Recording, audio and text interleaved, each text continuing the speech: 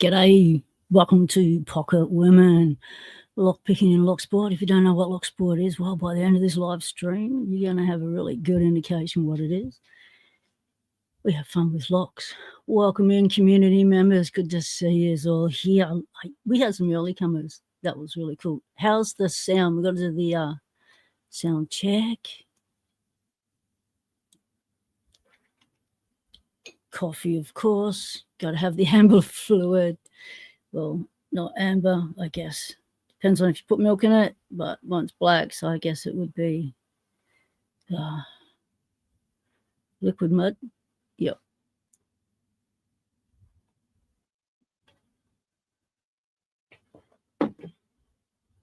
Awesome. Pretty cool. Hey, I don't know if how many. Oh, Skelly's just. Oh, Pocket Woman banners. What do you call it? Billboard, whatever it is. Just took out Skelly on the frog. That was nasty hit. It's probably coming from the cyclone, coming from the fan that we need to have on to keep the computer cool. Because it's still pretty warm here. Don't know about where the other Aussies are, but hey, it's warm here and we're feeling it. Whoa.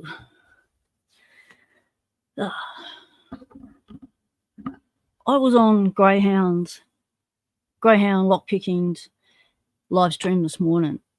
I was awake at 1:30 in the morning. I was watching it, and he's got this cat called Gizmo, and he likes to steal his dad's pigs while they're in his hand while he's trying to pick a lock.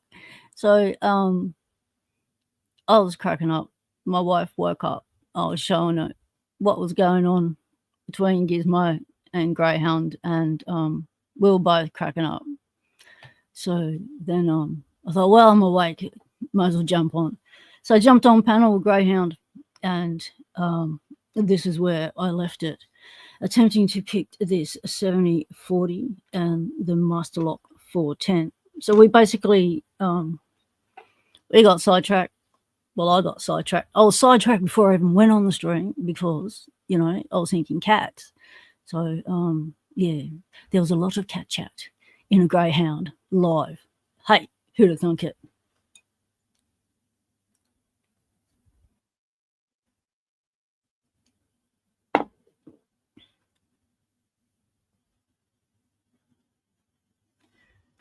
Elijah, the Lockwood 245 had long beveled tapered driver pins. Or is that a different lock?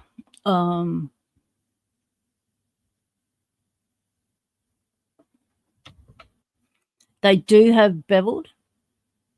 Yep. They are long. So I guess they're called long beveled. But not, don't remember them being tapered.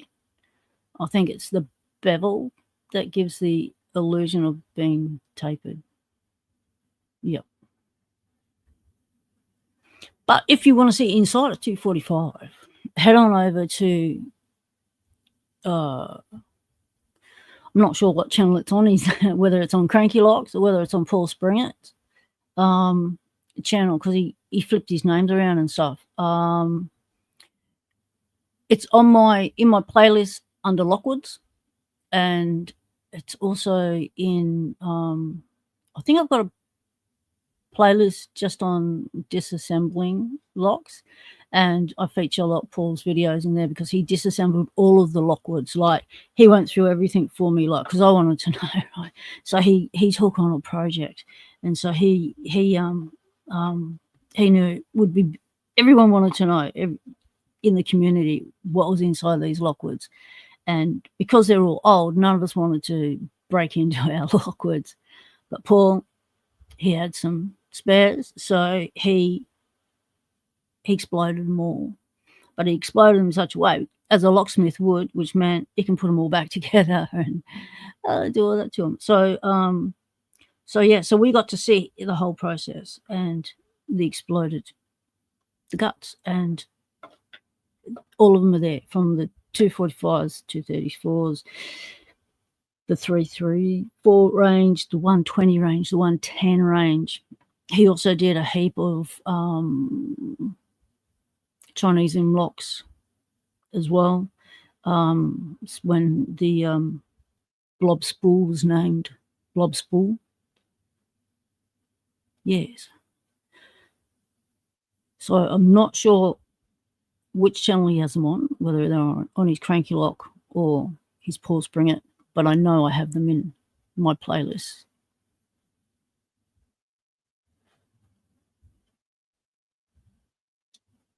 Yep. And all Paul's videos that I've saved in all my resources are all awesome to refer to. If you want to know anything about Aussie locks and stuff, just go there. You know, I've got a whole playlist on Lockwoods. That's all Aussies. And I'm pretty sure I've got the... Well, it's been a long time since I've been in the playlist because I don't watch my own playlists. It's been a long time since those videos would have been done. Well, I'm talking 4 years, 3 years, maybe 4 years. 4 years, yep.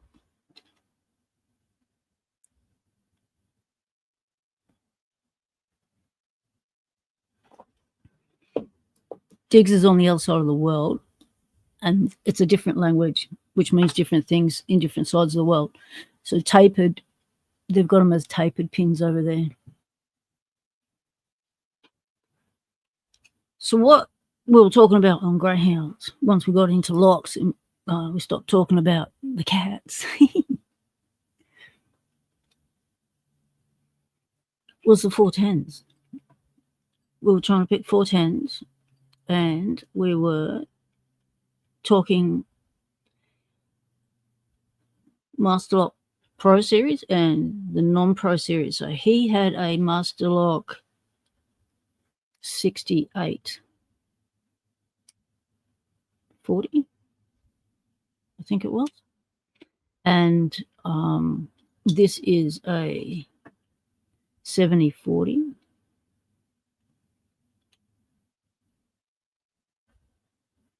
That has a actuator spring that wants to snap your finger off or flick your tension wrench off into your eye socket. That's the sort of lock that you need to wear eye protection when you're picking it in case something goes flying somewhere, because that actuator spring, that is full on pressure. And to counteract that, yeah, that tension wrench flies when you're using the force you need to turn it. You know, one of the frogs or Skelly or yourself, you're gonna cop it. Yin yet, g'day mate. So with the cat. Round.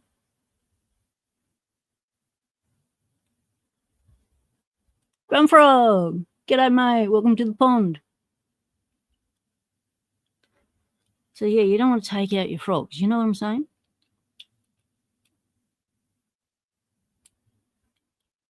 So always keep a sort of protective eyewear just up there, so it's an easy grab. So it's not like a hassle to go get it or something, and so you do actually wear it. That's always good.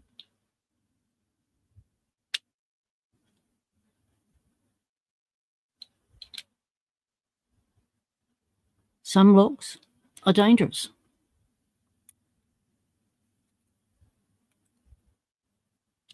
When you try and pick them.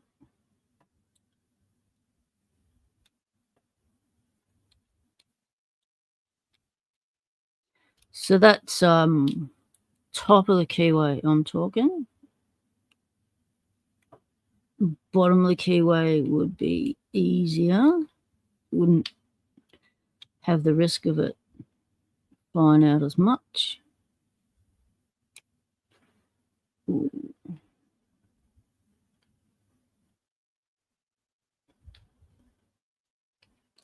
Yep, that's a 410 Master Lock Lotto. So, and because they don't have a spring core, if you need to adjust your tension wrench, just do it gently. Don't move it to the left at all. And nothing will have fallen down.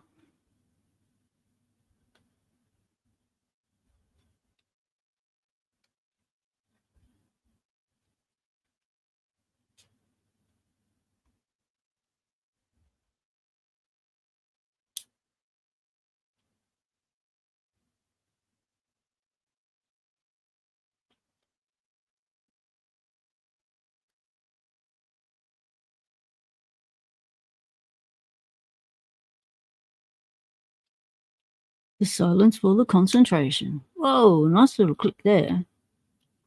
And when I don't concentrate like that, I get a click. Doesn't want you to concentrate. So I won't concentrate. It's okay. I find it easy not to concentrate.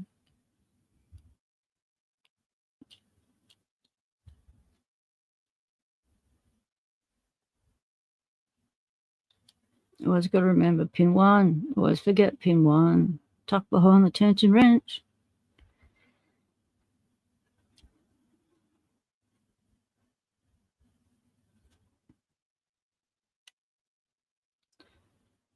I tried impressioning a key because that 234, I've tried picking it, I've tried lishing it, I've tried raking it.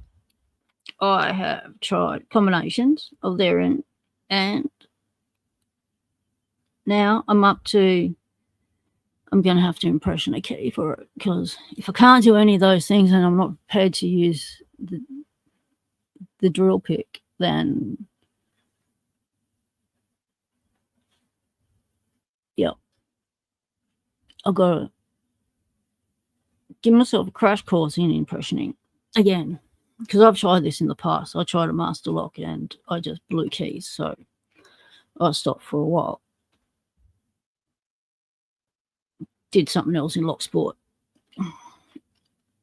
And now the universe is presenting me with this lock, and it's required not picking, but impressioning. So I'm back to going, okay, I remember the basics, still got my tools, because I made my tools. So the tools I have for impressioning a key, nice. Don't turn it past that piece of plastic that's sticking out there. That's there for a reason. That's to stop the over rotation. If that cord drops down to the bottom, all those pins will fall out and you will have caused yourself to have a rattle. And that is a master lock 410.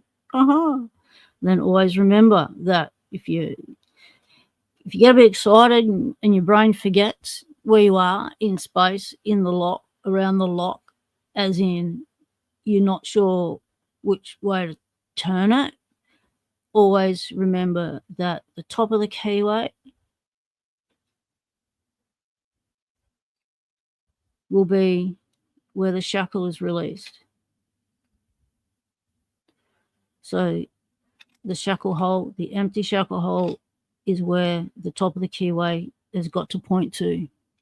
So that's your reference point, and that's where you always go back to. So you always take the top of the keyway to the top release of the shackle, and there you have it. Happy little 410 back in action.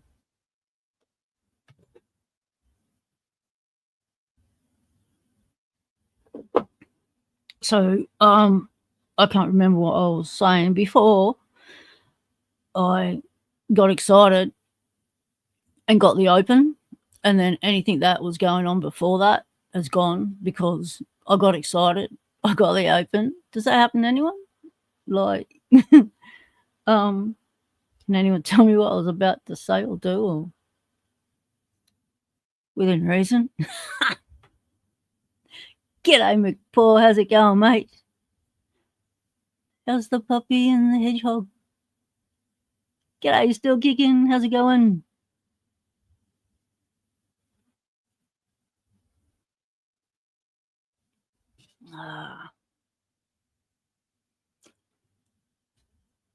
So, impressioning, that's where I'm up to. So I did one key and went, I'm not sure about that. So I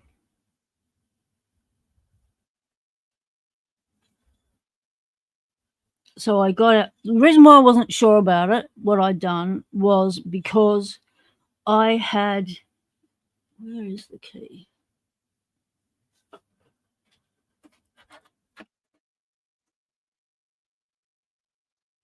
what I've done is I've gone down that far and I've balked and gone, no, surely not. They're not. They look nearly level. Like, surely that's not even close to the bidding. The other reason why I have doubt about what I've done is two reasons. One is because the lock, when I was trying to pick it, was extremely gummed up and stuff. So it was, people have been saying to me for ages, just lubricate your lock. It'll be heaps easier to pick, when it's been crusty in the wall. And so I thought, okay, I'm going to lube it. So I lubed it. However, that lube is now mixed with whatever graphite has been in there, and still lingers. And it has been leaving gunk all over the key, which is a problem. So I'm having to wipe it each time. So I'm not getting, unless it's a really good rub on the key, I'm not getting marks I can trust. The other reason I think I'm doubting what I'm did was I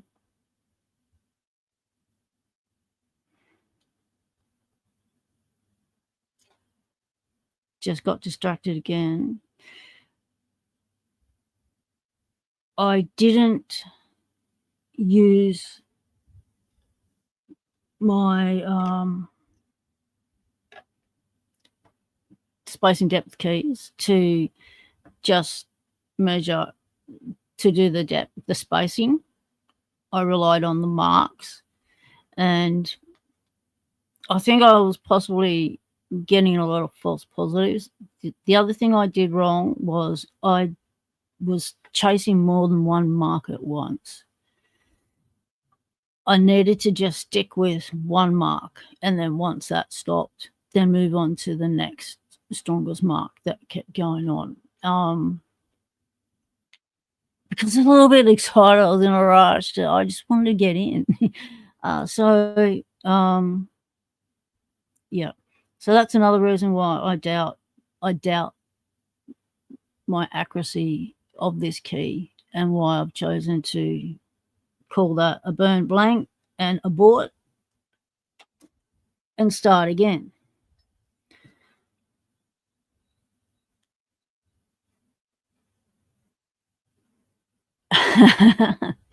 Still kicking, mate. I use more than a case of duct tape. Yeah, I used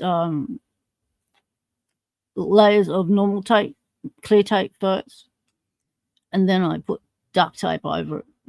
And yeah, I went through a lot, but it was worth it, because I know that you guys have got snow and all sorts of stuff going on over there, like, it needs to be protected. So that box got wet at all. Those locks were falling out.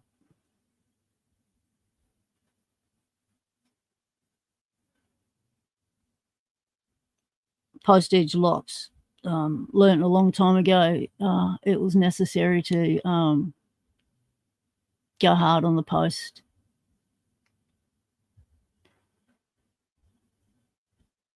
Really secure those locks, really protect the packaging.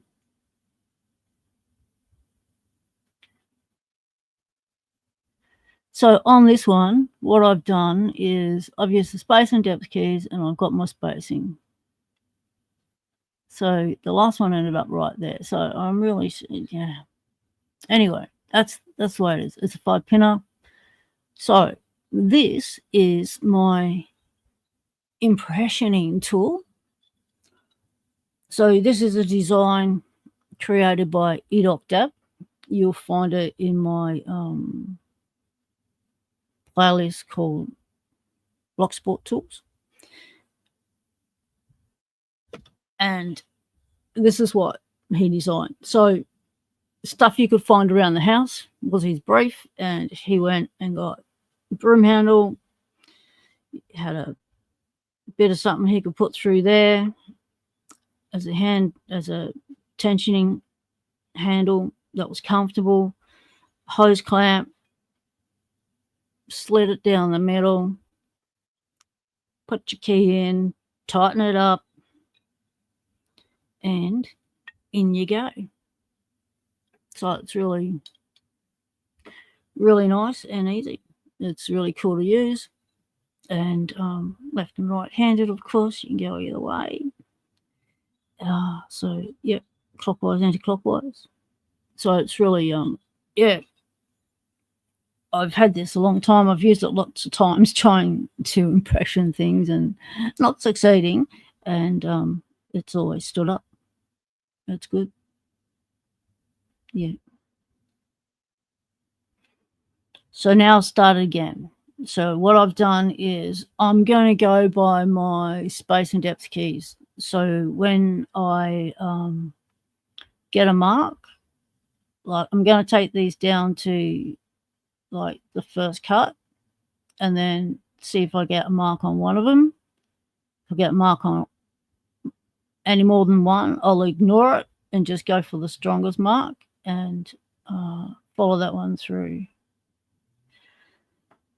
So that's the plan. So what I also did was I thinned the blade.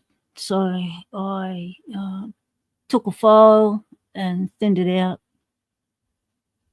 Focus. Focus. There you go. Good on you.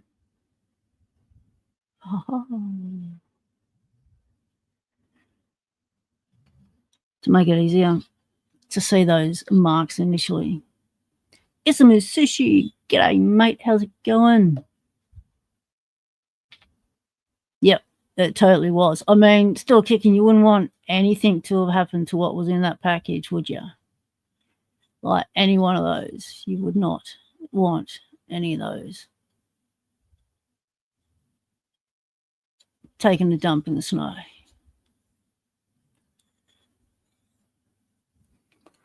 So that's what I've been working on. This is what I've been playing with.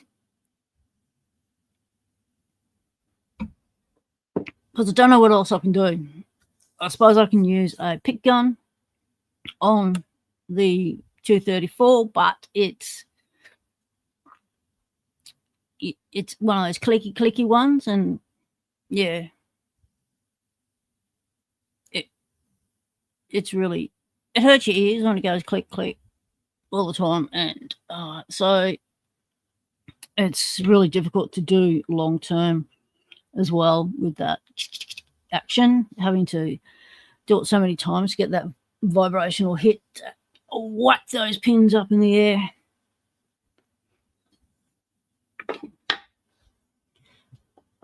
I'm pretty happy I got that 410. It has been a while since I picked a 410 lot out takeout lock. That is very cool.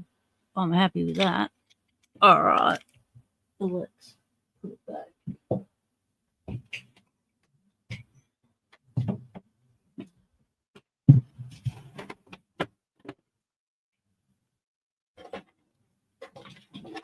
Whoa.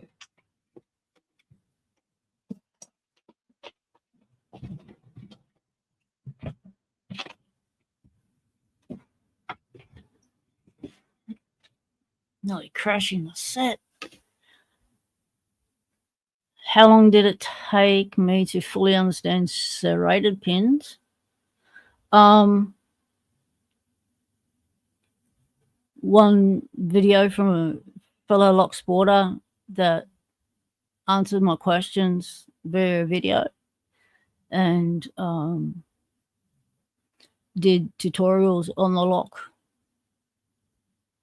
on how he approaches going picking it, and that was Lockpicking Patrolman. Did the American 1100 for me.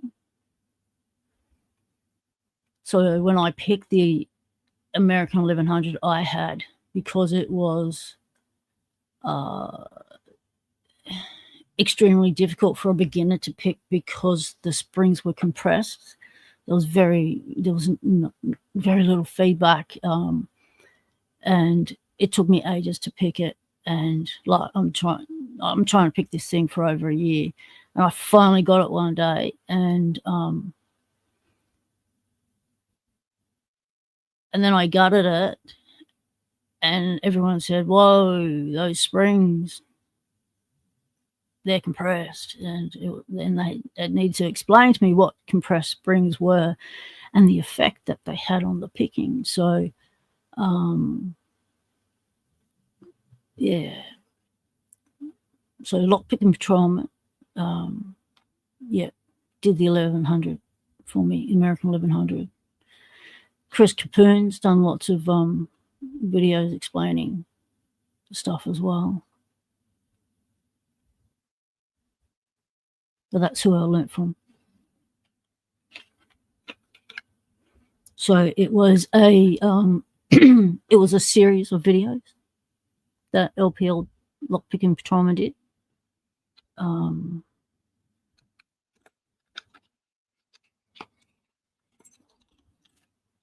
And I probably got that in my playlist called American and Master Lock. It wouldn't surprise me if I didn't.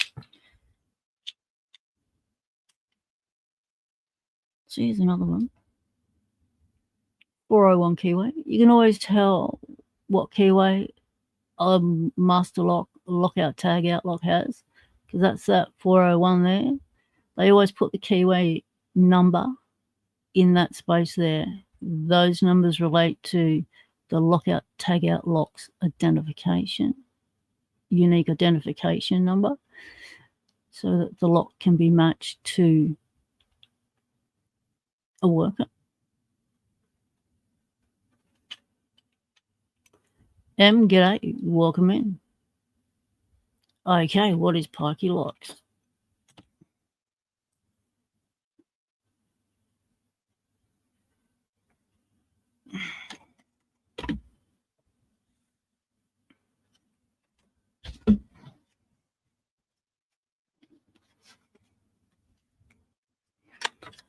Parkinson picking. Parky was a Locksporter mate of ours who did over 60 Locksporters logos. He was a whiz with AI tech when it first came out, and he was a big part of the community. He loved everyone, and he was fighting. He was a warrior for Parkinson's disease awareness, and he raised funds. As soon as he came into the community, it was all about Parkinson's, raising awareness, getting funds out there and stuff. So when Parky passed away, we created this memorial padlock. Parky loved all brass, and the phoenix rising, him rising from the ashes of Parkinson's disease. And his saying was always, Parkinson's, because of YouTube's censorships. He'd say it in the chat, and I'd say, Parky, mate, you can't say that. And so then he'd go, okay, Parkinson's. So that's Parky. So on the day of his death, we created this, and the community got behind it, and we have the Parky Memorial Padlock. Awesome, Another Bird. Yep. Remember, you got to hold off posting any Parky stuff on YouTube until you get the nod that we're ready to go, that everyone's got their Parky locks, and we can release our videos. So we'll have a release date, and we'll flood the internet with Parky Memorial Padlocks. Yeah, mate, no worries. Yeah, thank you. Yeah, so this happened in September. So this has been a long-term project of the communities to get these locks done and to get them out. And as you know, life before Locksport, and there has been some life delays, and now they are on their way to the recipients. And the Locked On logo is a griffin, not a phoenix. What's the diff? It's a griffin. Elijah, good point. Okay.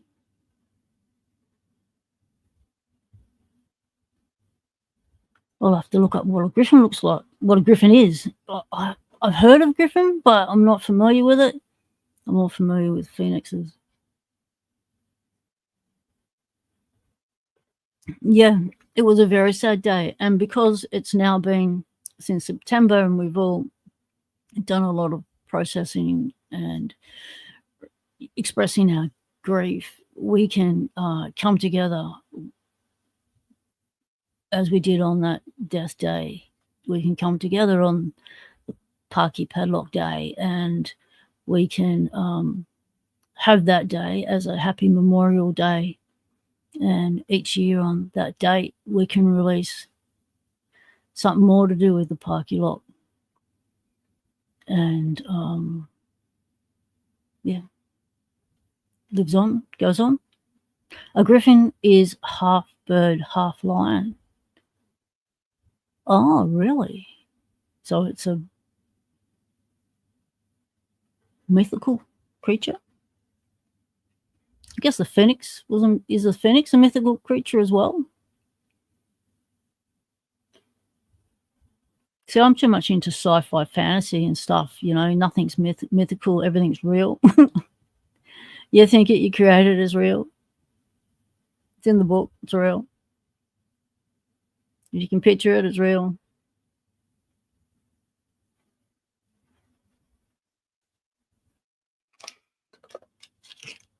So everyone is holding off. So it's not about not making your video.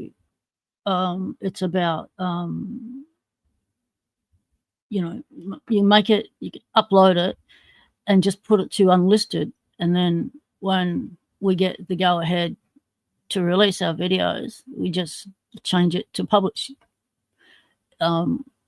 It's not about holding off doing what you want to do with your Parky Lock. You might want to make a series of videos on your Parky Lock, you know. Yeah, it's about, you know, that first flash of Parky padlocks on the internet. We're going to do it together as a united group, as we did on that death day. So, yeah.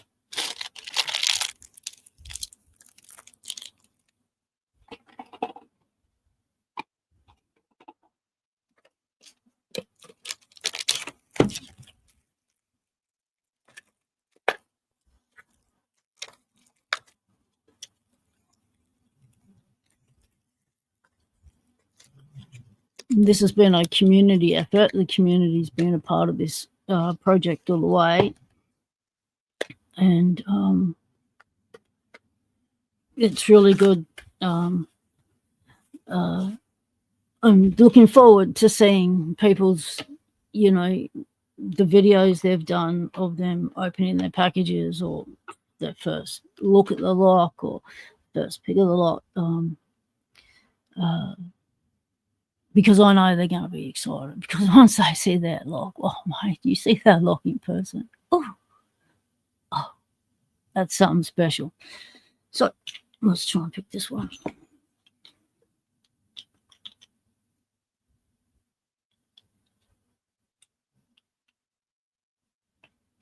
Body of lion, head of eagle. Yes, Googles. Awesome. A griffin is a face like a model, body like a bottle. Okay. You lost me there. Oh, yep. Phoenixes are mythical too. So if you want to, if you get a package and it has things other than, as well as the Parky Lock in it, by all means, do your video on those locks, but keep the Parky Lock out of it for the moment. So if you want to release a package video, yeah, for sure. Just, you know, you'll see the Parky Lock and you'll put it aside, you know, and just continue with what else is in your package. Yep. So yeah. So don't feel restrained in not being able to show the other cool locks you just got. Yep.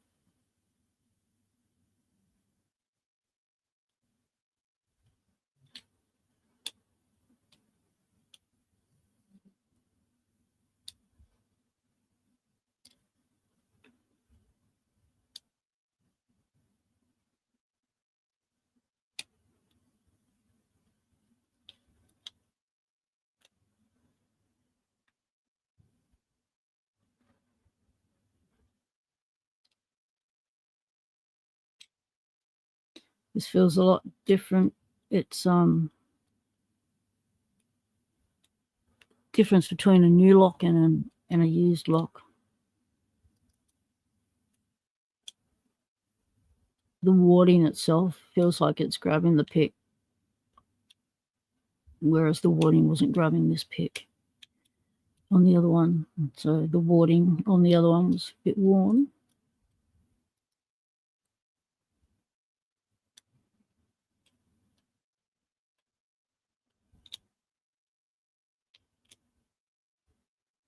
This one feels a lot more crunchier.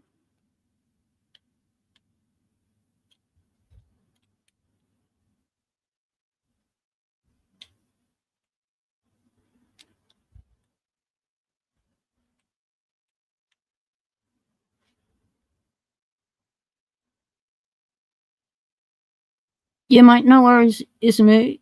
No stress, mate. It's just as I said, you know, the parky locks are all packed up individually. There is no worry that you will expose your parky lot when you do your package opening from me. So the parky locks are all in their own bubble wrap, and they will have a big piece of grey tape on top with your name on it. So you just see that, you open your box, you see that, you just take that out, pop it to the side, and you open the package as everything that's in there. Yep. Because you've got some extras, remember? Because you won a thingy, a giveaway. Yep.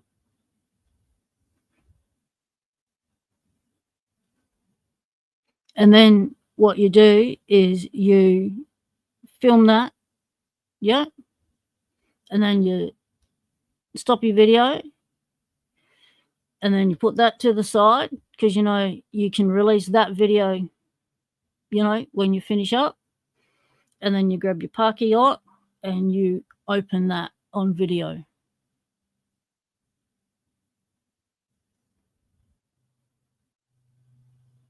That's an option.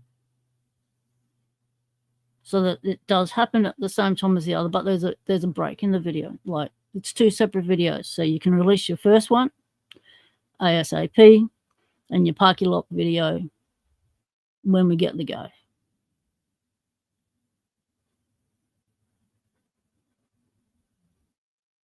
Yeah, I'll be letting everyone know through Discord when we get the go ahead. Yep, because I'm keeping track of who's getting what, who's telling me.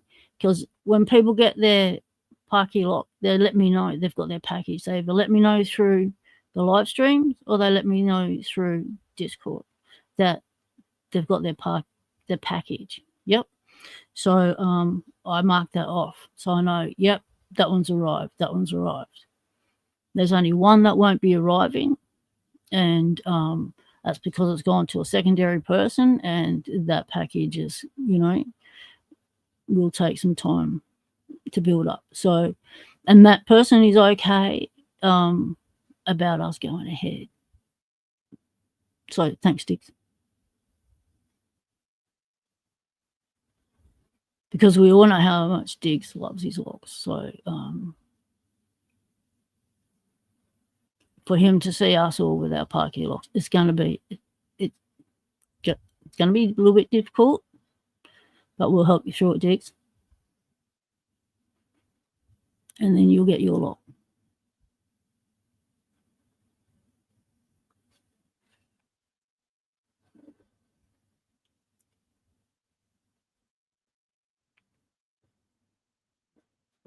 Chicky man, g'day, mate.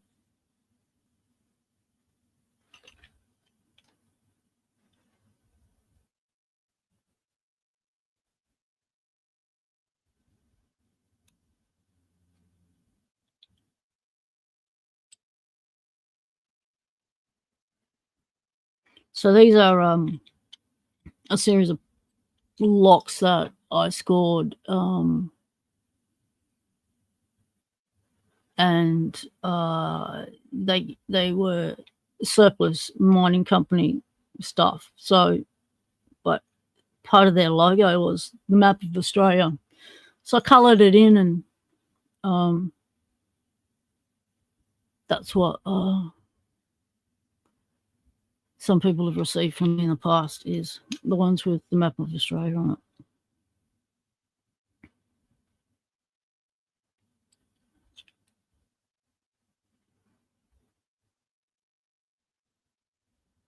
Chuck Soup, mate. The dreaded blue lotto. I wonder what... Is that the key? Yeah, maybe. 401.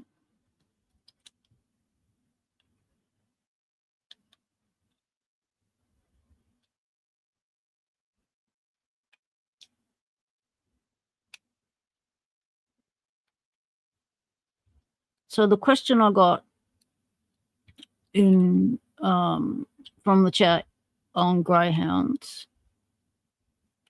Lockpicking's live stream this morning was what pins are in the Pro Series. So we're going to pull that apart and find out the answer to that one in a moment.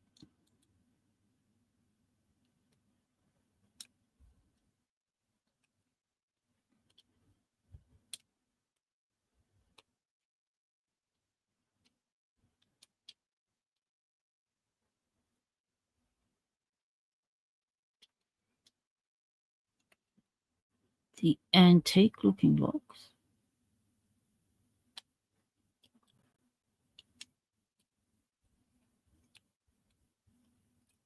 Which one were they?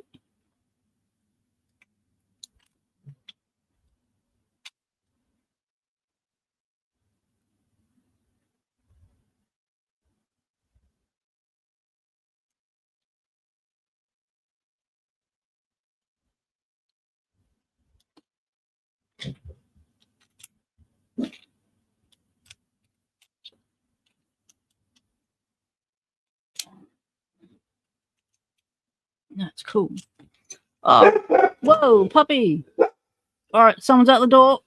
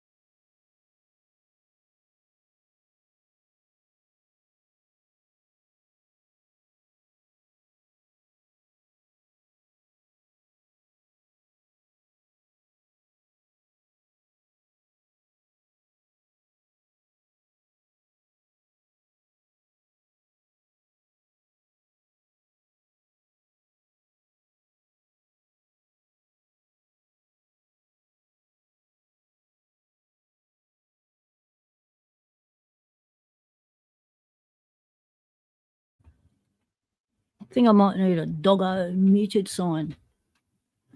A woof a woofing. Cram your luck. G'day, mate. How's it going? Welcome to Poker Women.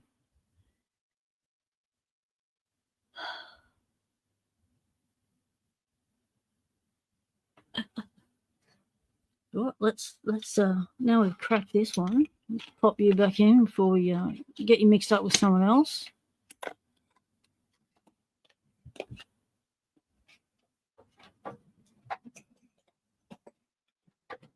Well, it's nice to be able to pick up a master lock in 410, you know, and be able to pick it at will. No, it was a false alarm, mate. She's wolfing at the neighbours. Happens all the time, up and down all day, mate. Right, let's find out what's in here. Surprisingly, it has these tiny keys. That's high bidding. It's a nice lock, like heavy as. So it would be steel. I know we'll look inside, see if it's steel or brass, chrome plated, Pro Series 7040. The Woof'n Waffen. I like that. Oh, that is such a tight. Look at the pressure it's causing to get it turned, and then you have to pull the shackle yourself. It's like you're holding your breath, and then it's like, oh, it doesn't pop itself, and then you have to pop it. It's like, oh, can you not? Yeah. And then it's like, okay, you pull that out, and is it key retaining? No, that's good. Ah, looks like it's something weird. Let's see if we can grab my torch. Oh, I've moved all my stuff because I'm prepping for a video and everything's not where it should be. That's why all this is up. Yes, I still haven't done that video. Yes, I'm still trying to prep for it. I keep getting distracted.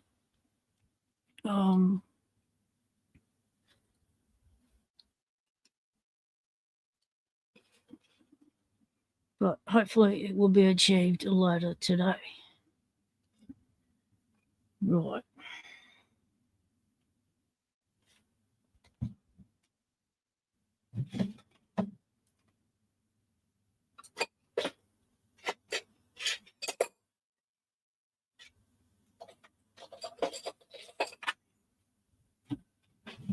Okay.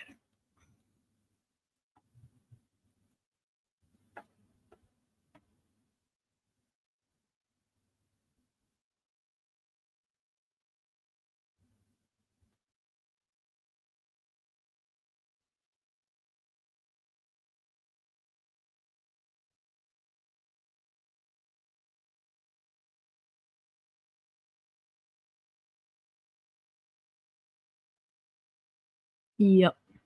It's probably a I wonder if it's like the Packlock one, you know, the number 15 or something. But that wasn't an Allen key, was it? That was one of these. That was a torque. Is it an Allen or a torque?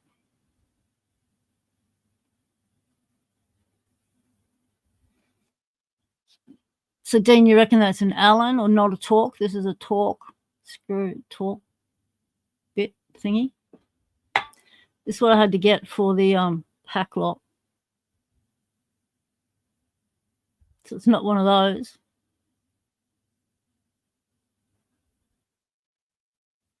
No, it's not one of those, is it? Yeah. So I guess because it's muscle lock, it would be Imperial.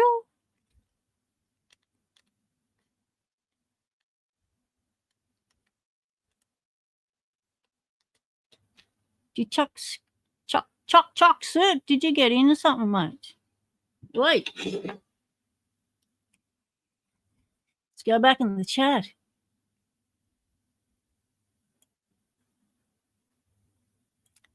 Oh, yeah. Okay. Here we go. Good on you, Chuck Soup. Got your first ever American 1100. But wait. There's more. And you got your two Master Lock 530s. That's a great day. That's a very nice day in Locksport, isn't it? Well done. Yep. New locks. Yep. So first pick.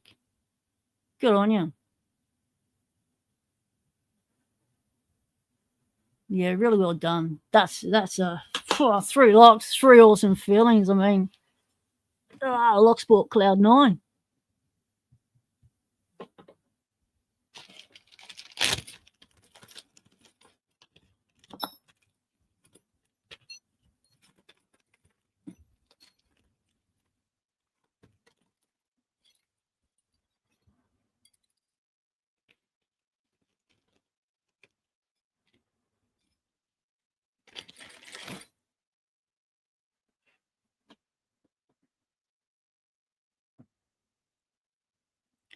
You're getting an Abus. Awesome. Abuses are fun picks, yeah, for sure. Yeah, totally, Dean. The feeling from picking a brand new lock for the first time is awesome.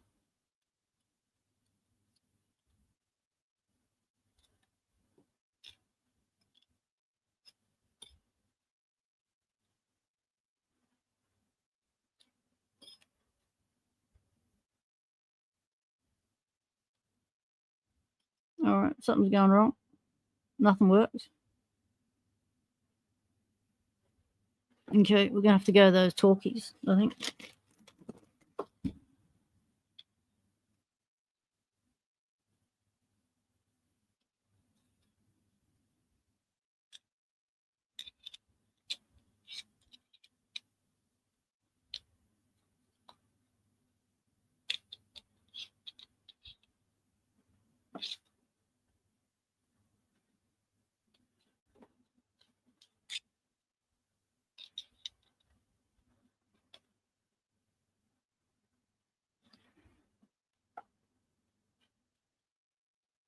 Yeah, Yin Yet's asking, Chuck Suit, do you post videos on YouTube, mate? Oh, you're getting a 7240. Haha, nice little 6-pin of that one, I tell you. That's a nice pick. Makes you think, do things a little bit differently because of the angles and stuff, because the thing's on an angle. You wouldn't think it made much of a difference, but it can. But some people get really good feedback from it. Some people get really subtle feedback. I've always had success with bottom of the keyway. I've never been able to pick it top of the keyway.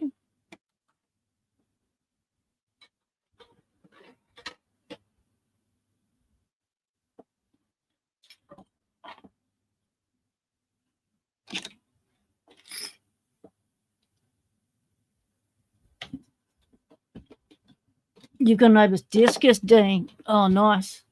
That is that the one that says recordable on it?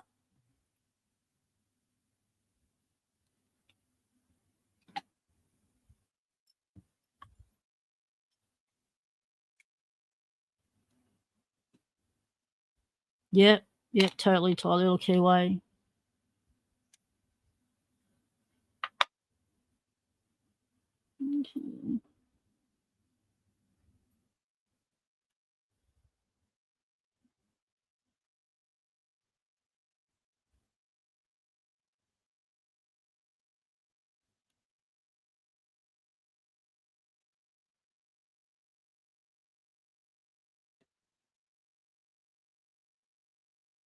It is brass. Jesus.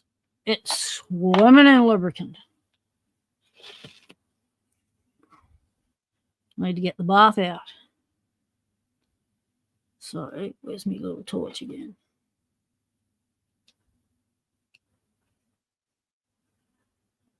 Here we go. Get a bo peep in there. Focus. Today. Thank you.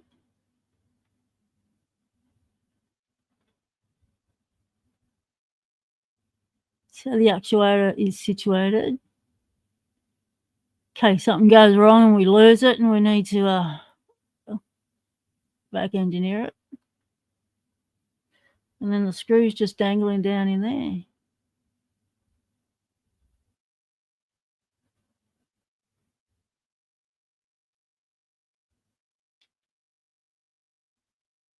Right. But yeah, it is steel on the inside. It's not brass. So it's a heavy metal lock. It's a heavy padlock. So I reckon it's steel, some type, covered in chrome or nickel or something shiny. Chrome.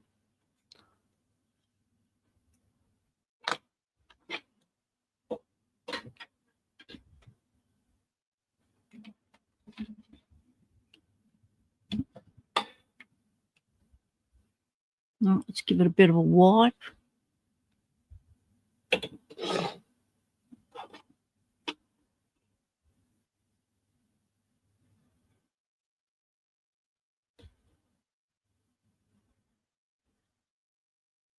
Ismu Sushi says that their first 1100 Open is still their most memorial moment in Locksport. Yep. Milestone picks, mate. For me, it was the Master Lock 410. And that was the closest I could get to an American lock at the time. It was gifted to me by Aussie Locksporter. It was pretty worn and stuff, but you know, it took me a year fussing with that thing to get it picked, and it was only when I changed to top of the keyway that I started getting anywhere, and it was because my bottom of the keyway was, which I didn't know, because being new to Locksport and locks and anything to do with picking, I just hadn't heard the term before, hadn't come across it from any Locksporters saying it, so I didn't know it was a thing. And that was your bottom of the keyway, you're binding the core. So binding the core is when your tension wrench hits that and wedges them, all three bits of metal together. You bound the core. So it doesn't matter how much you pick that thing's going to barely trickle, you know. It's not going to open for you. So I was bending picks. I was doing all sorts of stuff because it wasn't moving. So once I changed to top of the keyway, then hey, what can I say? My lock opened up, my world opened up. I got addicted to spool pins, and to this day, I am trying to unlearn that addictive habit that I picked up as soon as I got that open. Well, you're going for something for a year, mate. As soon as you get it, mate, you're gonna want to go again. So yeah. So now I'm back to learning standard pins, because it was like, oh, once I felt the feedback and stuff of spools, it was like, oh mate, this is awesome. Like there's so much more to this. I can feel everything. I can visualize inside the lock. It was like, before that, it was like, what the hell is going on inside this lock? Because I'm getting nowhere. And it was always just, I always felt like it was just a fluke if I got an open. Yeah. We've got a dangler.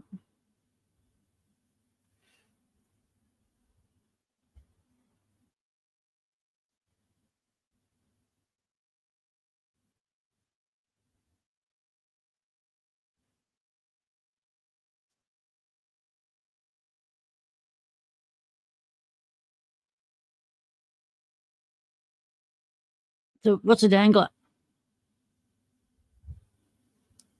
Right, we're going in. Okay, we need to find gutting tools, which are elsewhere again.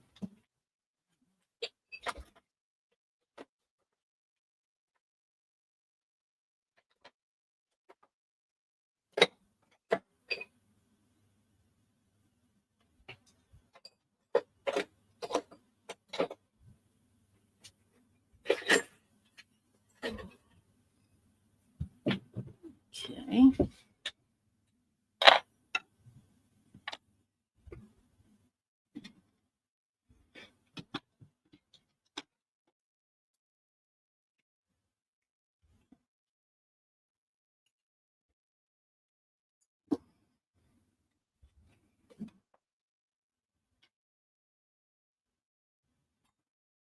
Yeah. Okay, got you, Dean. The screw's the dang because it's dangling there. Yeah, I see it. It was a dangling. A happy little dangler. All right. So draw.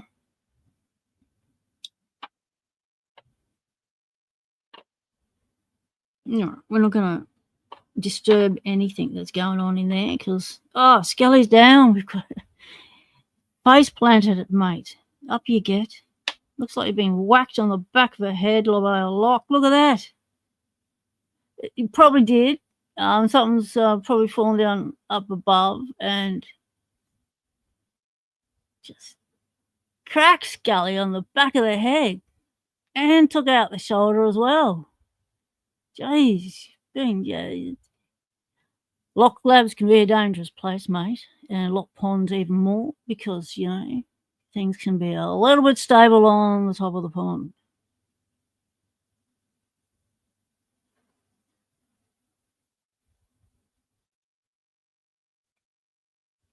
And the frogs don't care.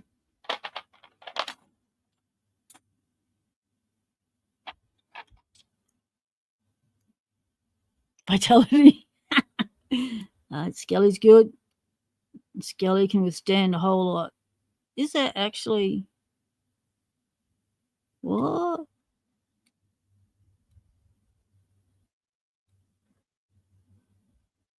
I don't think there's a C-clip on the back of that. He was attacked by a dust bunny, says GQ Man. You can see the bunny fur. Look at that. Focus. How am I supposed to see it if I can't get a close up? Focus. Keep focusing. Stay focused. Keep focusing. All right. So it just looks like a lip. Doesn't look like it's crimped.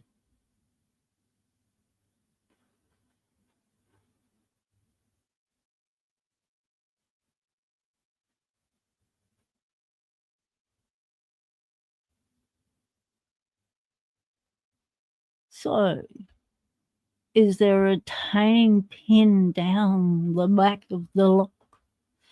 One eye. So let's count the holes and find out.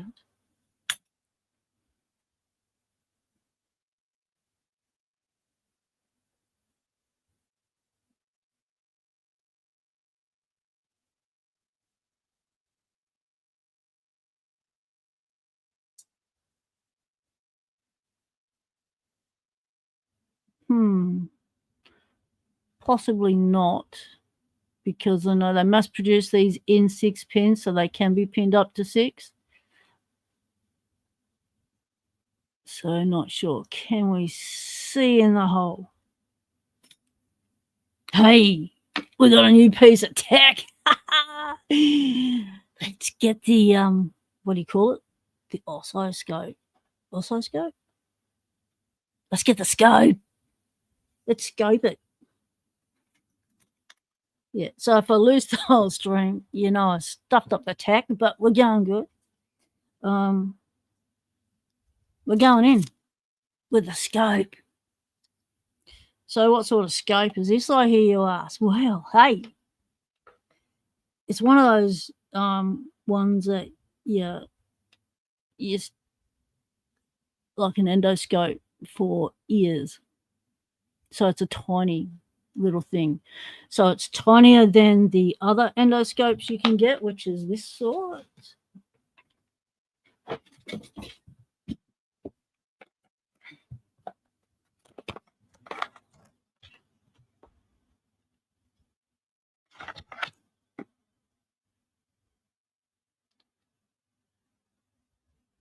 So the difference between this and the oscilloscope is the clarity. So how close you can get before it goes blurry on you.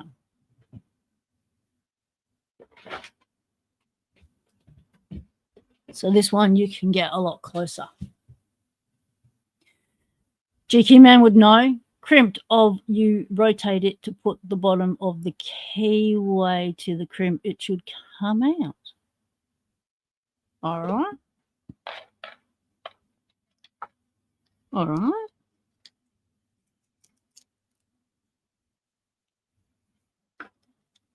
Let's try that.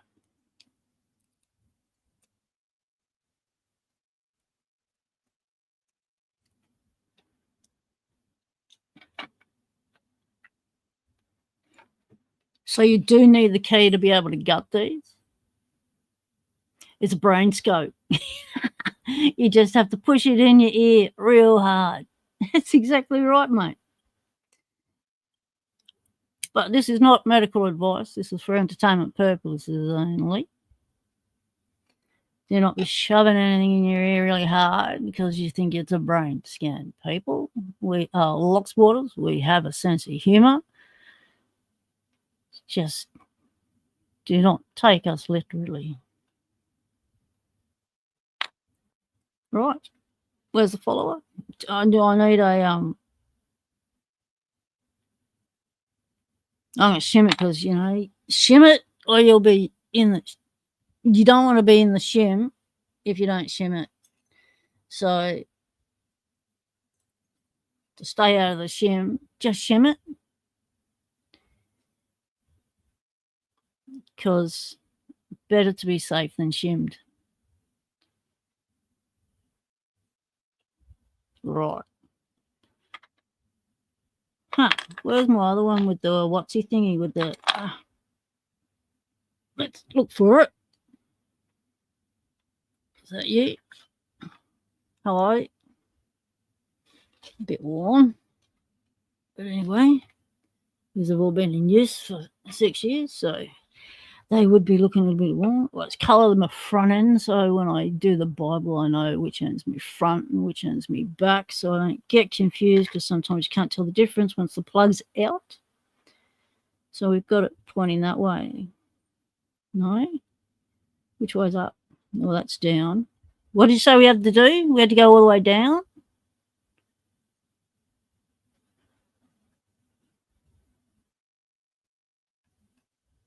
Hang on, got to read it again. Crimped. All right, let's make it big so I can. Let's make it big so I can see it. That's always good. Crimped. You rotate it to put the bottom of the keyway to the crimp. It should come out. But that's just the point, GQ man. There was no visible sign of a crimp. Oh, slightest. Ooh, that's sneaky. That's barely noticeable. How are you supposed to see that with over 40-year-old eyes? Jeez, that's not nice. It's just the barest of flat spots. Okay, so let's read it again. Jeez, who took it off the screen? Keep it on the screen so I can find it. Crimped. Rotate it to put the bottom of the keyway to the crimp. It should come out. Bottom of the keyway to the crimp. All right, there's the bottom of the keyway. There's the crimp. We need to go around in circles, people, and rotate you this way.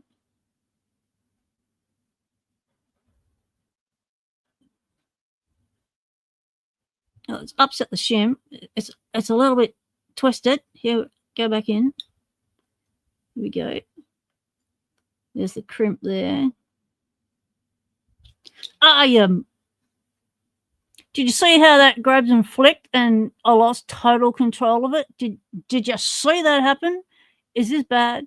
Is this really bad? Can I move? Like, usually when this happens in the lock lab and I'm alone, I freeze. It's like, oh. And then I try and work out how to get out of that without getting a really bad day. How I stuffed it up. Did you see it flick out of my fingers like that? That was a lot of pressure to turn that, and then when it gave, it just boom.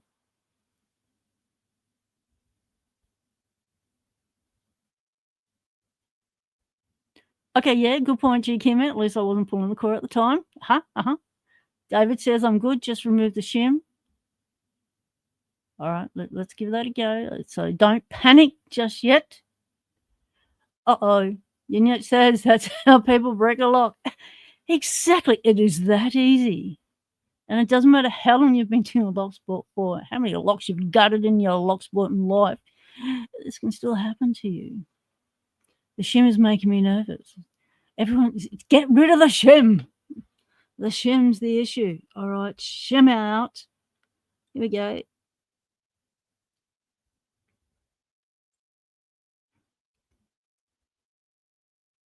Shim's out. Okay, so place you in position. Now put the shim in. Hold it in position. Now put the shim in because we've got a shim. Because if you don't shim, you could be in the shim, and you don't want to be in the shim if you don't follow the simple Locksport law of probabilities. If you don't shim it, you'll certainly know about it. Right? Going in with the homebrew. Line it up. Where's my pins? Facing down. That's not good. That'll dump them out in a hurry, won't it? Don't forget the follower. Take care, everyone. I have to go to cater some family stuff. Yep, no worries. Ism is sushi. Family before Locksport. Enjoy your time with them. Yep, it happened so fast. Blink of an eye. I mean, if you were to slow-mo down that almost guarding disaster, you would see how fast that core. I lost control of it. I just did. Okay, up this way. Let's not lose the pins. All right, in we go, people. Pins up top. Shim down the side. Well, it really don't like the shim, does it? It's a tight little Bible. But we're in. We're out. We're almost through. There we go. Look at that. Okay. There's Greasy. Yeah. Hello, Grease. Welcome to my lock pond. Do not pollute here. You need to have a bath before you enter the pond. Get off before you enter the pond. Oh, no. You're joking me. Where'd that come from? That's a tiny little AF little thing. Look at that. That is rude. Oh, my God. That is rude. Check that out.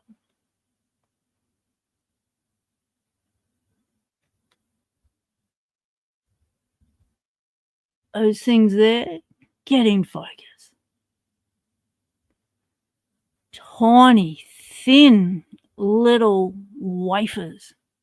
I mean, I could have lost them in the bath. I like how I noticed one loose.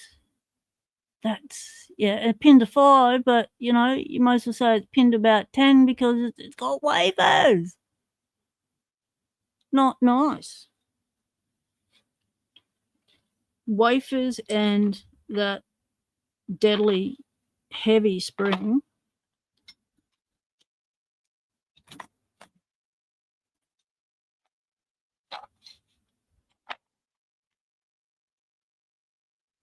Right, we're going to have to be careful we don't lose these. It is mastered, mate.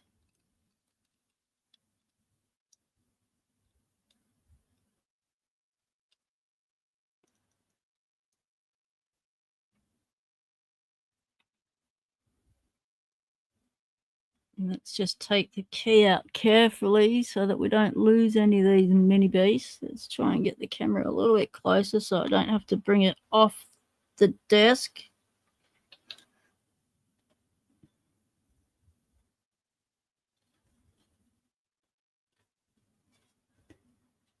This could go well, it could end badly. Because this thing is pinned up to the masters.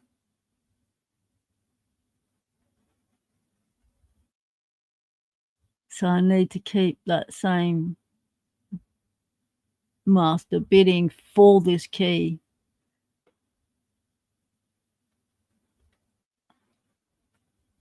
Otherwise, I won't have a working key anymore. Okay, we're doing it. Gently does it.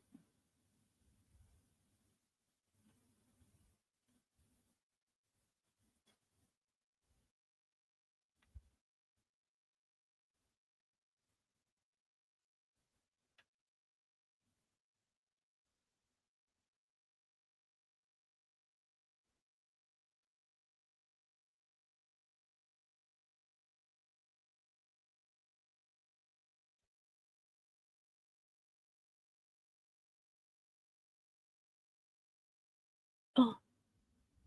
Whoa, at last, grab of the key. It's like, oh no, don't lose me balance now. Focus, grasshopper. So you can see the gross in that because those things haven't fallen back down. They're supposed to drop back down easy. Like, yeah, this needs to clean up for you and try and pick it. Like the feedback would be so deadened by this oil. Like that's just, it's probably part of what they call their pick resistance.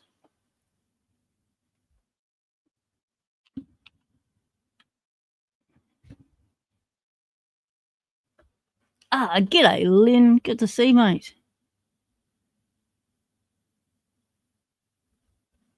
Yeah,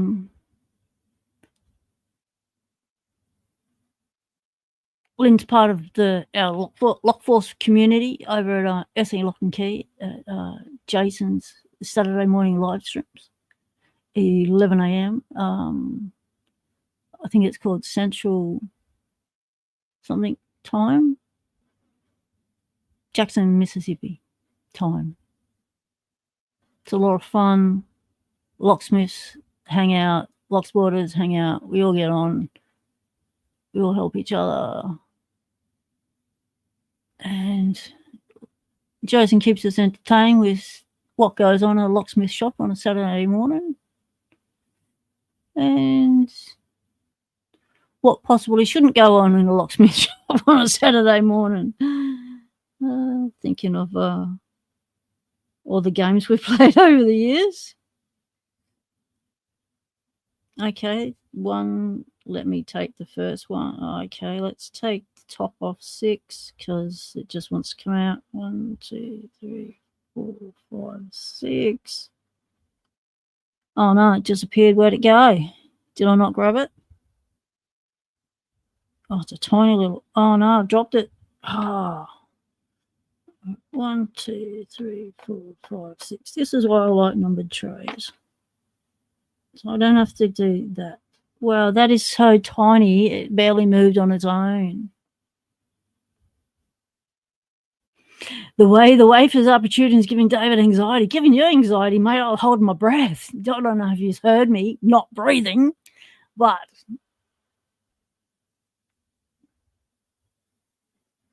yes. All right. Let's see that it's going to take a pick or a key. Let's find out who wants to cooperate with the key. All right, we're going with 5.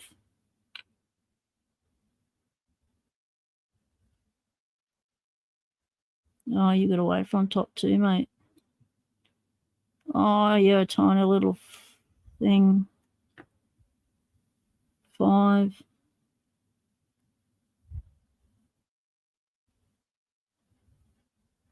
No, that's it. Oh, okay, everyone else needs to be tapped out.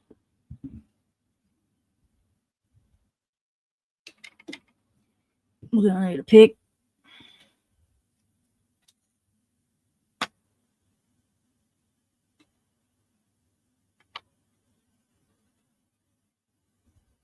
What? J-Kimmin? Wasn't that second wave for number 5? Yep. We got 1 in 1, 5 and 6. First one was 6. Next one was 1, and that one was 5. As long as I don't put my hand on and everything sticks to me, I'll be right. I think I'm good. Can someone rewind? Find out if I've stuffed up already. Uh-oh. That dropped in the wrong hole. So what else is in 2? Nothing.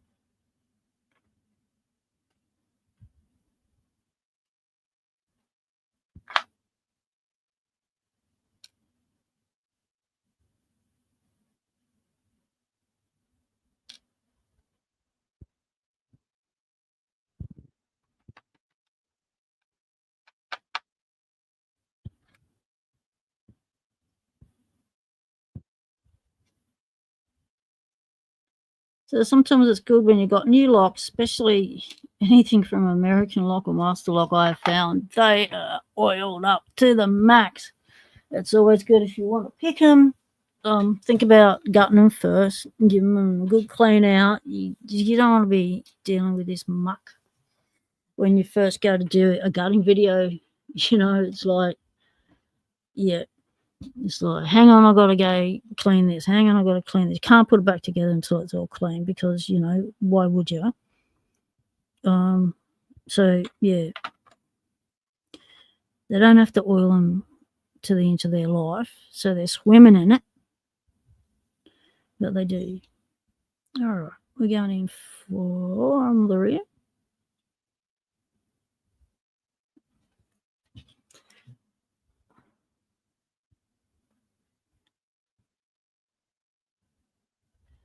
Wafers in the top like that, yeah, you get them often in these Master Lock Pro Series secondhand sort of ones.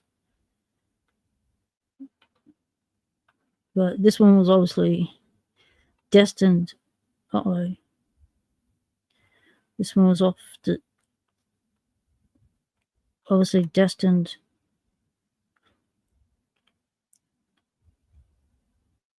I see what you meant now, GK man. I didn't have a 6. I put it in 5. I put it in 6. Yep. Gotcha. Yep. See, thought of something else. Totally distracted. Don't know what I was talking about. Well, that did not pop up. So that's not good. Let's just let's get a Bo Peep of this.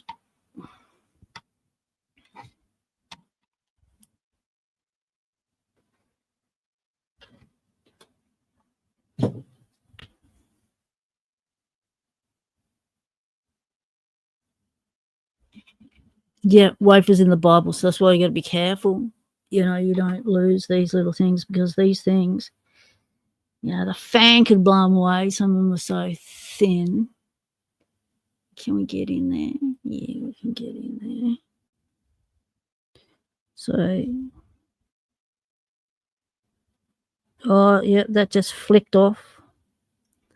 Flicked up as I bounced on it. That's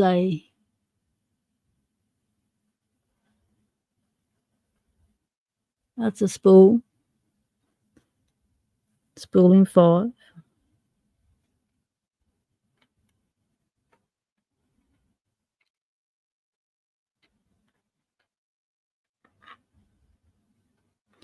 Let's try and get the springs out because everything's going to need a clean because that did not spring. And nope, it ain't coming out right now. That's okay. We're not going to force the issue. Let's see.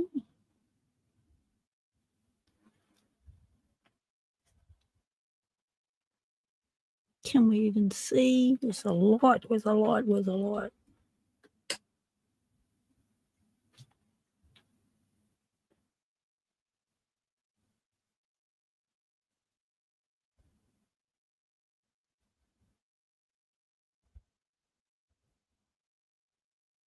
Focus.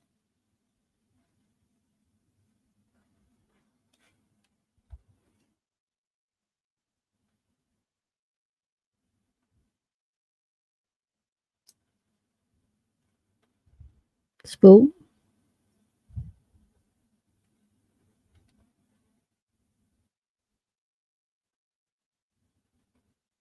And a wafer. No, not a spoon. Did I go past the? I went past. I opened up 2. Okay. Right, let's go the other way. Don't feel like this cylinder. This grabs. That's why that thing flicked out of my hand. Look at that. That's grabbing. So this cylinder, oh, I know why it's grabbing, because it's not round, because they've crimped the rear. There we go. They've got a flat spot there. Well, that makes sense, doesn't it? I'm glad it all comes together in my brain eventually. Oh, now we're stuck. Why are we stuck? Hello? Why are we stuck? Doesn't like the follower in that orientation. Okay.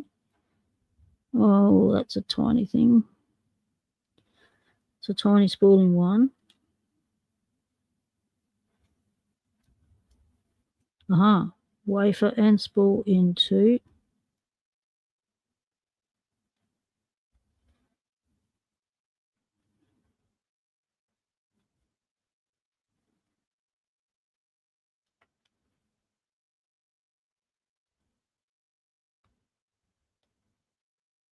Uh-oh. Yep, we got it all. Okay, let's get the bits out. Yes, I do have one follower that has a flat side that I made a wooden one, but of course I couldn't find it because I have got things all over the place at the moment in prep for this video. So I can't find it. Can't find it when you want to. And that's not a surprise. And not a surprise you are not focusing.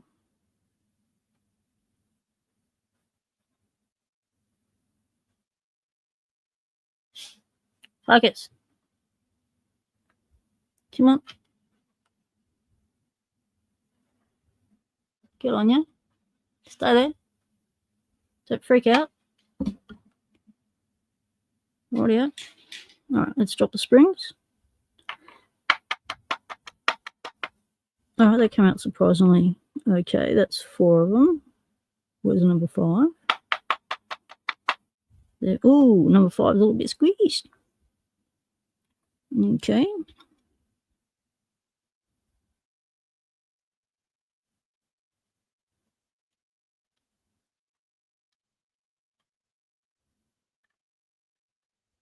The tiny light. Right, for the amount of pressure that is on that actuator, these springs are not going to give you much feedback. They are look like coppery. They're very tiny. Let's get a measurement on them.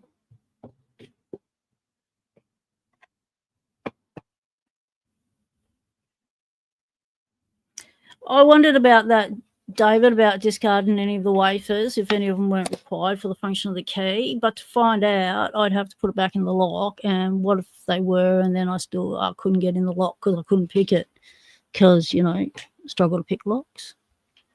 Yeah, not all lock pickers can pick locks at will, people. Hey, that's a fun fact.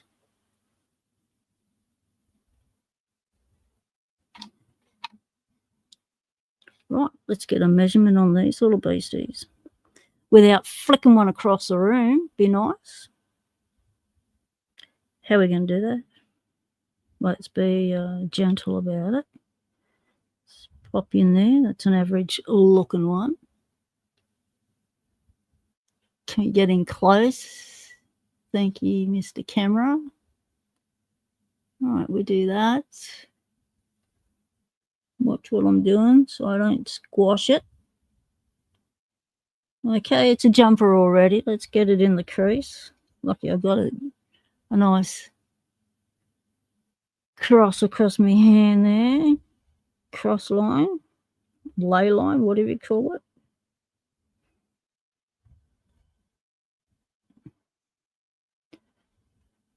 Focus. Let's not lose it. They got to see it, because if it goes ting, they got to tell me what the direction it went in.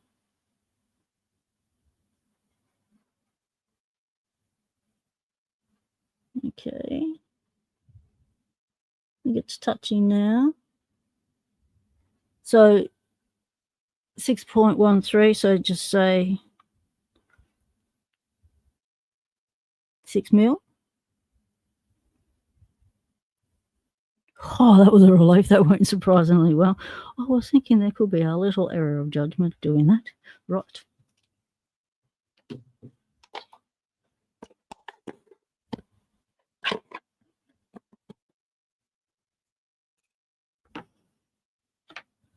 GQ Man, I had no idea you were so methodical with your locks. GQ Man guts almost all their locks. Record the measurements of the pins in a spreadsheet. That is an easy reference point for pinning specifications. Most locks you can figure out the key, cutting code for them. Ah, so you use your spreadsheets to help you decode keys, decode locks to be able to make a key. That is so cool. Yep, we can all do that, Dean. We should have learnt that when we were young. It's a skill we never lose. Always comes in handy, mate.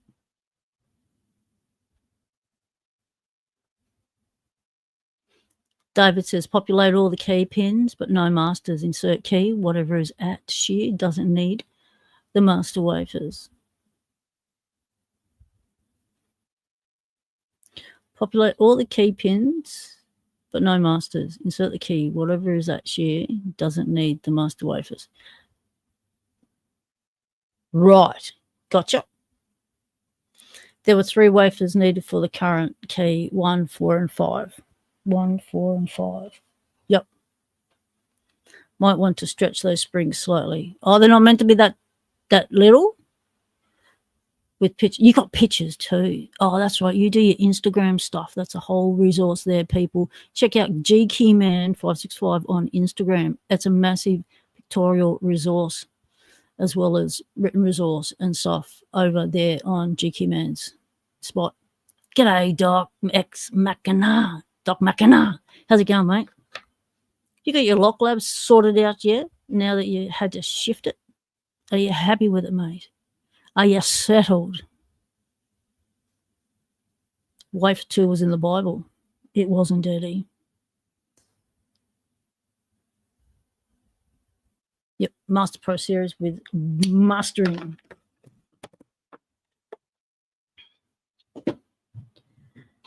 So you reckon? So as far as the spools go, all right, let's look at the spools because we haven't looked at the pins up close. So let's see if we can get in there without the shadow. Let's adjust the light somehow.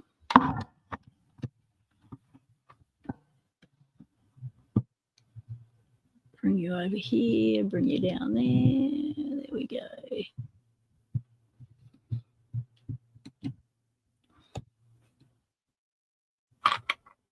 Oh, I nearly dropped it. That was close.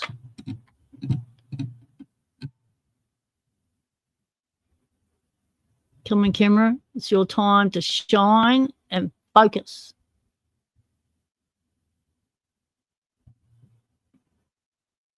This is the part of the show where camera participation is required. Can you just focus? There you go. Almost. A little bit rounded. Not really thin-lipped or anything. Notice the lip on the inside of the pin as well as the outside.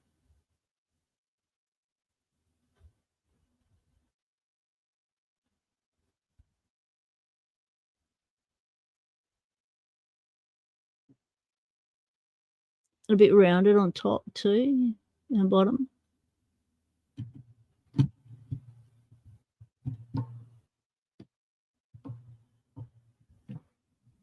Master brought America in 2012 and still hasn't bothered to use their serrated spools. Exactly.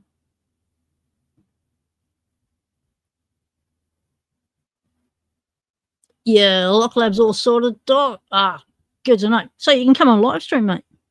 When are you going to come on lives? You ready to set up lives? You're going to do your own lives again? You set up, what's the go? You ready to rock and roll?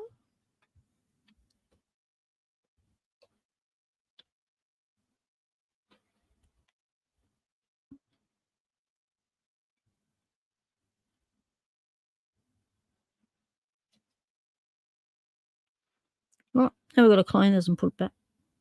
So we're going to start by cleaning the inside of this because it's crud central.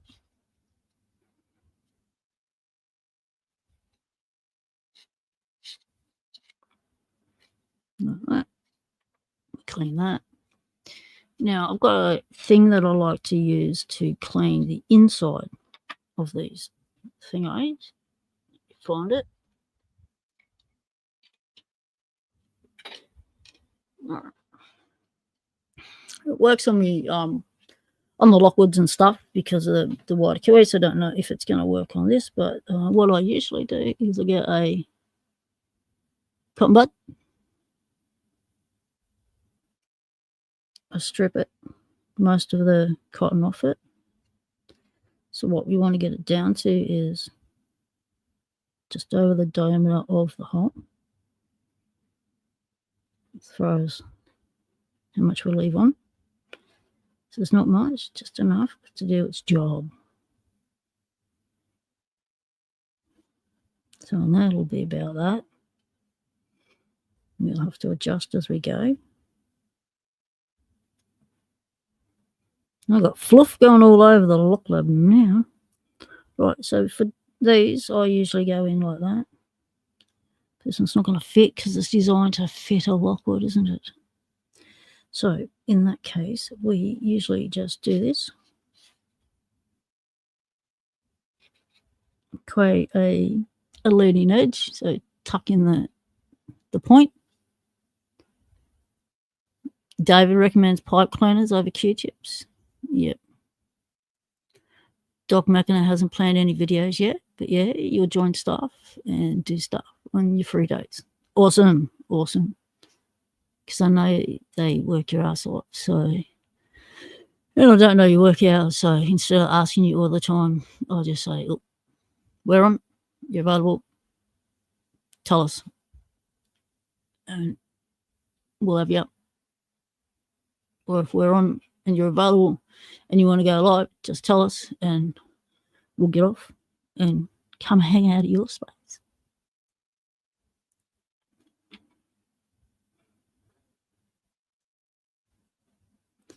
So then I'll do the twist action. So I've got that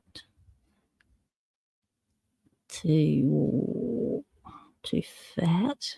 So we thin it out because I'm used to doing this for the wider ones. Get you in the little hole.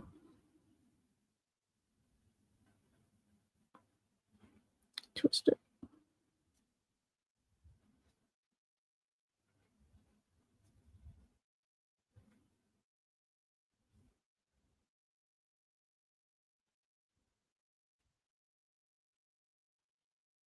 So it might not get a lot out, but it does help soak up some of that looby stuff that's going to deaden your feedback. And when this is all you got, something's better than nothing.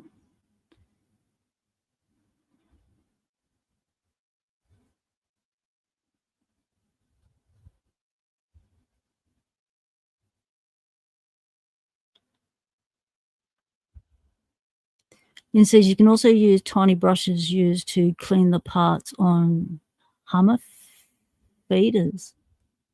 Ooh, okay. I'm going to look into that tool then. That's a good idea. I'm going to put that on screen so everyone else can see what I was saying in case you have a little bit of trouble understanding the Aussie accent. You can read it for yourself.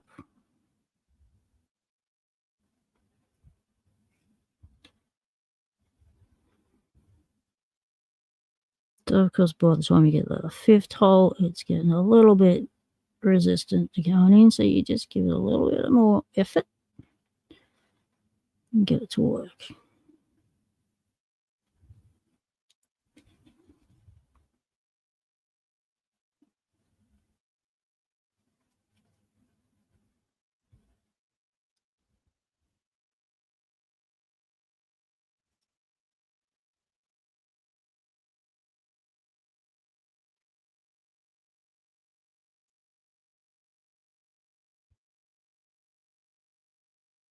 There's always one.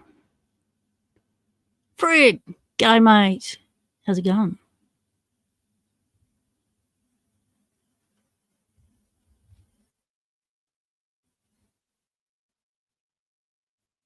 Right. I'll do the same down here. But usually you can't really reach. So, because those springs came out really easy and not gummed up, I reckon it's just in the keyway section, in the core, that it's all gummy. So I think that'll be okay. So we need to clean these pins. So the way I usually do that is, it's a bit different with wafers involved. Oh, get off. Just do that. It's a little bit different with wafers involved because, you know, you can lose those little things. So,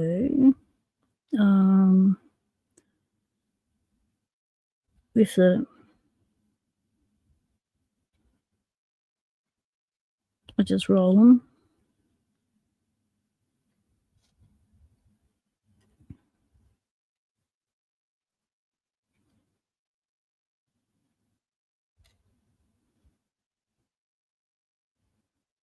Because they only have to have the littlest amount of grease on them to, you know, get stuck in the Bible when you're trying to get them out. Then your feedback. So if it only takes a second to clean them. Why not? You want to give yourself half a chance of picking it.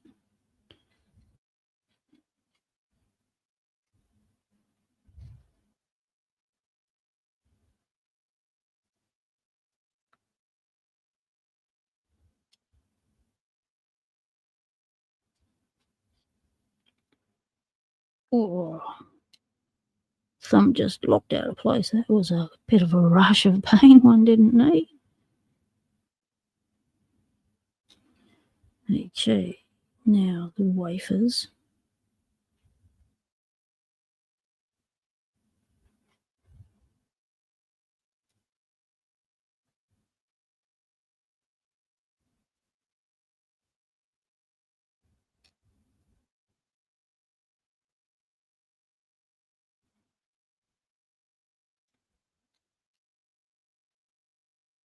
Whoa, that's that sixth, the fifth one. It's so thin, like you can blow that away. That's just crazy thing. Why would you put that on a lock? That thing can flip so easy. It is that thin.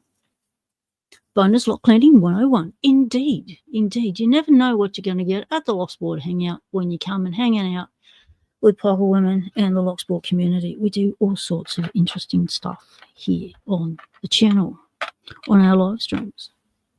Right, let's get up close and personal to the lock.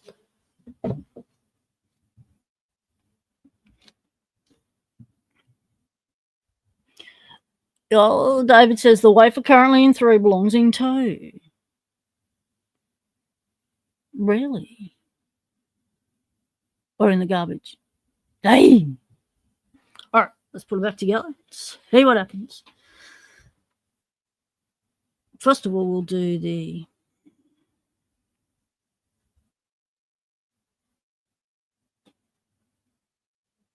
all right, we'll just check where these whatsies are meant to go. What do you call them? Wafers. That's the name for them. So we're just going to put everything back in the lock.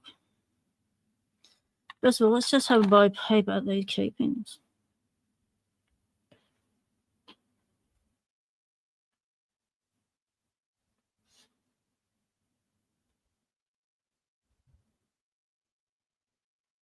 Quite a rounded tip. No bevel on the top, slightly rounded.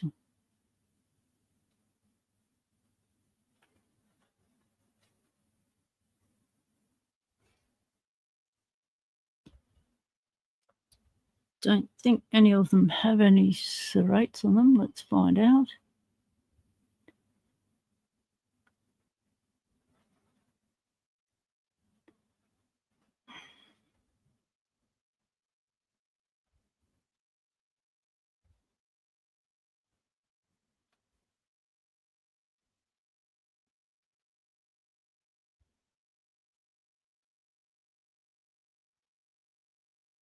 Focus.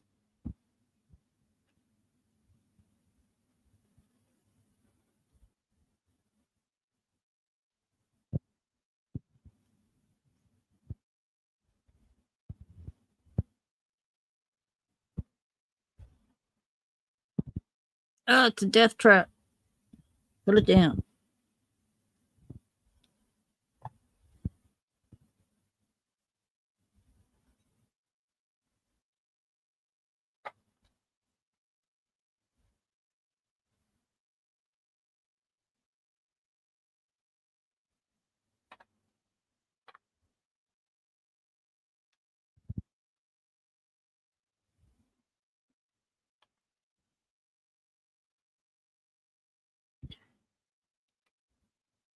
When raking locks with thin wafers, be careful.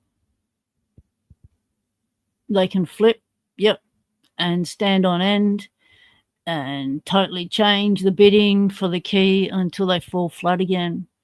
If you suspect you're in a lock and that has occurred, sometimes if you tap the lock, it will help the master reorientate, but chances are no, because it sometimes it'll wedge at a diagonal inside that chamber, and it ain't moving. Yep, never throw pins away. You may need them later. I keep any wafers, anything I take out of a lock, I keep.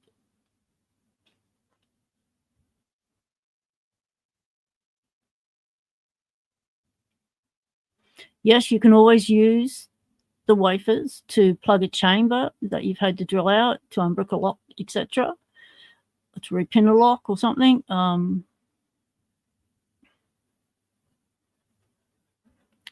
Chuck soup, totally understand, mate. We all experience that, the unintentional throw-over pins. When a lock explodes, yep, we're not at fault. You saw how easily I nearly lost that control of that, how easily I lost control of that lock because it had gone past round. It had gone into round from being bound with that flat spot. Once it gave up, it was like, whoa.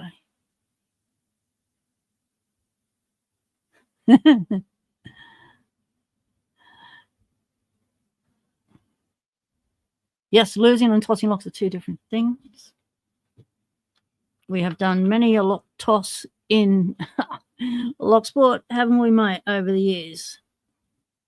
This pinning tray, in fact, and my purple gutting station, in fact, was won at Average Pickers, a lock toss one year. I've been trying to win that thing for years, and I finally won it. It's the last one ever. I won it, and thanks to Mrs. Average Picker, who was the lock tosser for me, scored the most points, cleaned up, and got my first ever named pinning tray. It was very cool, and first ever 3D thing, matching 3D color thing. Yep, it was really cool. I'd ever won. Right, we're going in.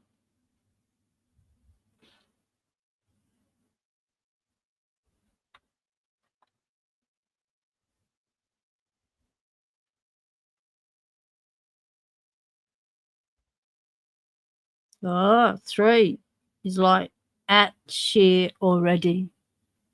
What were you saying about the ones at shear already?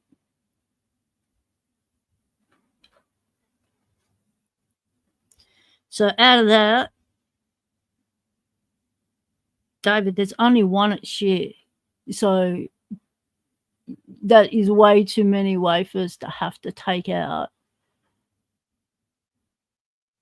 Like, there's no, like, that is definitely not the bidding of the key. So I have to have wafers in it to have that bidding. So this is not the master key.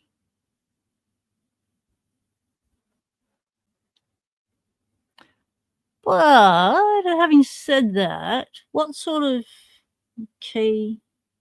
So these are, it has 27. So that it would not be like the same key for an M1 or anything, would it? Because I've got some M1 blanks. So I've got some M10 blanks, I think. And so I'm wondering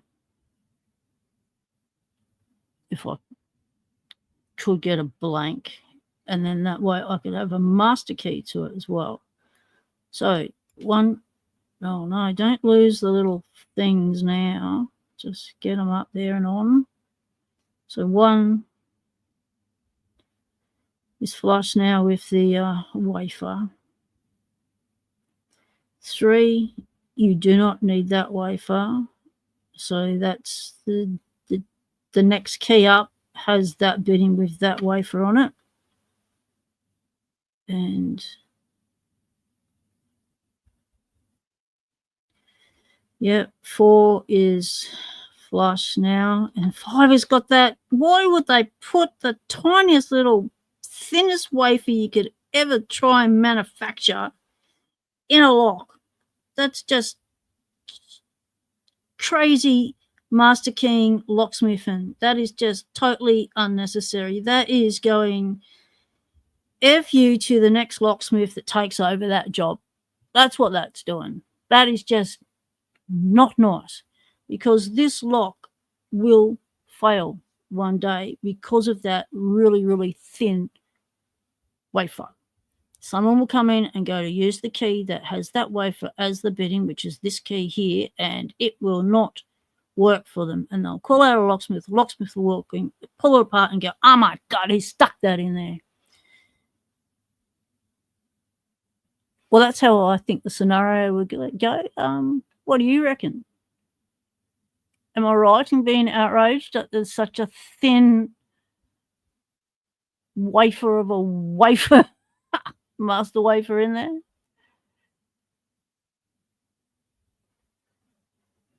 Yes, indeed. David agrees. Number 1, master wafers are a thing that should not be. All right, the woofer's going woofing. Heard another sound. Back in a minute. Mute time.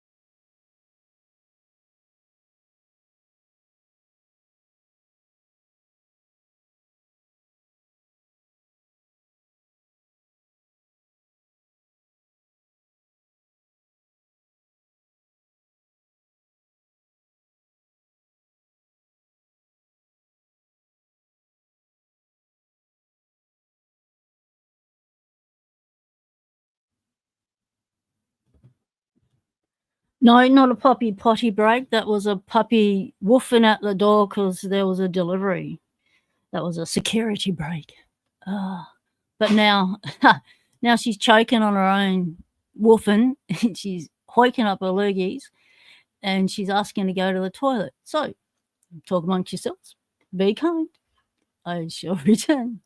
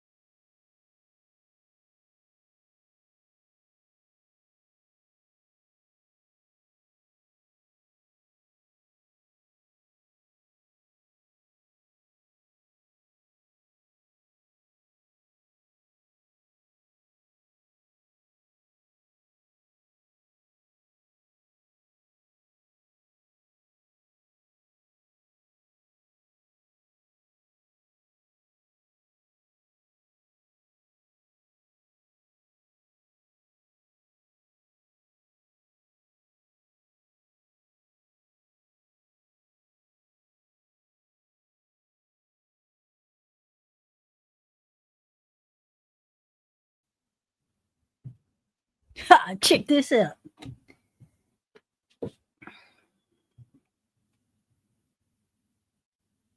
Whoa.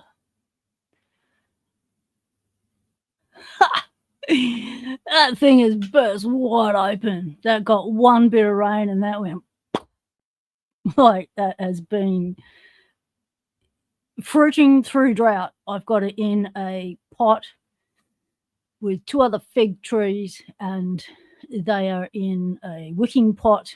So they get watered once a week and then they drink from that well that's in there, and evaporation that comes up onto the matting underneath it's wicking, so it sucks through. I've also got a sand pipe through them that also acts as a wicker, so they can get enough in the young roots as well as the deep roots. But that is unbelievable the way that has just exploded, and the size of this thing. Like, this has come from something in a pot with 2 other fig trees. So these were fig trees that were dying that I thought I'll just shove them in here, and if they survive, I can transplant them later into something more suitable so they got their own accommodation. But that part hasn't happened. But they're still doing their thing, like, chest-sized bonsais. It's unbelievable what the plant life can do to survive through producing seed. So I don't know if many of you know how a fig is, what do you call it? I guess another name for it would be pollinated, so that it does turn into a fig like this. A particular kind of wasp needs to go inside and lay its eggs, and then that larvae then has food source, and then when it grows big, it then breaks out the bottom, so that's why you get a hole. So when you see a hole in the bottom of a fig, you know that its resident has departed and the premises are free and you can have a snack, because you don't want to snack on the wrong one. If it's occupied, be polite, go to one that's unoccupied. So yeah, so that's how a fig is, I guess, pollinated. Cheeky man, of course.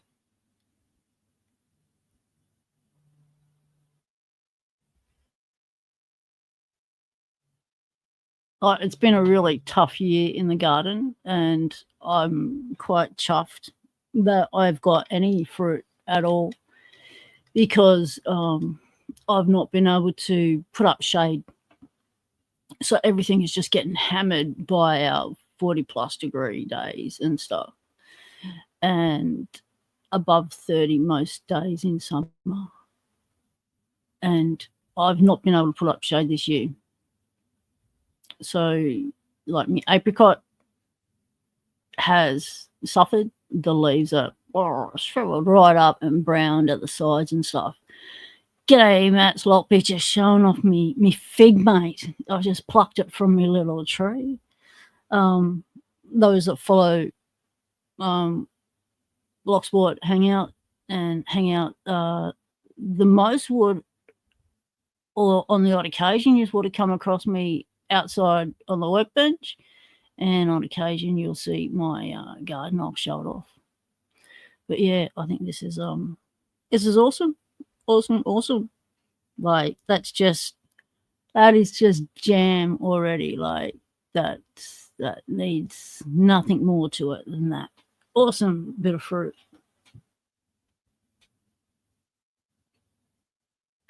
I really love dried figs. It took me a fair while to get used to being able to eat a fresh fig. Yep. My hands are sticky. Gotta go wash them. I can't do sticky hands. Shall I tell you?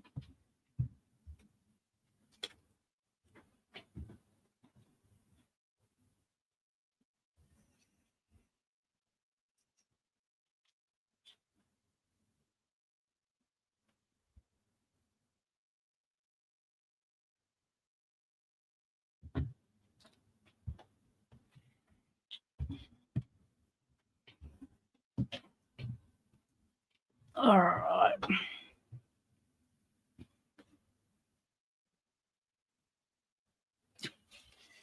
So how's it going in the chat?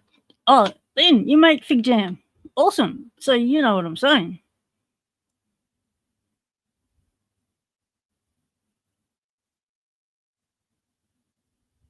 We actually do have a GQ man. We actually do have a UFO Centre of Australia, and apparently that space is where the most UFOs have been seen. A concentration of them in Australia. Most frequent occurrences of UFO sightings is in Australia, is in this space. And that is a place called Winton, I think. It starts with a W.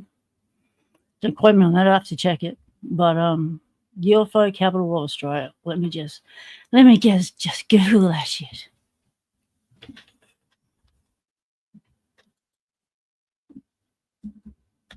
This will get the spooks chasing me.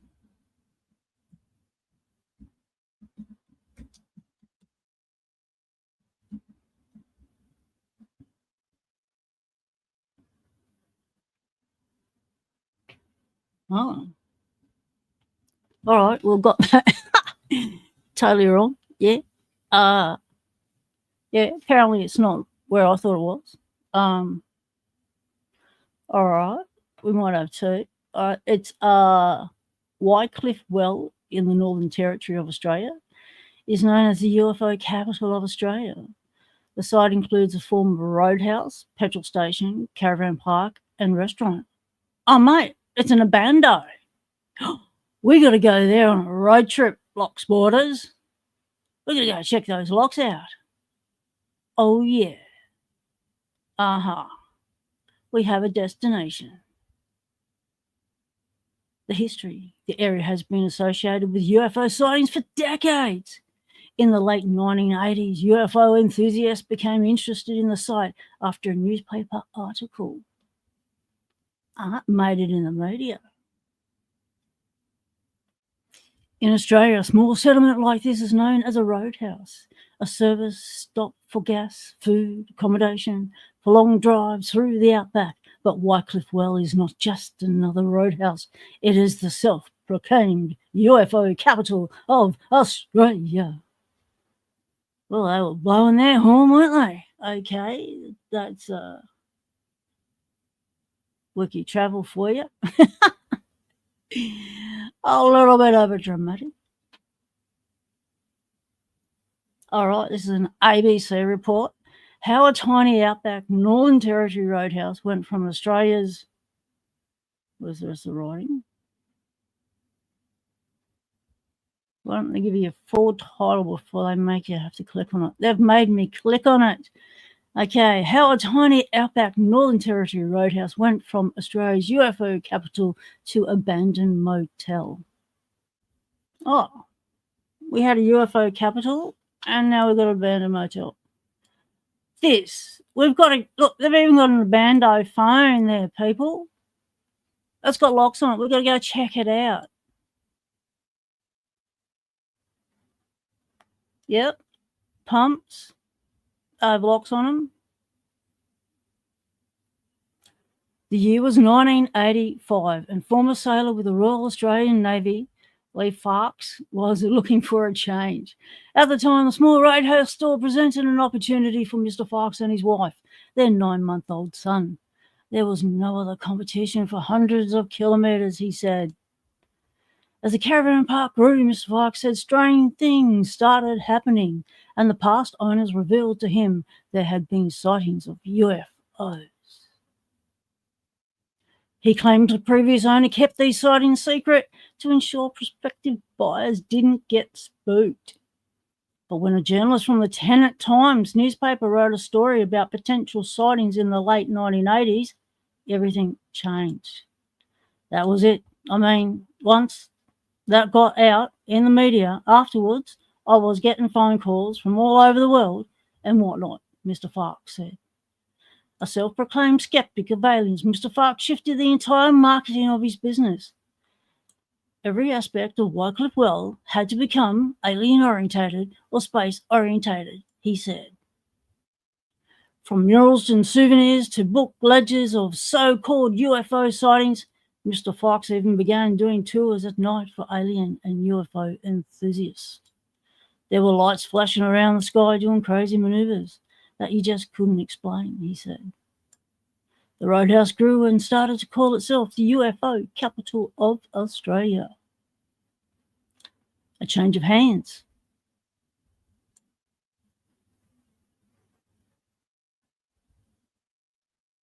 Wow. There's quite some history to this place. And yeah, what?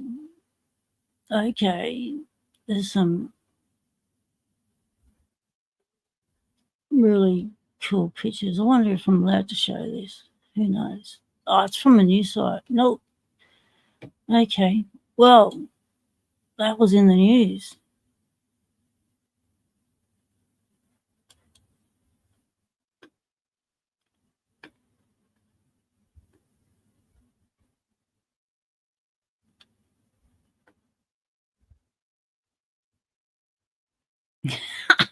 JK, man, you crack me up, mate.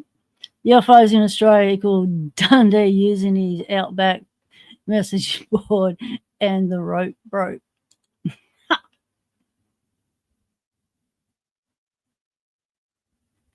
Yep, agreed, Dean. The world does need more glow-in-the-dark blocks.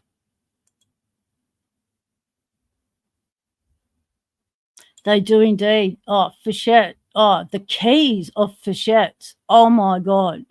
When you see the keys, wow, you feel intimidated as a lockpicker? Oh, yeah, so you should, because you're going to need to make a tool to tension it and possibly make your own pick to even pick it. It's just a lot of them are really trippy pump locks and stuff that have all trippy maneuvers to get in. Really nice. Oh, yeah, mate, I've got a couple of them, Dean. Yep.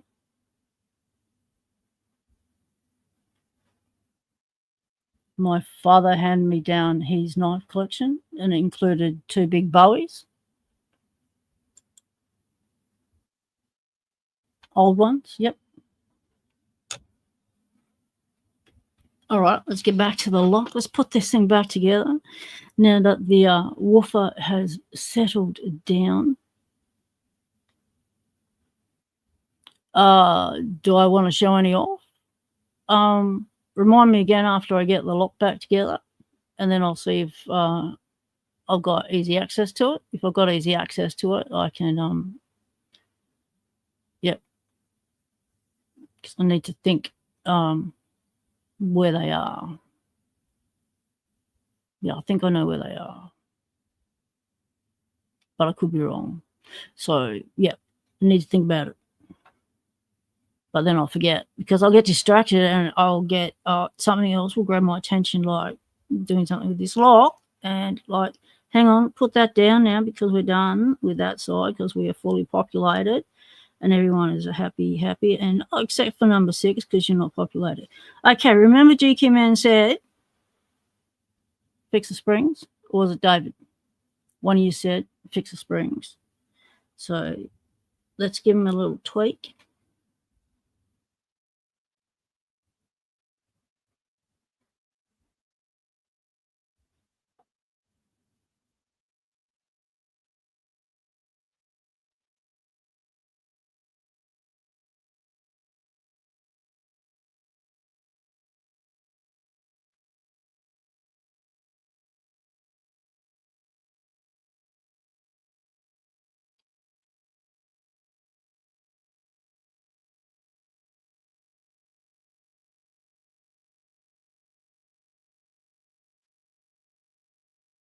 Yep, levers that interface with gears, Fichette.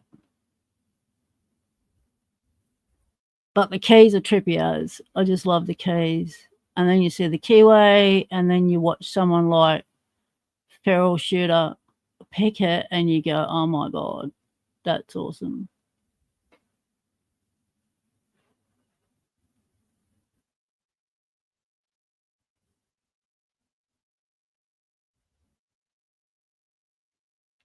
The MeWeb PR, you think it glows. Ooh.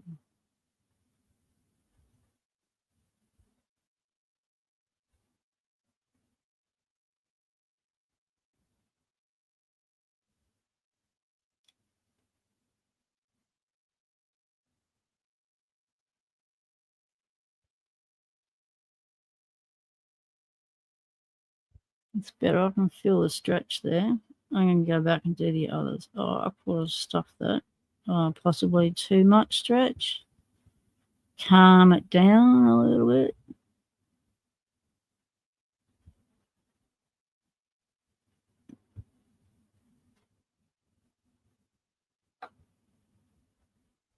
Glow in the dark lotto locks. Well, there actually is. I'll show it to you. Got to do the spring before I lose it. There it is. I've got to be able to see it to do it. I'm looking at the screen because the thing's so tiny. There we go. And finish number one.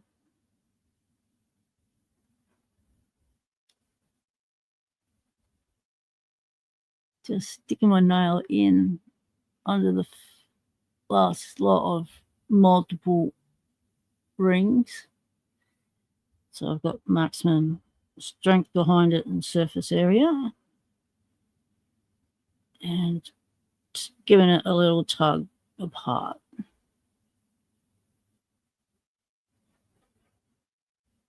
Skelly, you're blocking me shot, mate. Skelly. Skelly. Skelly.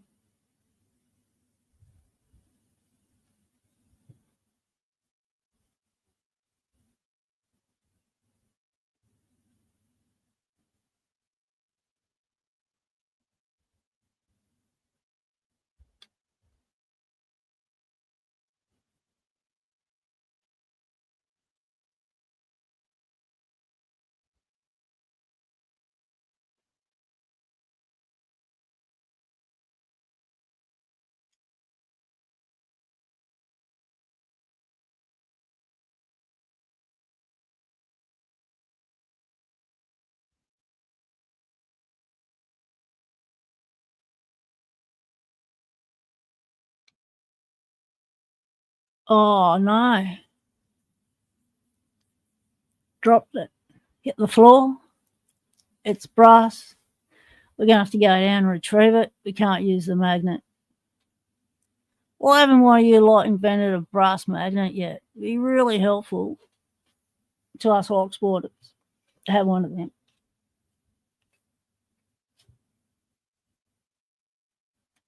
Right, gonna need the torch. Here we go.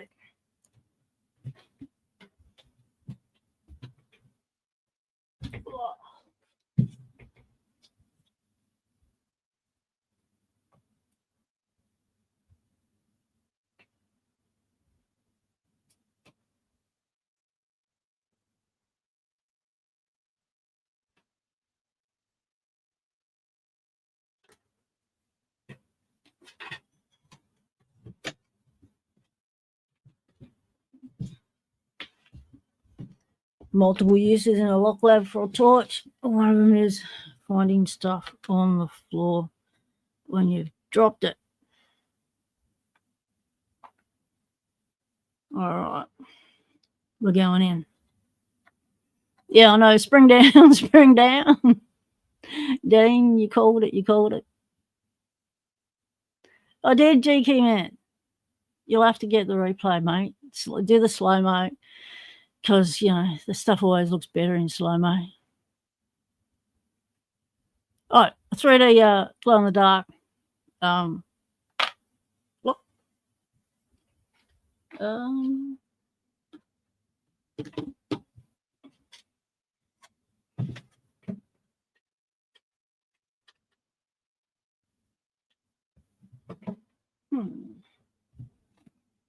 Yeah, because everything got moved for the filming. Now I'm searching for it.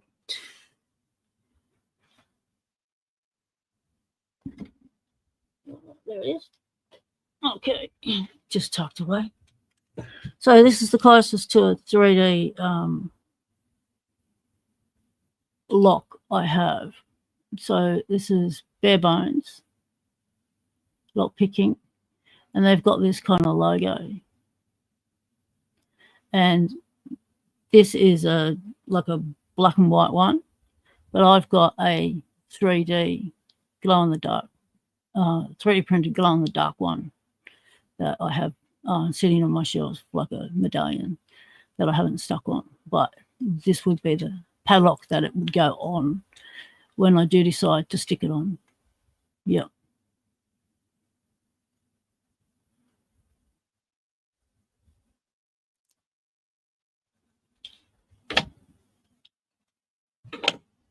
So I won that from Cranky Lockpicker. How cool is that?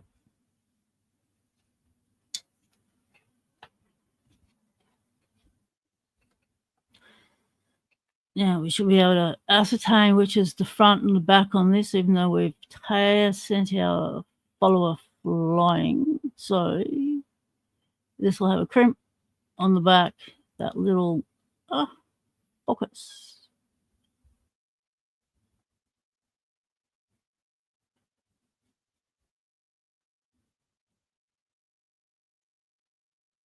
That slight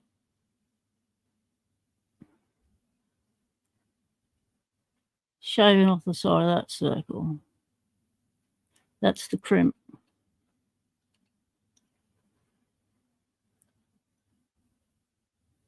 Yeah, it's not detachable. It's like a lip.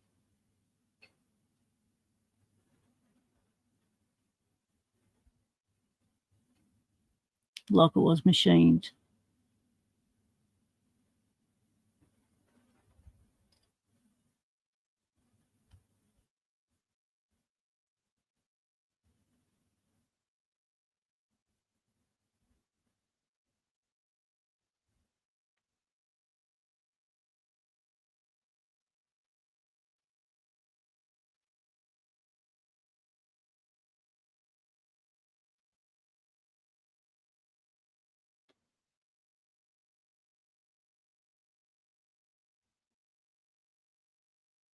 Nice looking lock.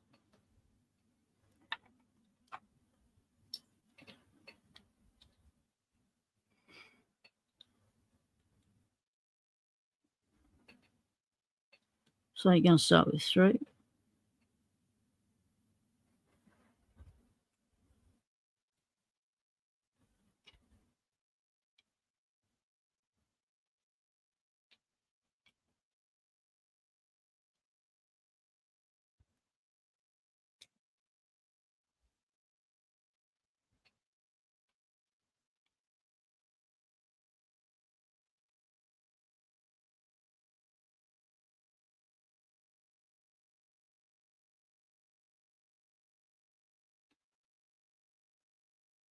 So we're going to put the spring on that first, the spool on that first, and then grab the master pin.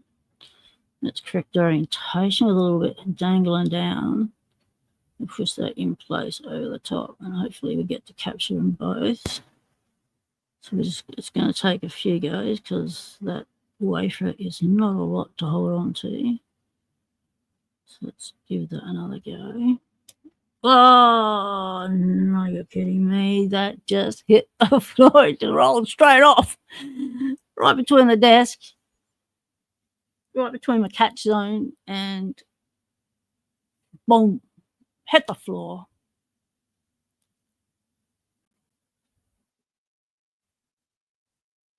Oh, that's a good idea, GQ man. You can grind off the crimp ring down the larger body and use a C-clip to hold it together.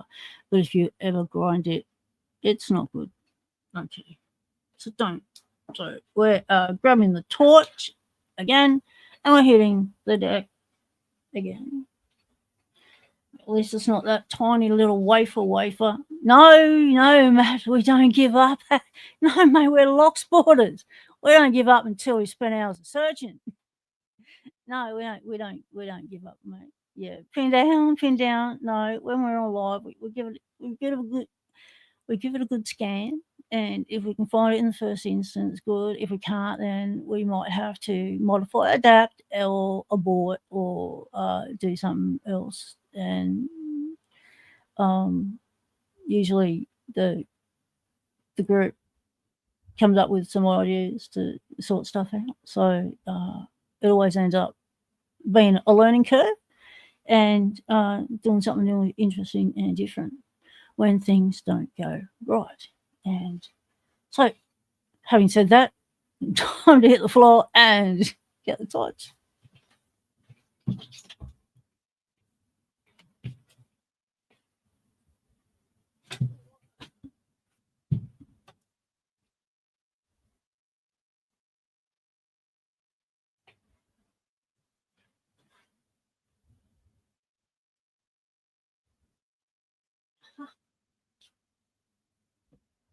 Awesome.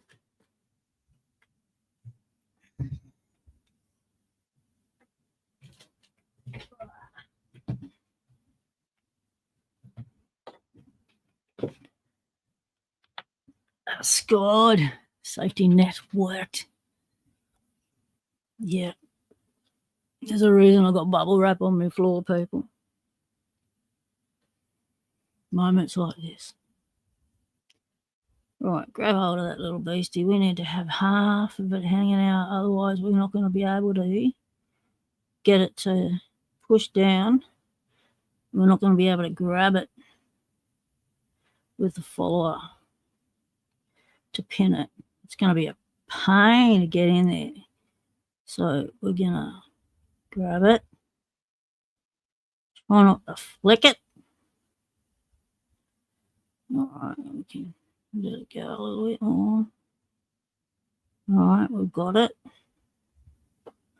All right, we're going in with a third in, aren't we? 1, 2, and 3.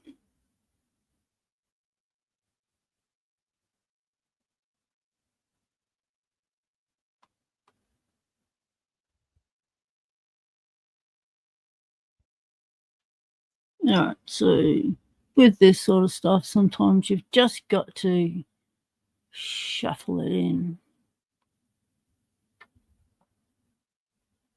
Put it over the hole. Get the back of your tweezer and push it down. Once you get it centered, if you don't have it centered, it'll pating on you, so make sure you got it centered. You don't want it to pating.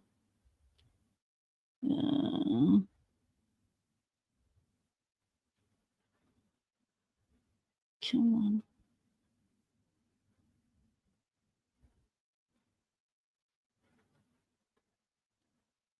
Come on, get into position. All right. Where'd it go? Uh-oh. I think it may have gone in the wrong hole. All right, let's cover up the third so we don't lose the pin we've already got all situated. It's stuck. There we go. Finger locked. Start with 3. So someone go in 2.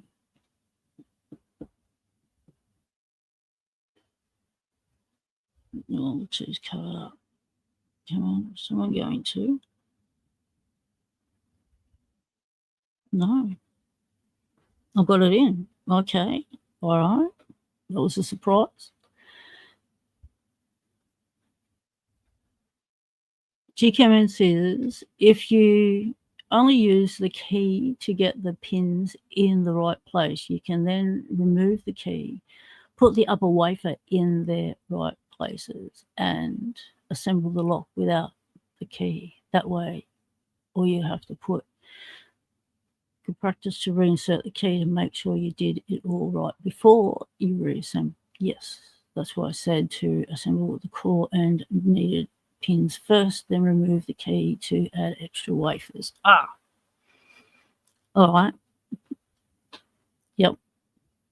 So there you have it. I'm going to put it on screen because there's a easy way to do this.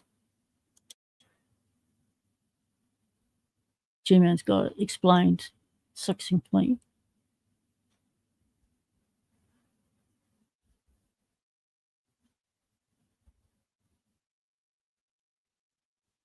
Because that way you don't have the added fiddliness of having to deal with spring pressure while you're trying to balance a wafer on top of a spool as you're trying to get it in.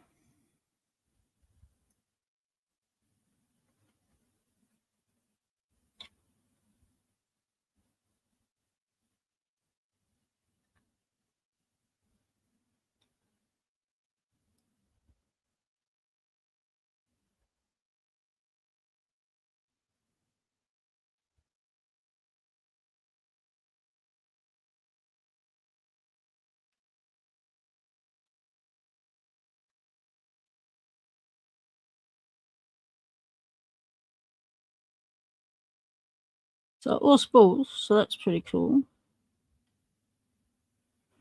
But, you know, they are the tiny as ones. Well, that's wedged wrong. Get back.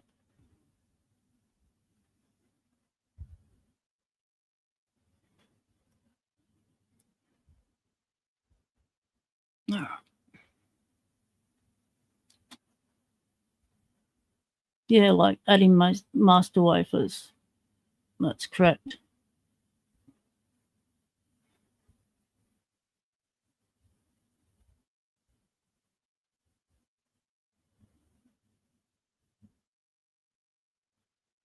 G. Kimmin said that's only if you're having issues getting the wafer back in the Bible. Yep, for sure.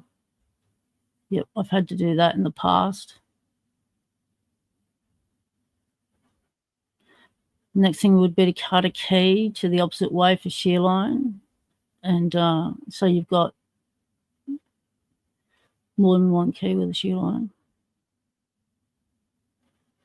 Yep, each wafer has two possible keys. Exactly. That's why they say that, you know, picking a lock with master wafers in it, you know, can make it easier because you've got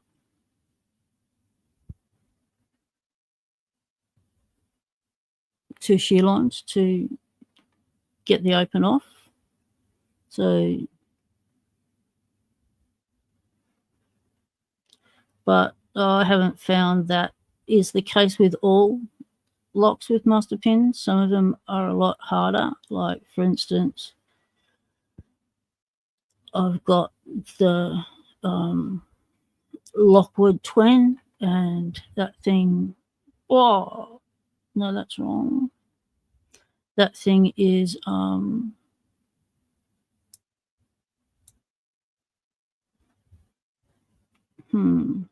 okay. So let's just back that up. So that should be 6, 5, 4. So what's going on?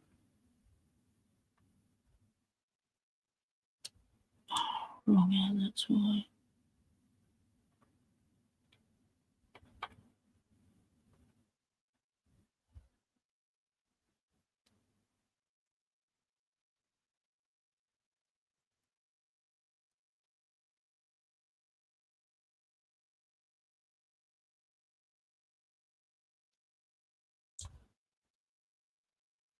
There's the rear. So what's happened up here? So it's got 6. 1, 2. There's no 3. Okay.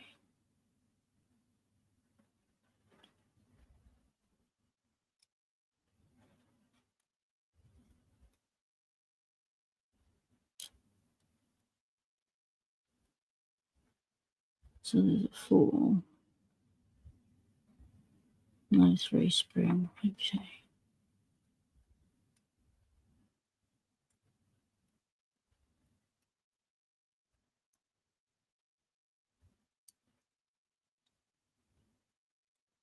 What have I done? I've stuffed it up somehow. How do I manage that?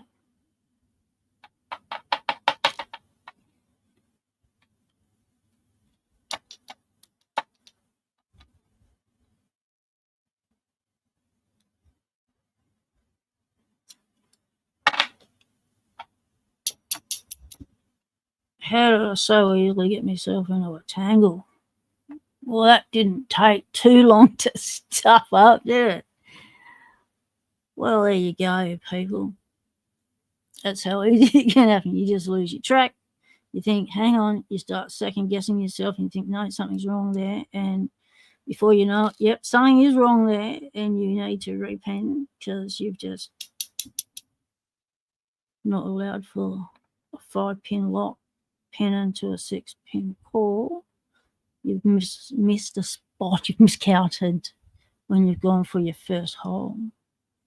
Well, that's an unfortunate set of circumstances, but easily recovered from. We just begin again and just be mindful not to do the same thing again. Right, there's the third one. Is there already spring in there? No.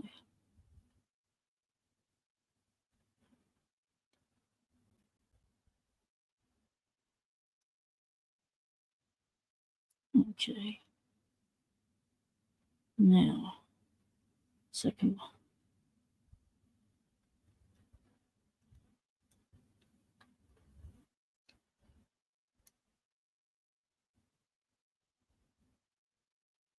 First.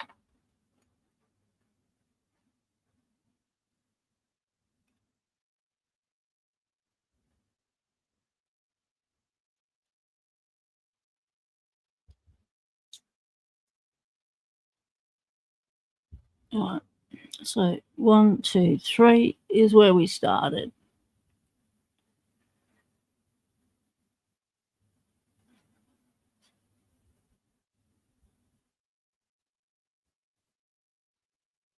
So let's not stuff it up. So we're going to take this back to, we know 3 is populated, so just to the end of 3. Lucky we got a little window provided. That's handy, isn't it? So we know that's number 4.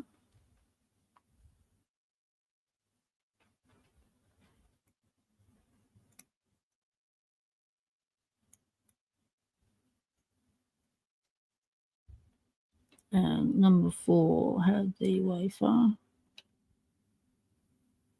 spool.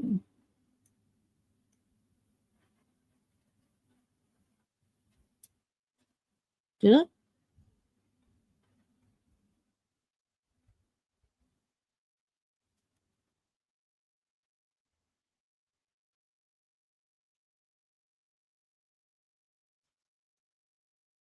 Come on.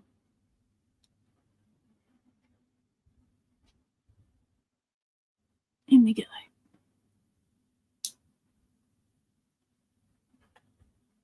Nice. Now we've got to get that wafer in.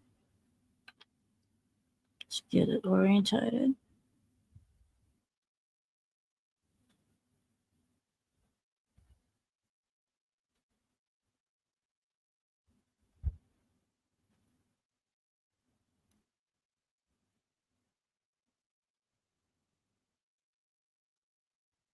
Oh, nearly fell down the wrong hole. Just trying to get it over the top so I can put a flat tweezer over the top of it. Come on.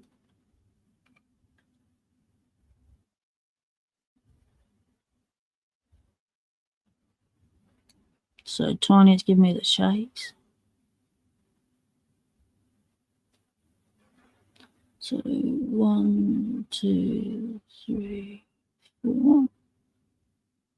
1, 2, 3, 4.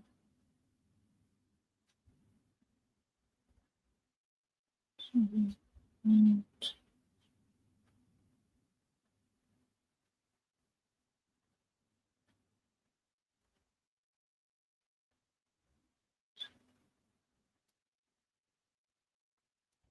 Okay.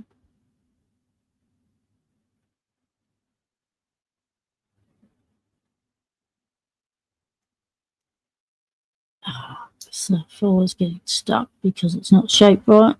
That's okay. And we need a spring and got the last. But where's our spring? We're missing a spring. Anyone see where the spring went? Uh-oh.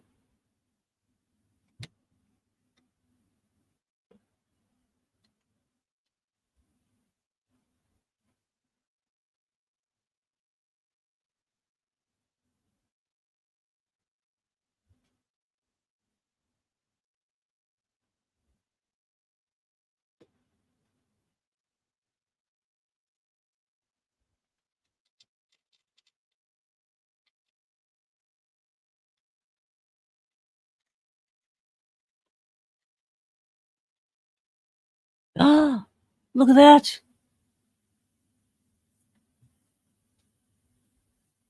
I thought it was a master wafer. I thought I'd lost one. Where'd the spring go?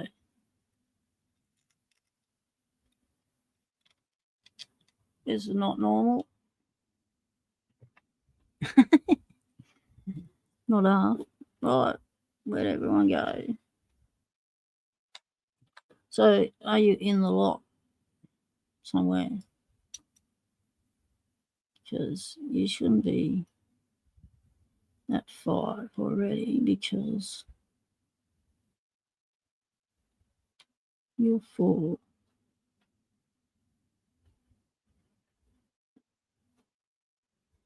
Oh, yeah. There's a spring there. Okay, let's put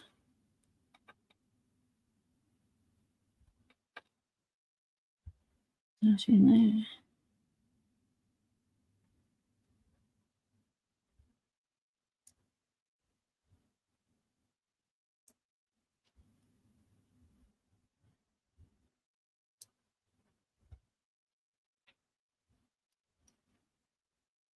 Oh, it's this wafer again.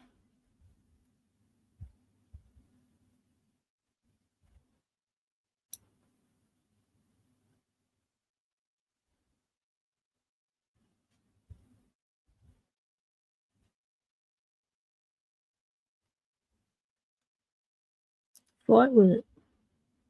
It won't orientate. It's fussy ass. Oh. But I thought the wafer came with one that had a spool with it. Am I missing a spool?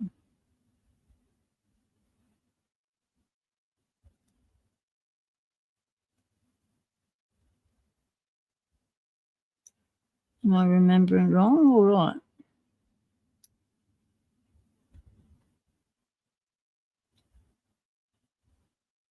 Come on.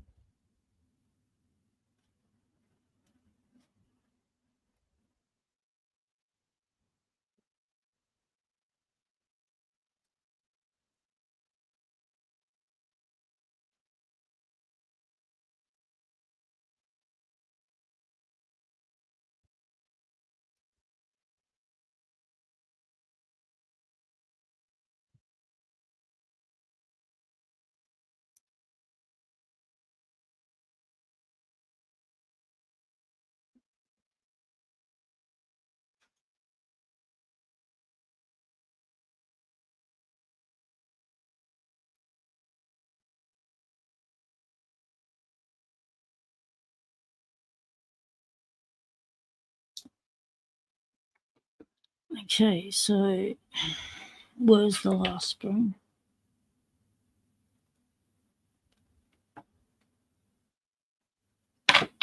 Oh, careful. Did I lose another spring without realizing it? Yeah, the wafer should already be in the core.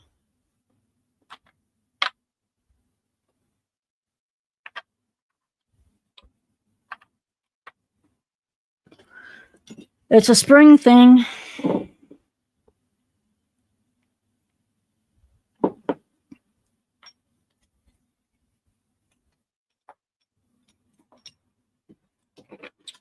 Oh, come on, spring thing.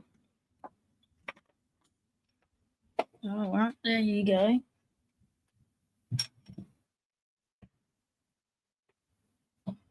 Do you think I lost it off the bench? Yeah, I should check the floor again. There was balls. Yeah. Apart from the wafer.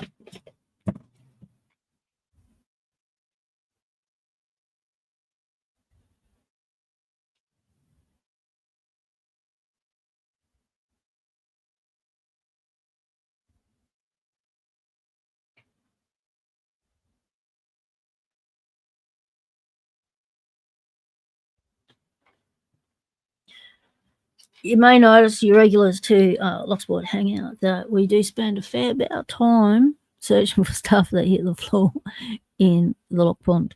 Yep. That's just part of Locksport. Things go pating.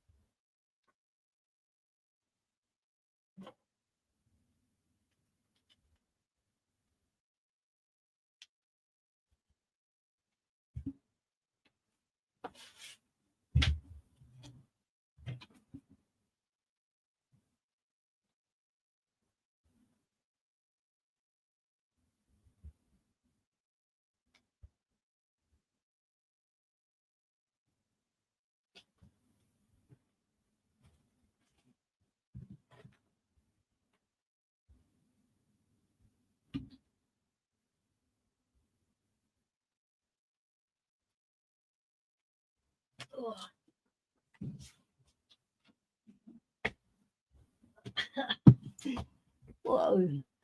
My legs aren't going to let me do that too many more times. Whoa. Oh, grab the desk. Okay, let's not fall over in the middle of a live stream. Well, that's sad news, folks. The spring's gone.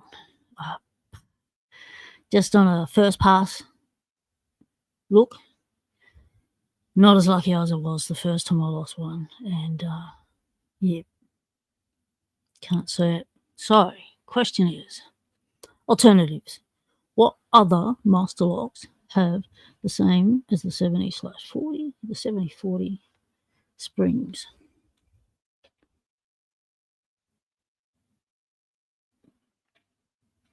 Because I've got some springs from the 410, got some American springs.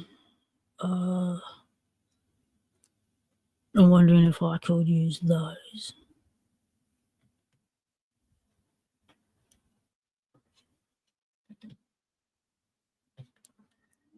James, g'day mate, how's it going?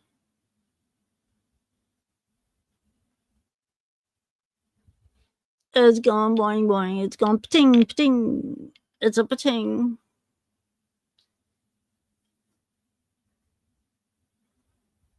Yeah, we just lost a spring out of a 70/40, mate, and so we're thinking of an alternative.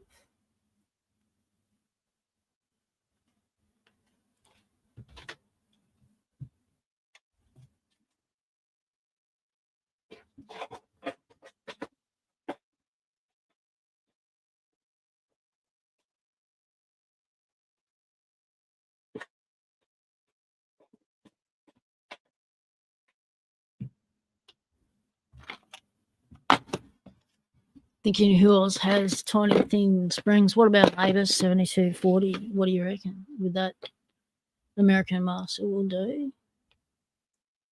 Wow, all the cool people are here tonight. You betcha, mate. All the cool people are always at the Locksport Hangout. This is where the cool folks hang out. And, you know, we don't want word to get out. So keep it to yourselves.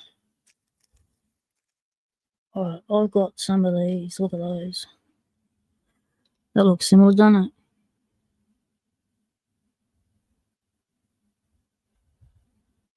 They're the American lock springs. All right. The day is saved. How about that? See, lock laps, lock ponds, they can go from happiness to, oh no, that went pating, to, oh cool, got a spare. Back to happiness, been able to put the lock back together. That one was a bit longer than the others. Maybe I should get one of the ones that are tighter knit. Which one should I choose? So I guess that one would be closer to the size. But they have different, well, I guess they have different space twisting wire.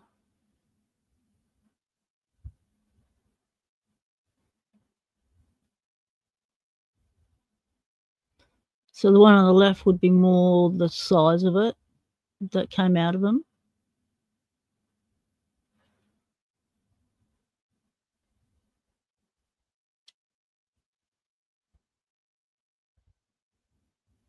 But quite different strength springs by the twist, how tight it is. So I reckon we have to go with the one on the left.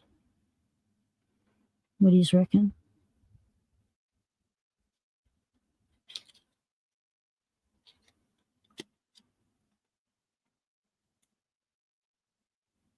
Oh, the longer one might be too big. Yep, good point. Good point. Okay.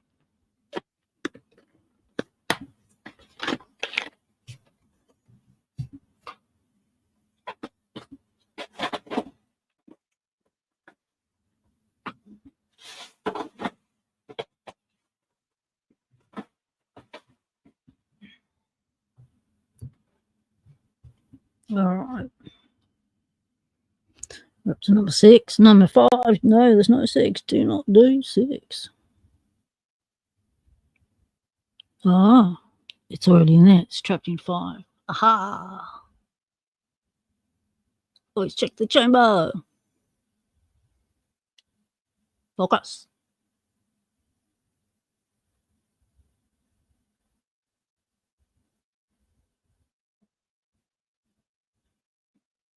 Just see it there, I think.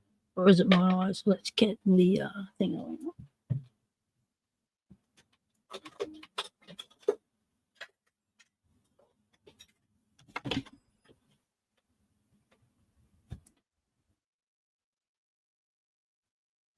The little spring grabber. So this is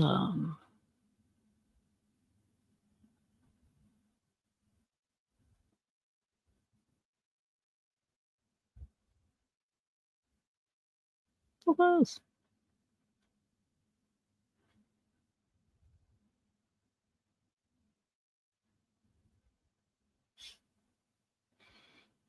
These are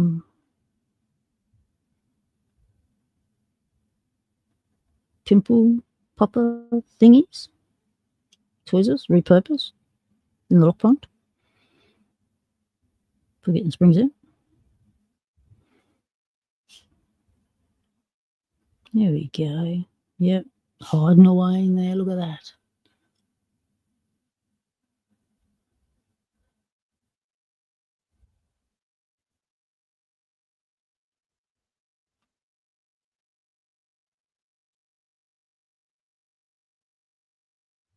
Doesn't focus.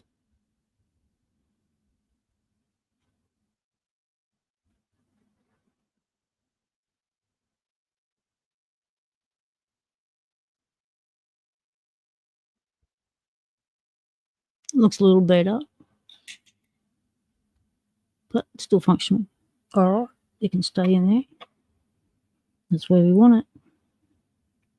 Okay, yeah, it is heaps thinner than this one. Like, whoa, I felt a big difference between the spring. And pop 5 in.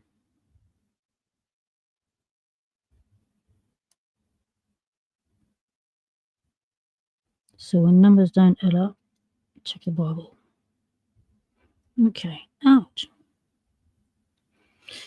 Right, we're in. Now, let's just shim it. Always put a shim in it. You don't want to stuff it. Put a shim in it. Now, this one is falling over with wafers in it. Another one's falling out. Yeah, good on you. Here we go. Nice one. Where'd you come from? Oh, you're the super thin, nasty little thing that just wants to escape. Oh, where'd you go? What happened then? You just disappeared. Did you fall down the other hole?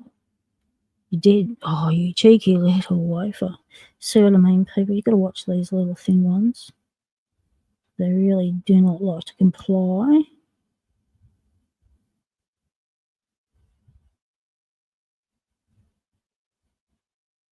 So push your finger and push it in so it's in place. You can feel it seat. And you know that little beastie's going to stay there. Carefully don't knock your key off because these little beasties are going to fly in. Balance glass up. Oh, here we go. Uh-oh, I put the wrong follower in. Well, that's annoying. Okay. You sit down there and don't fall over again. Can you just sit and stay? Good on you. Change followers. Yeah.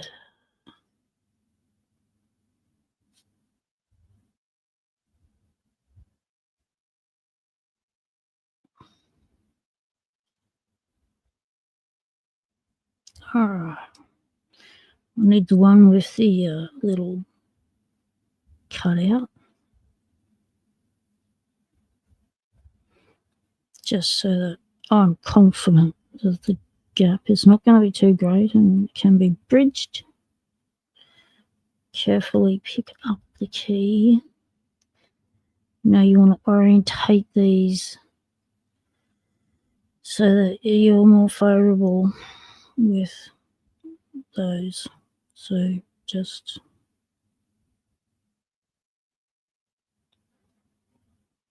take this around a bit. Sort of want to do it right-handed. So I need it to be like that. Oh, there we go.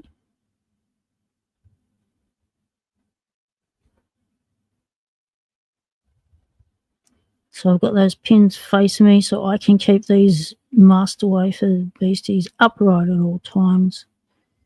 And I'm not going to lose control of them. Just get that shim in place. Now we have the cutout locked in.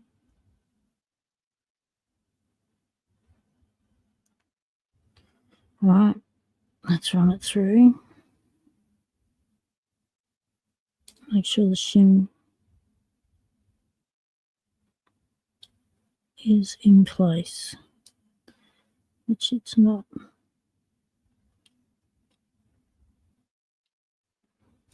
It's over rotated.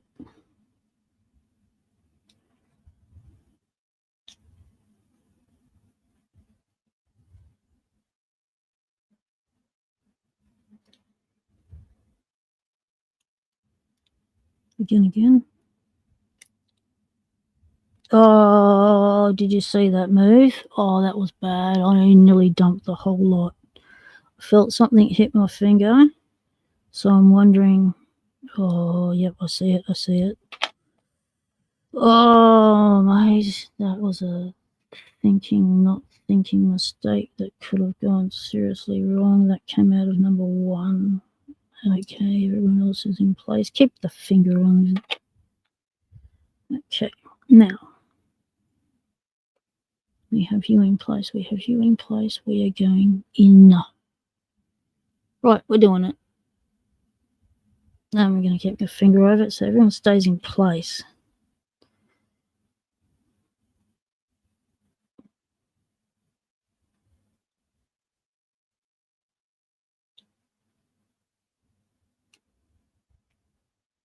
Oh, shit. What's happened?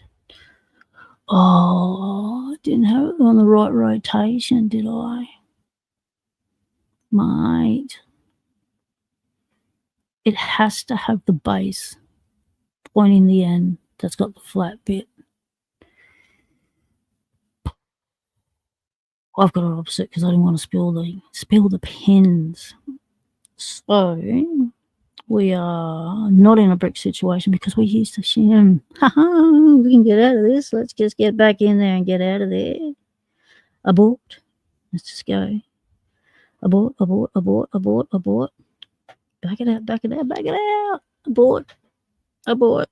Recovered. Almost dumped the pins again, but hey, we're all good. Everyone's in place. Whew. Nice recovery there, P-dubs. Okay. Now, let's just move it like that.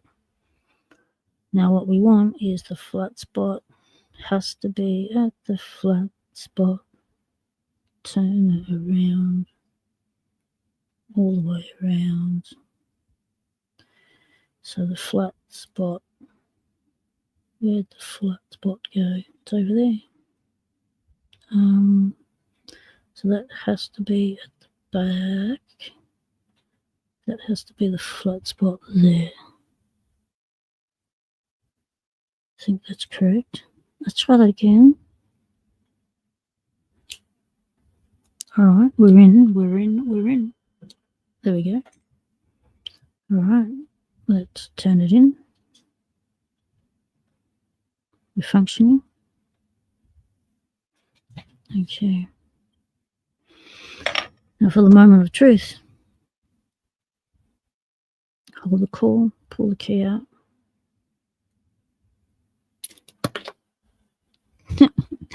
Patang goes the call. Why not? Where'd it land? In the safety net? Yep. Landed in the drawer. There we go. Didn't go too far. All right, now I'm going to put back in there that nasty actuator. Oh, I just dropped that. We've lost our dangly there, Dane. And we put you in the open position because you are open. So we should put you in the closed position because you are closed. So that means you go in that orientation. Yep. And then you go like that. You go like that. Right. Now, before we put our screw in, we will test it that we are correct. Oh dear. We're not moving. There we go. All right. I had to push it in further. So that is a tight ass spring, and you got to pull it up yourself. Gee, you don't doing that too many times, do you? Take that one out.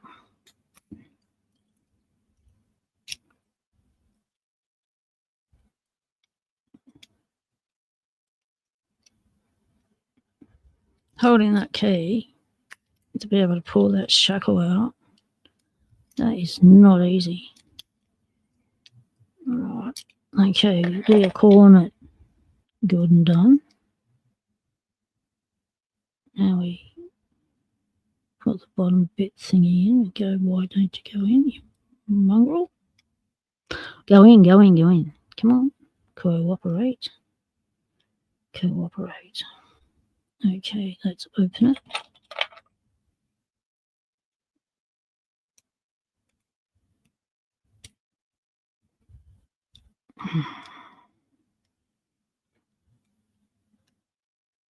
Okay, to be able to put the screw in.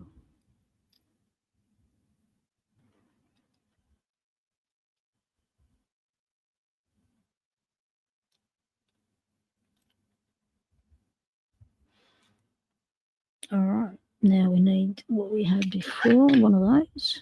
Torque screw number something. It's just more to have a number on it. T15. T15, same as the pack lock. You'd be wondering if they, you know, whoa, where are you going?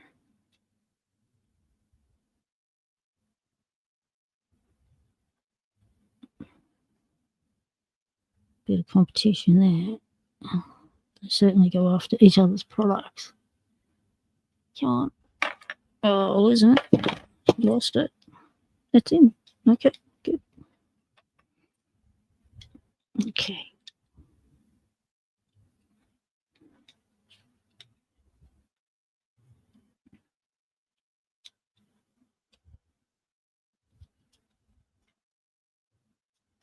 That little donut thing, that is the thing that goes over my tweezers to keep them together. Right, we test the key again. So going like that. Nice. Comes out. Yes, very nice. Right, let's lock it. And then hope it all works. Yes. Haha, awesome, awesome, awesome. Now, it possibly might give me half a chance of picking it because it is no longer gummy. Oh, hey puppy, where'd you come from? Grab me. I'm going to put this spring back because I don't have many springs and they are a valuable thing in the lock load. American or master lock spring. So we'll just pop them little beasties back in there for another day. Just inferno. G'day, mate.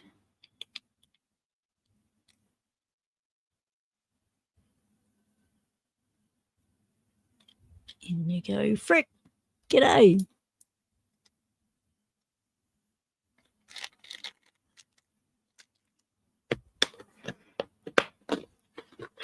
Okay.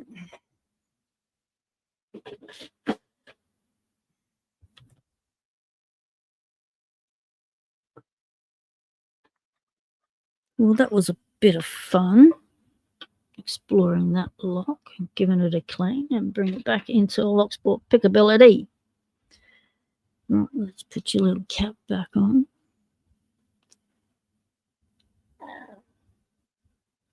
Keeps the pointy ends under control.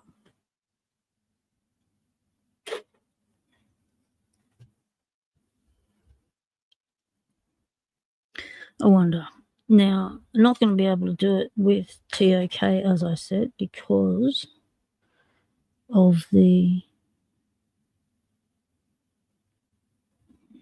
strength needed to turn the core is huge.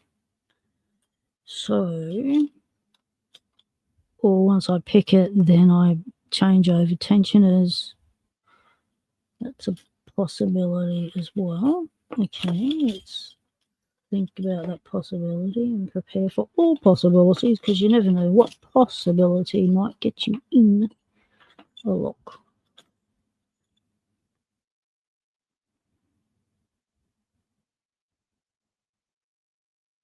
Thinking that might work.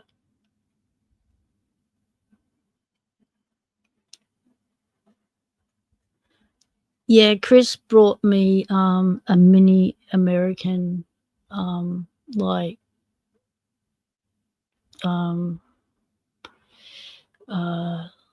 what they call it, it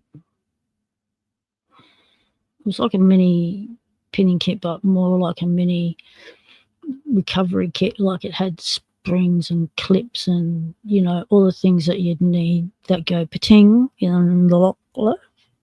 Had it in there, and yeah, but we didn't end up getting the package here and all the other packages I had at Chris's. So they've joined Chris's lock lab up in the sky.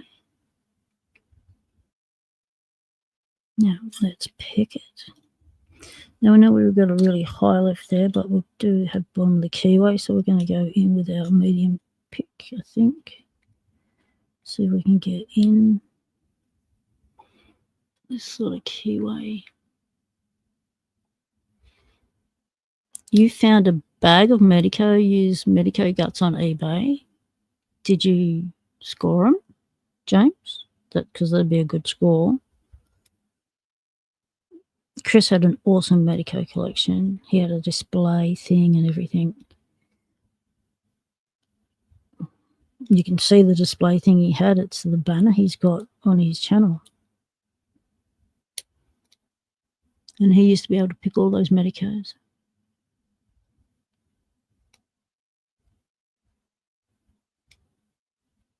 Good idea to purchase extra American Springs before you even lose any. But also because nearly every American lock that I've been either won or been handed has compressed springs of some kind in it. You know, whether they're really badly compressed or just like, ooh, they're starting to impact feedback. Give them a tweak, compressed, or they all need replacing badly.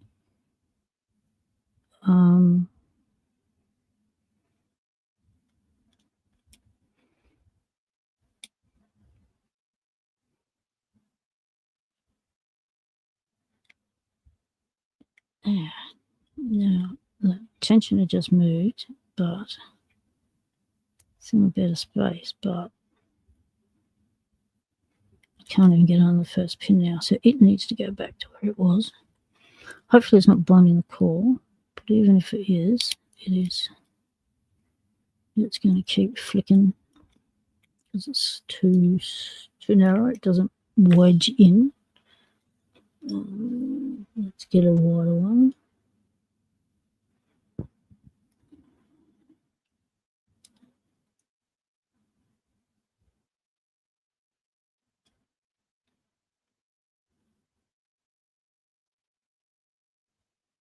Yep, springs, side bars, pins, keep them all. A lock is never dead, it's always just recycled. Locks can never die.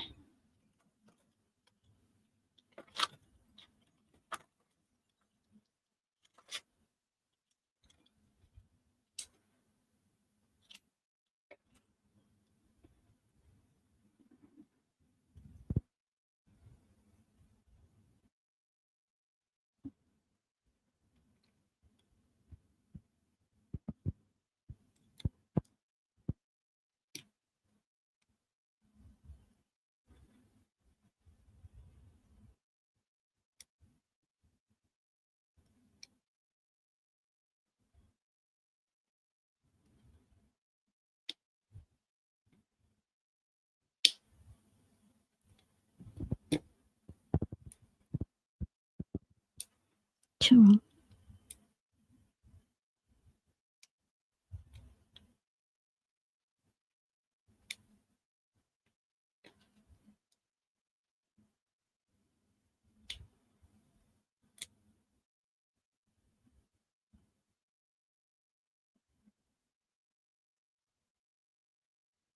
I'll totally always be prepared for a lock guarding disaster, then be very relieved and happy when it doesn't happen. It adds to the joy of picking the lock and being able to guard it correctly and not have anything go pating.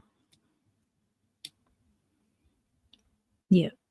It just adds to the great feeling of picking a lock. When you can see what you've picked and then be able to put it back together.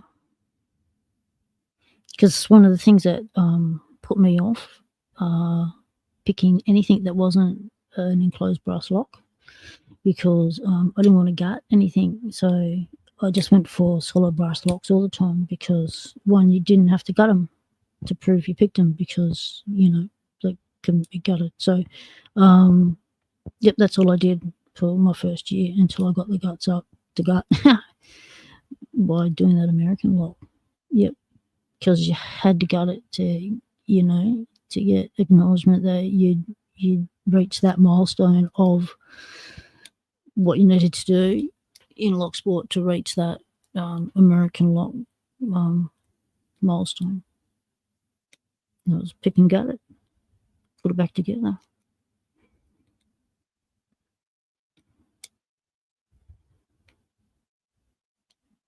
But once I started getting locks, I got used to it and did more and more, and then I was able to caution locks and get locks to make keys for them, and that made getting locks even more interesting, and to see what's inside, to see if I can make a key for it, that sort of thing. So it's been one thing just leads into the other with Locksport, and that's why it's such a good hobby. There's so many different aspects, and lots of times when I haven't been able to do picking, I've incorporated other lock stuff into my Locksport, whether it's making tools or doing shout outs for a whole year, or doing tutorials, or just showing off locks, or doing lock explores. You can build challenge locks. You can do lots of things when you're not up for picking. Your hands can't be helping you do it, and you need a break, or there's lots of things in Locksport that can keep you interested.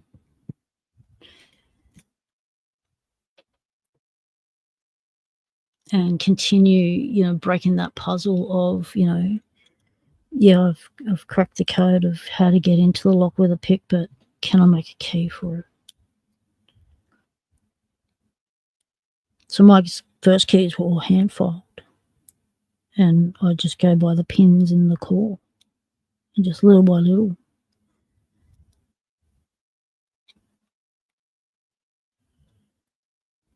I got the spacings all wrong, the angles were all wrong, I got the key stuck completely and I couldn't get it out. It was like, so I had to send out an SOS call to, who, me good mate, me lucky mate, Paul Springett, and Cranky Lock, and go, SOS mate, I'm making my keys stuck, so with us, we always do videos to explain what's going on, what you need to do to fix it. So I did a quick video for him and uploaded it of what it looked like, what was happening, what I'd done, and he diagnosed it.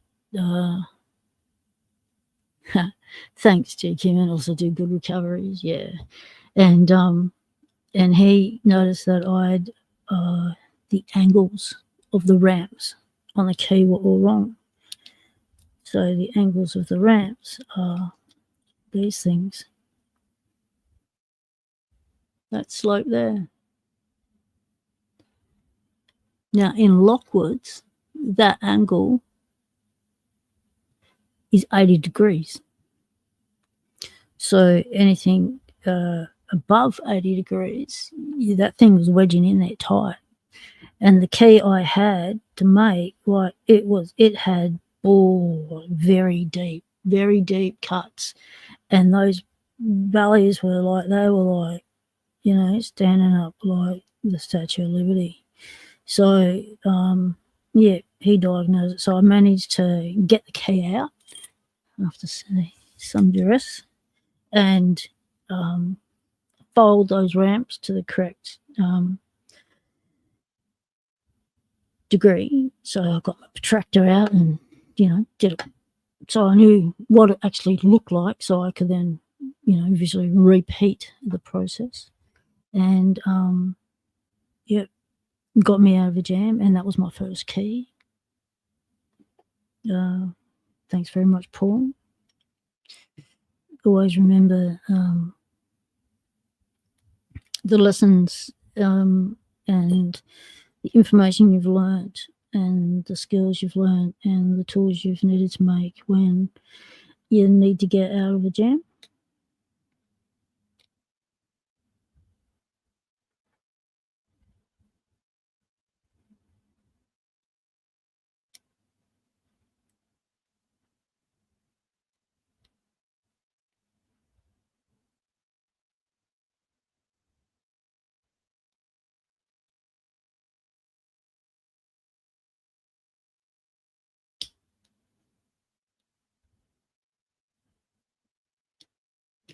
Okay, counter there, and I pop into place.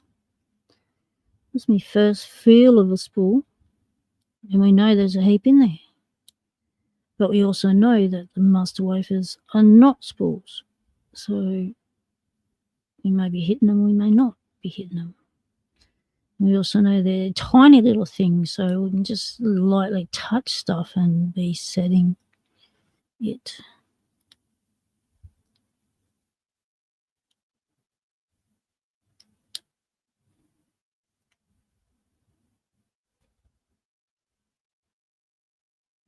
Jikiman says most locks are 45 degrees left, 45 degrees right, or 90 degrees total. I use a pin as a guide when hand filing key cut angles. Yeah, that's what I ended up doing, GQ I got a new Lockwood pin out, and I use that as my reference guide each time until I got my eye in, and I was able to tell by eye what degree I was at.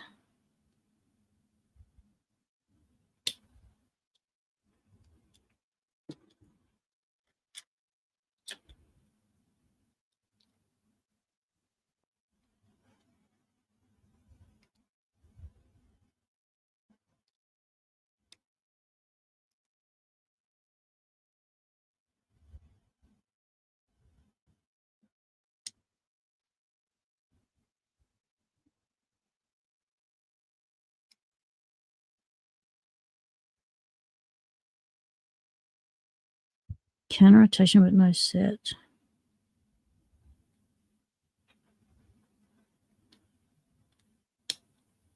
Oh, come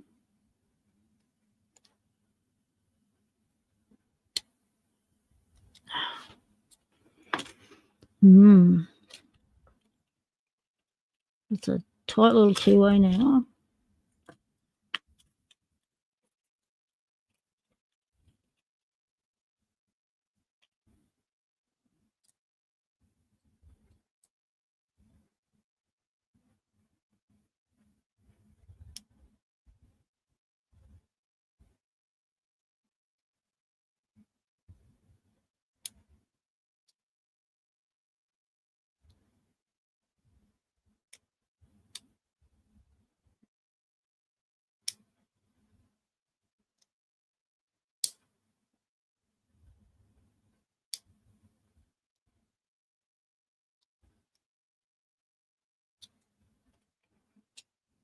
Concentrating. Where is my really, really short hook, which is a nubby little thing?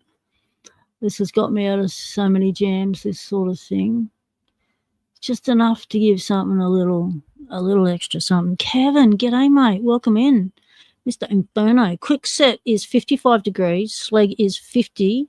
Corbin Russman is 45. But works at 55. Yep. Okay. So yeah. And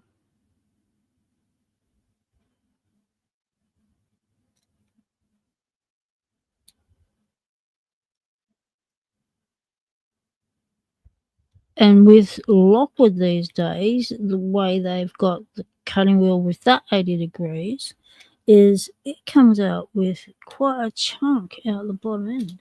Where's the key? Where's a key? Oh, I'm about Lockwood with a key. You'd think I have a Lockwood with a key somewhere. Yeah, right in front of me. Have a look up is helpful. Lockwood with a key. Not one I've hand filed. Can we have a commercial key? Commercial. Oh, come on. Where are you?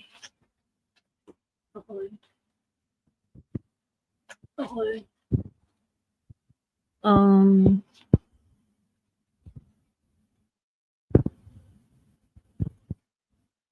No. Yeah.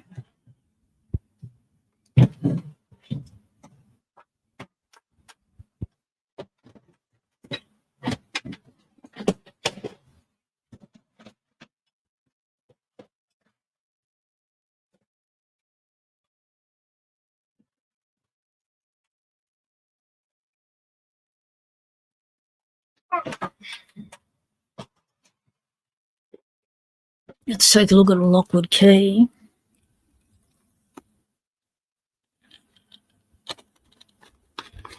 It's the first one I grabbed.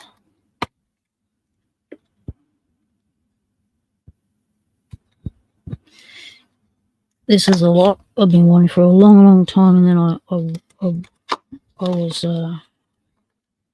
came second in Paul's comp and second to J-Mac, and then J-Mac gifted me his win, which was really cool. So I was able to get this lock that I'd been wanting for a really long time. So he really helped fulfill a lock wish of mine that had been there for a very long time. So it was really generous of J-Mac, and also generous of Paul to allow in a break of the rules to enable that gifting to occur. There we go.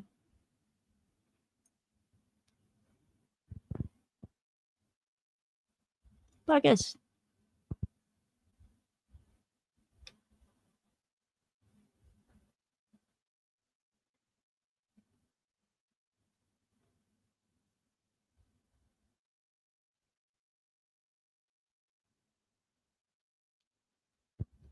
there's quite a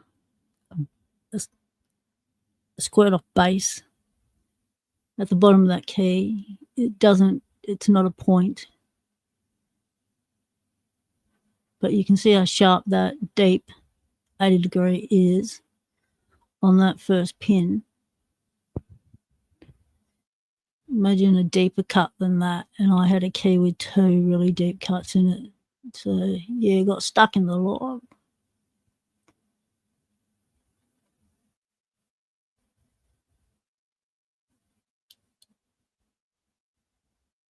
And it doesn't come out all sharp like, other cuts do. It's a nice cut.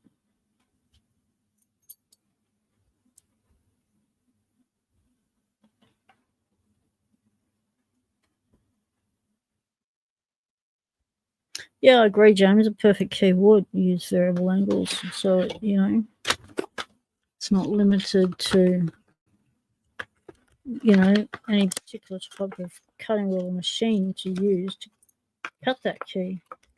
Would be more helpful to lockies and stuff, not having to carry so much equipment for all the different keys that require cutting these days. All different types. So this is the 301 Lockwood padlock.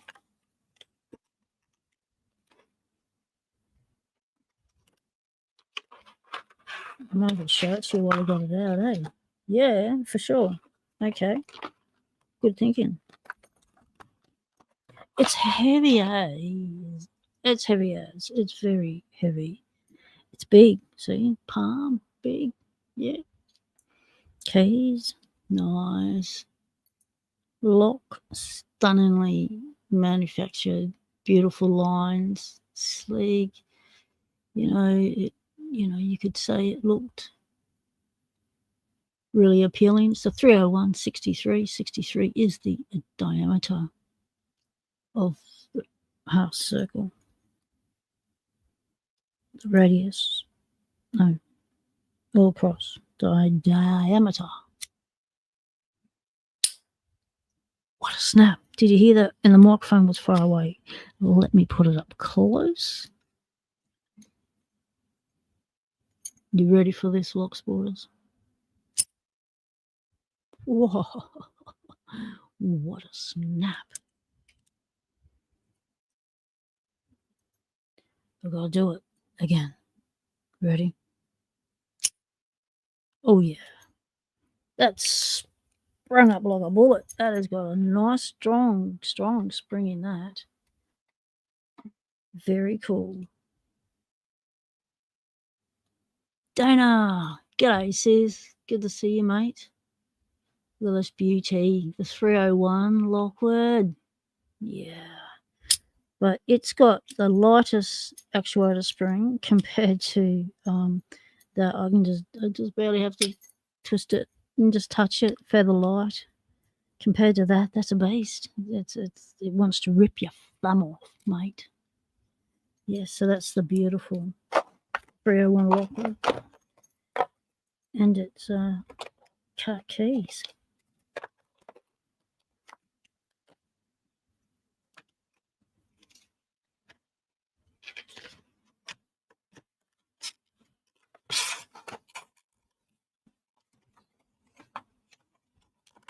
And my issue at the moment, I'm trying to impression a key for an old Lockwood 234 padlock that I can't pick for the life of me. Can't list it.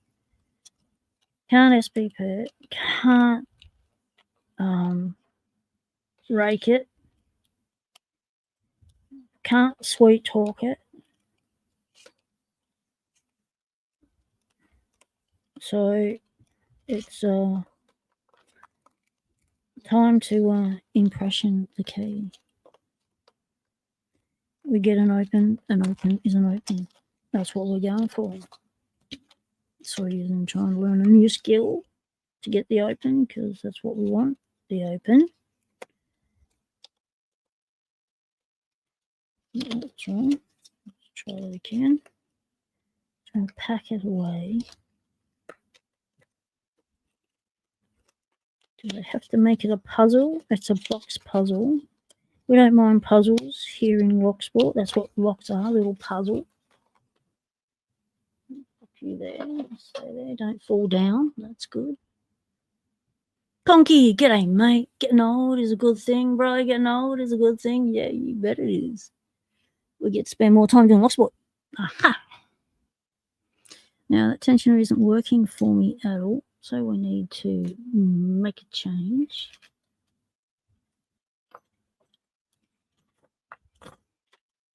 What are my in-thing options? Where are you?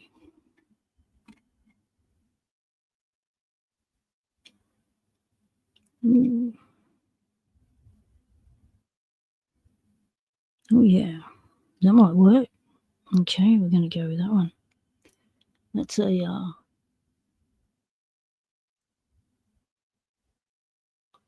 wire I made, a tension I made out of a wheelchair spoke.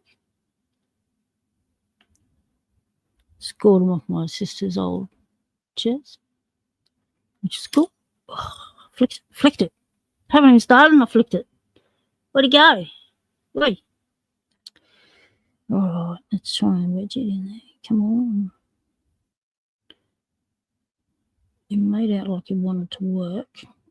All right, let's go in. We're going in. Deeper hook, because we know we've got some high lifts. Probably overset that.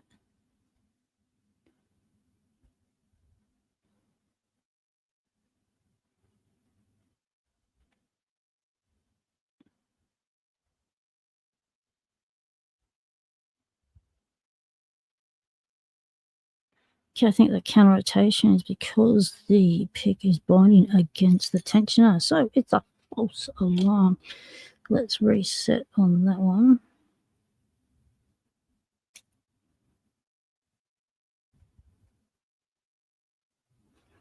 And go with a shorter hook.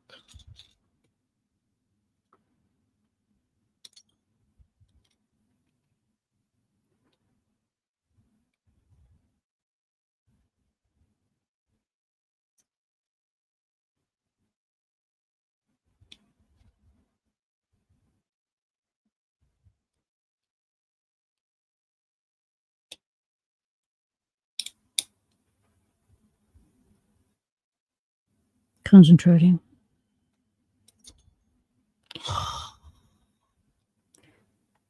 That's so rude. Did not. Oh, Skelly's hit the deck. Up you get, mate. Right, we're going to go with one of these down the bottom. Yes, the top of the kiwi in the bottom. Snake mate, g'day. How's it going?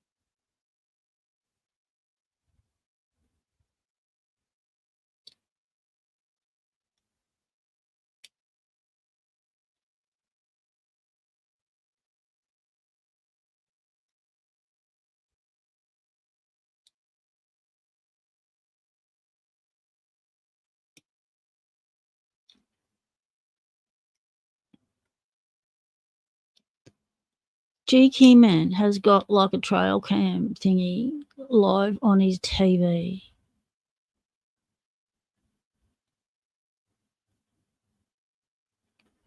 Robins, love the little blue ones. We get the blue ones here. Are they robins? Yeah. Spoggies, we call them spoggies. They're a version of a spoggy. Sparrows. Yeah. So not one of those.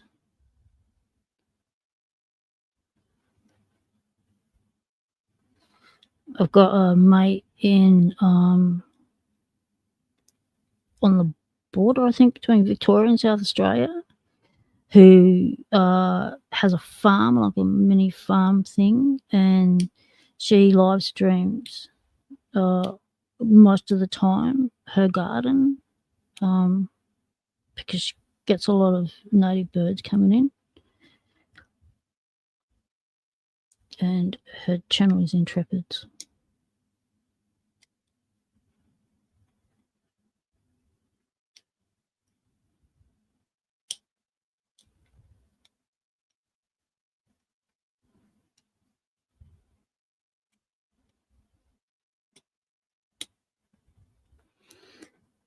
You gotta, every time you set something, you gotta give a crank on the tensioner because you never know when it could be set. But because we have to crank so hard, that just came out, you naughty thing.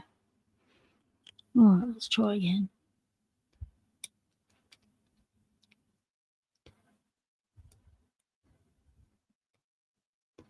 Oh, and then the cam goes to put out food for deer and mice and raccoons and possums and bunnies. Oh, bunnies and raccoons. Mice, deer, they're so, possums, they're all so cute. Awesome.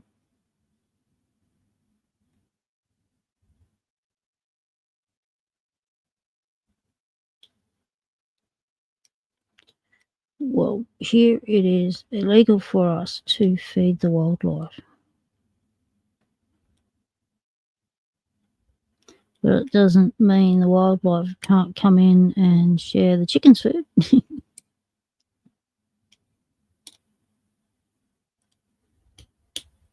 And if you've got extras for dinner, well, you might as well, it's only polite you put out a bit extra, don't you? The raccoons just left. You often see bunnies at night when you walk your puppy, James. Cool. They're all so cool, yeah.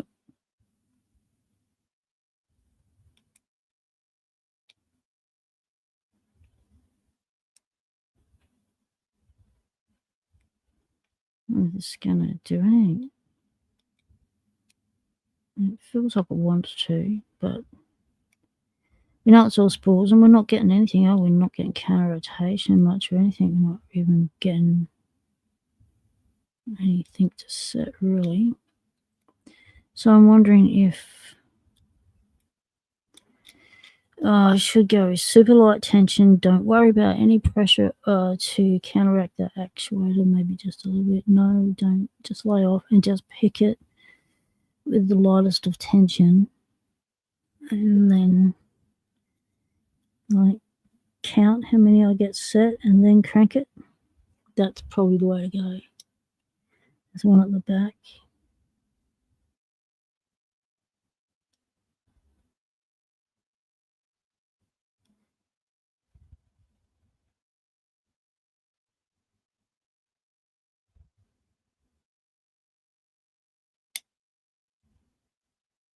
Not sure about that. I think I'll just flatten the side of the tension. I'm not sure. All right, going back up the back. Yeah, it's number 4. But not sure if that's set or not, but we went for it. Okay, I think this is 3. Ah, the concentration.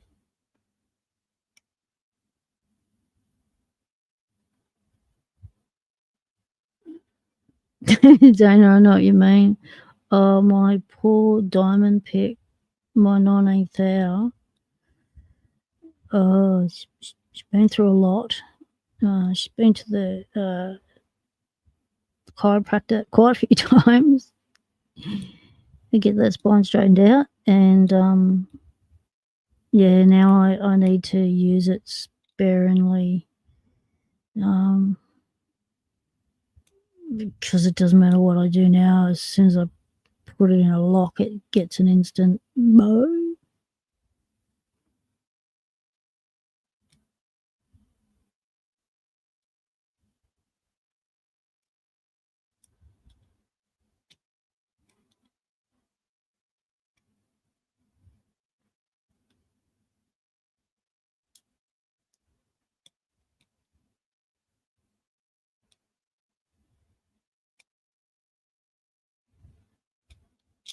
I'm not really sure what's going on there. Let's get a little bit of this going.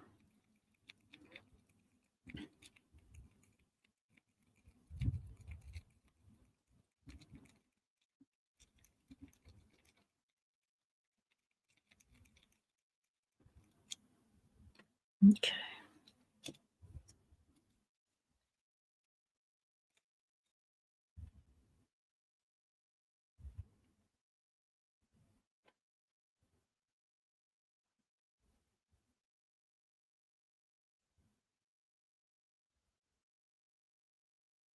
Focus.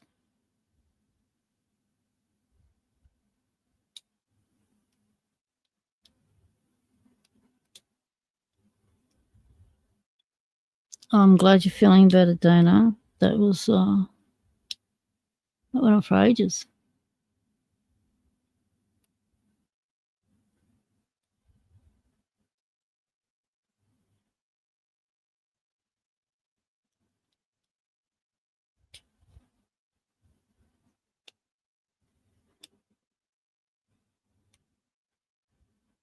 Yes, the focus.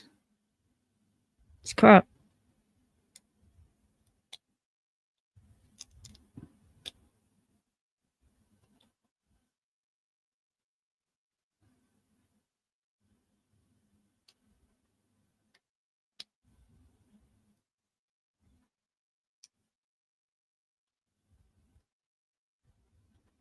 Raccoons are back. Cool, cool, cool. I saw a video the other day. My wife showed it to me, and it was, people with mixed animal species families, and they had this. It looked like to me we'd call it an albino raccoon.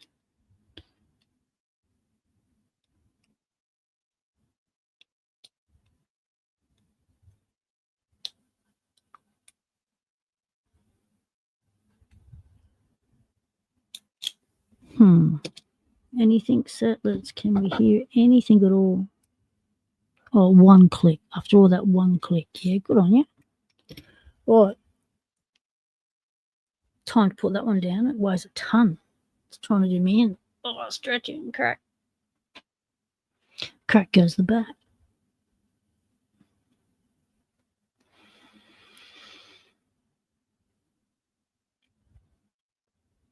Awesome to be able to put a huge pond on your property and have your own little pond. I always wanted a little pond so I can just have a little float around on a boat. Yep. I think floating around on water is relaxing.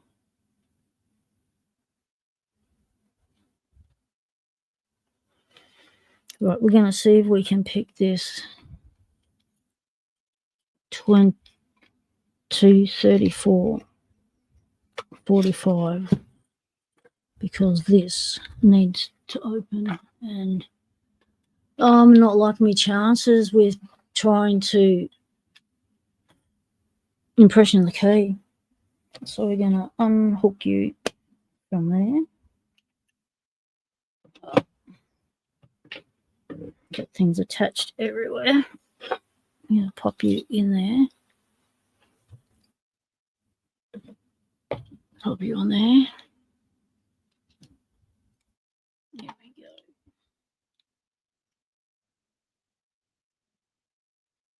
That's the culprit. Right there.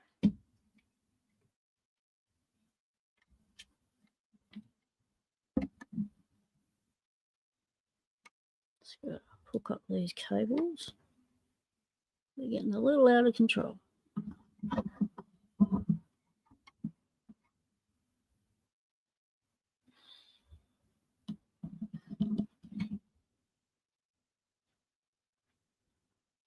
Yep. That's a good little vise. It's a Rabone and Chesterman. Now let's put a tensioner in it. We want a big one. This requires the thickest one.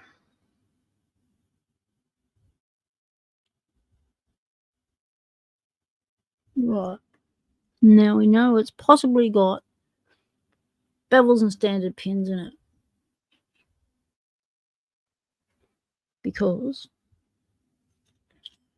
that's what they do. Something just hit the ground.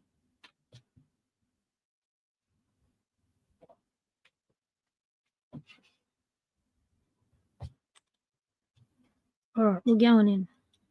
We're on a bit of an angle. Let's just get that balanced.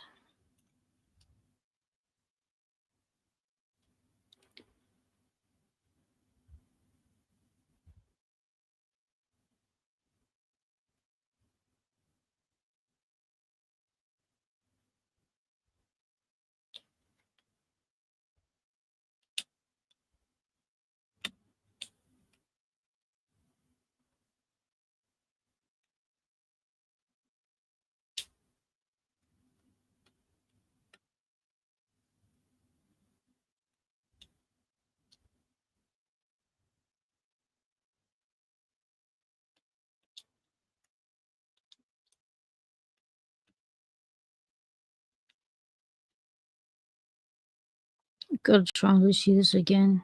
But my lissy is just, it's so annoying to use because the laser engraving was useless on it. That was so shallow, you can barely see it. And then the pick itself rubs the metal against metal, and makes it even harder to read the lines. So you just got to go by feel with the lissy, because you can't see the lines.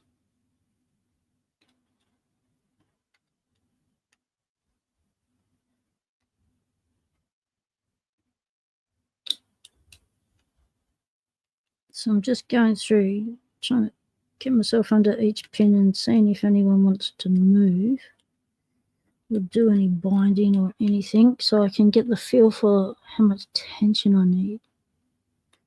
But because these are standard and beveled, you've got to give them extra nudges, because it'll feel like you've got a little bit of counter rotation, but you're in that, bevel hitting bevel section of the two pins meeting the shear line. So you got to give it another little nudge.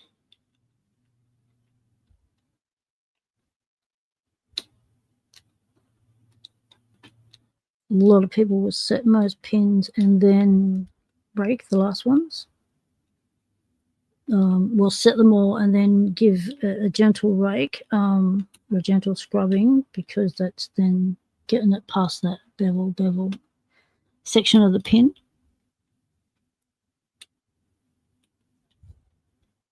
Oh, we got a bully raccoon going on. No way. Nemo Nada, g'day mate. How's it going? Welcome in. Yeah, I'm glad you can call in, mate. Appreciate it. So I left you a message,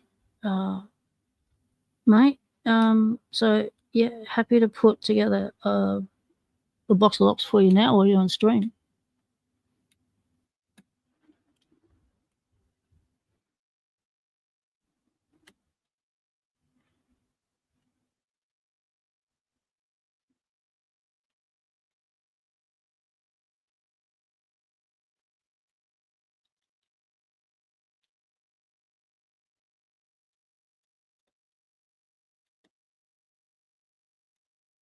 All right, we might be up to the scrubbing stage. Let's give it a little bit of this.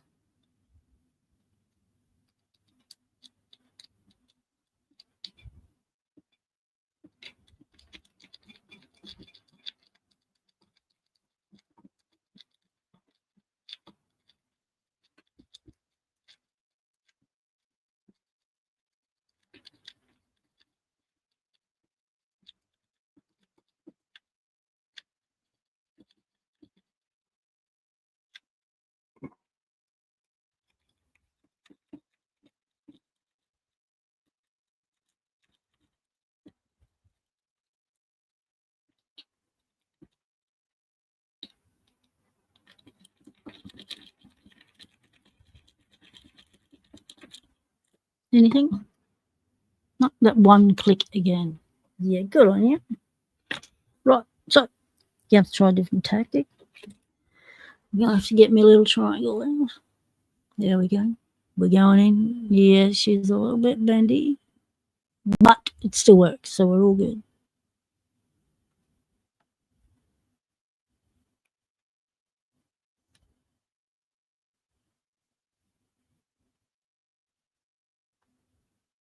Doesn't feel like the biggest one. Let's have a look.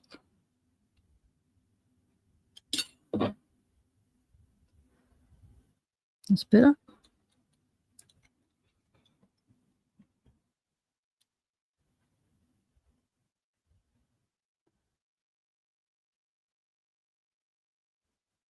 Just feeling for anything that wants to bind so I can get the right tension. And not really feeling anything. So increased tension.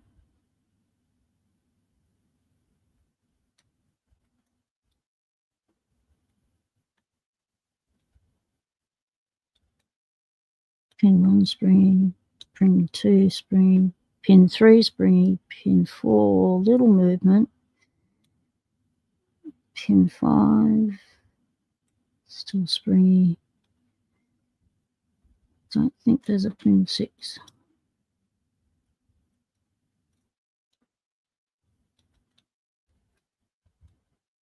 Okay, pin 3, a little bit of resistance, but tiny resistance, like give it another nudge. Okay, about 4. Yeah.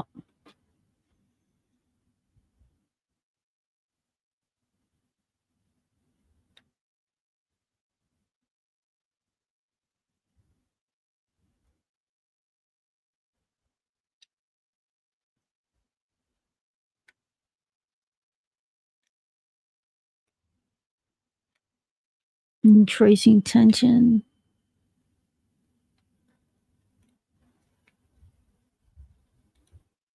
Change hand direction.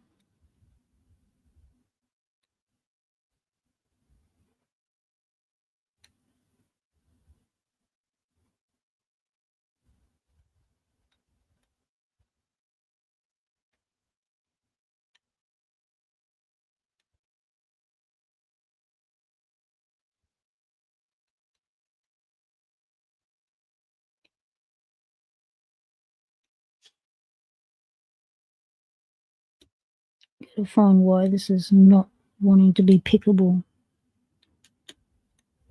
Is there something going on? with one of the pins. I need to focus on them. Focus on what I'm feeling.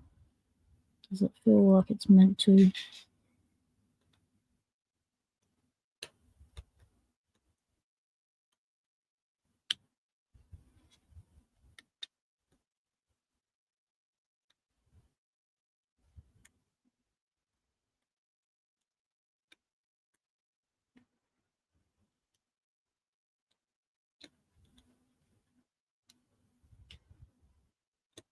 It's very difficult to push the pins up. There's a lot of resistance to anything moving.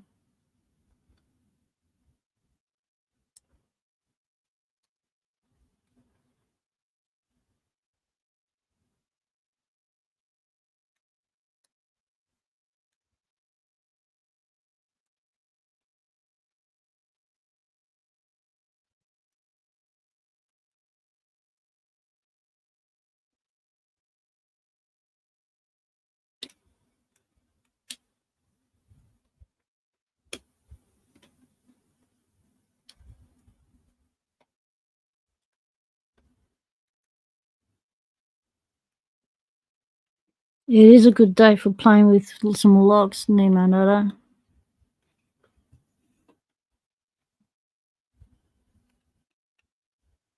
That's why I thought I'd do a live stream.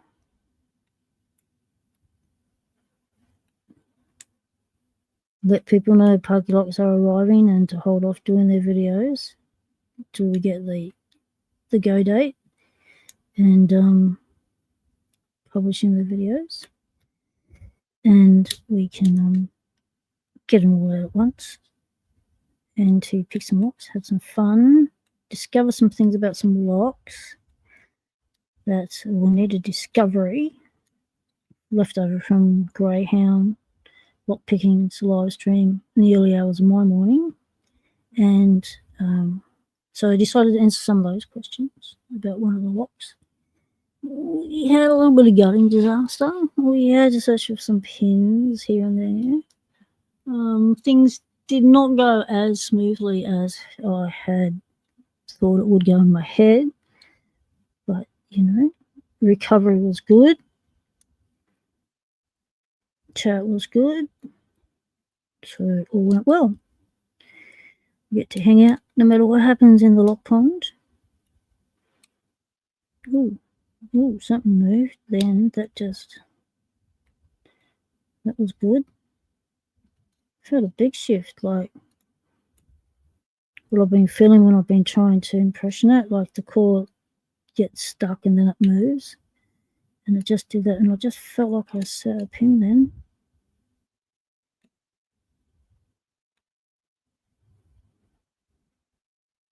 Ooh.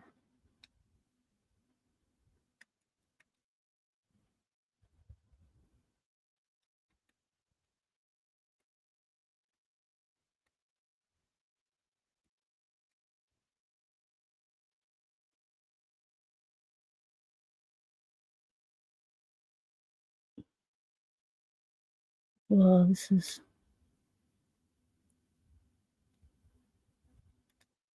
is getting into pick snapping territory.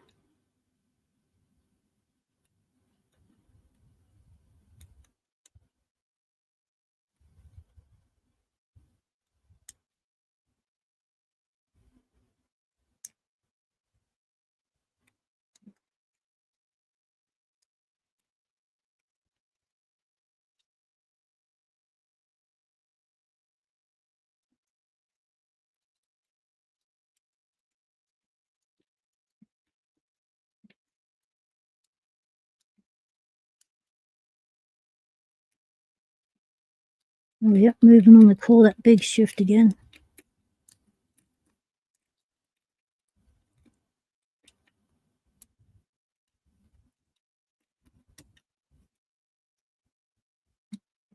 All right, let's try and pick it.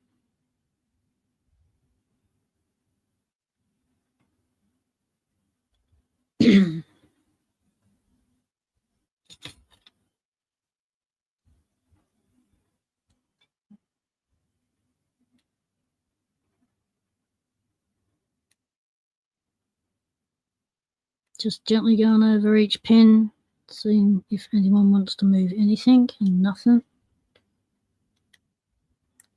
Go over them again, feel for any difference between them. Okay, there's one.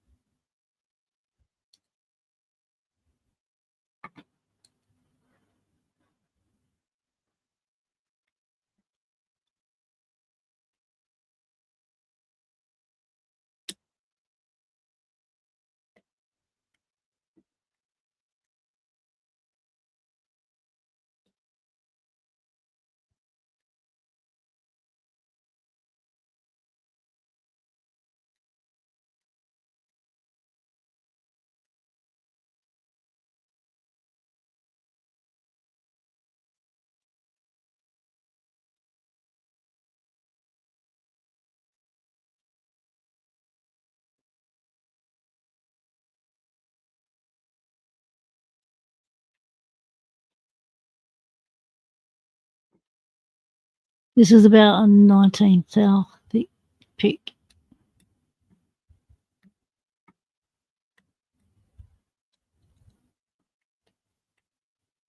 The bare bones pick.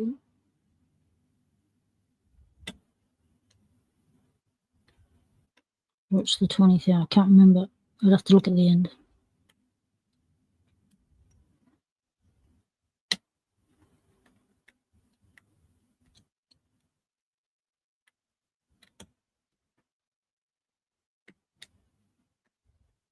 Increasing tension, trying to feel for anything that wants to bind.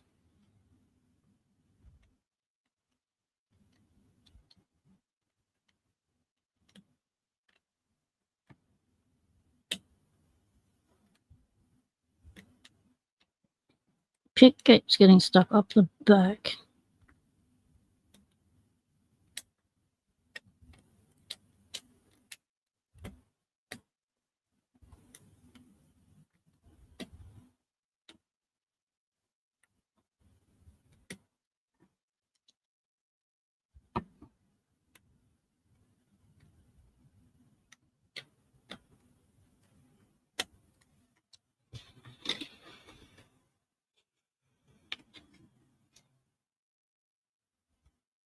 Anything? Yeah, one thing dropped. Well, all right. Let's try the Lishy. And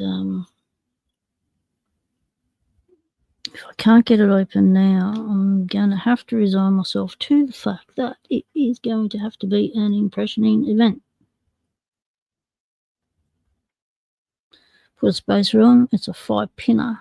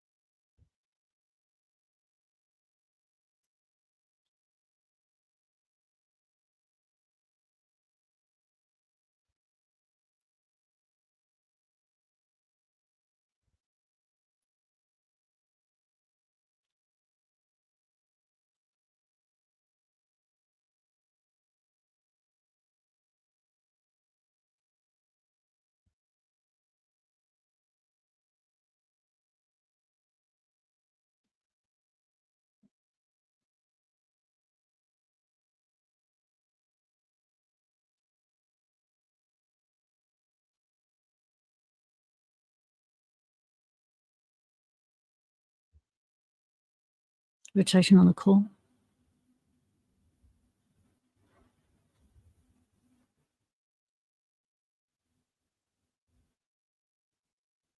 Yeah, Lishies are fun.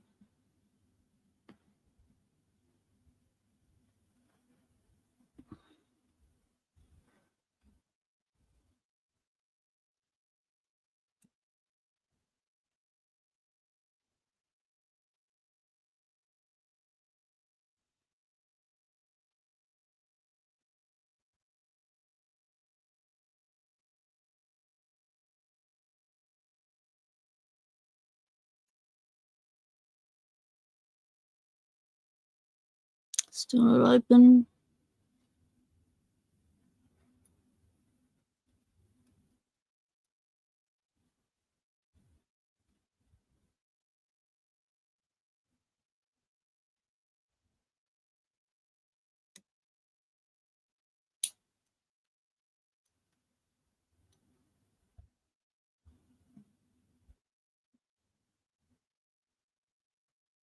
Yep, totally. Get it from a trusted seller, because the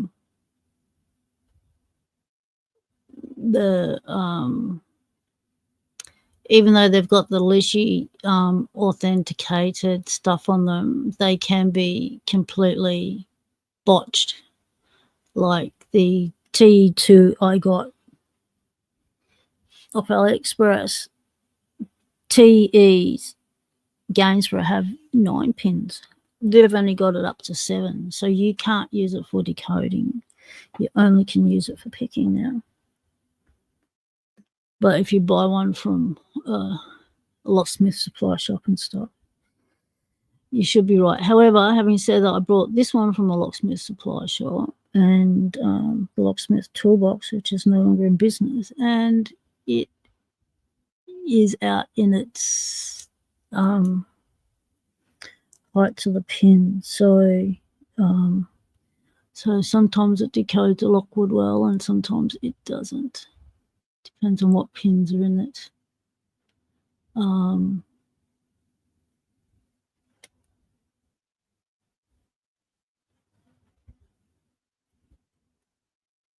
Yeah, there's a knockoffs happening of well, not even knockoffs, just a scam selling COVID instrument stuff on Facebook, and it is taking your money and you're not getting any goods.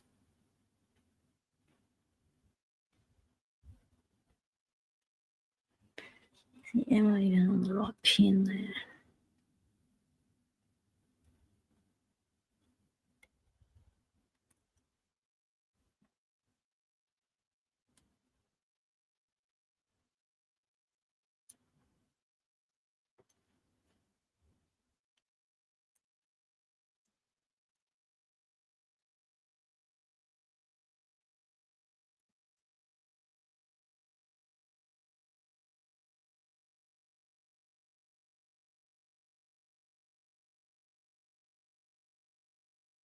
Oh, more movement on the core. Did you see that?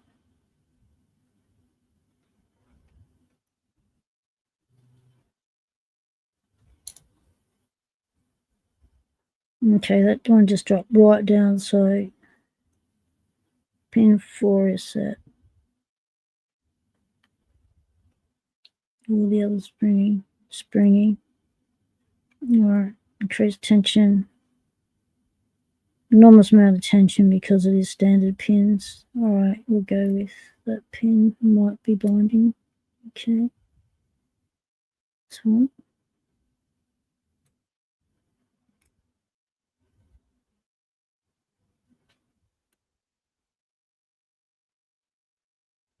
So a good method is the bouncy method.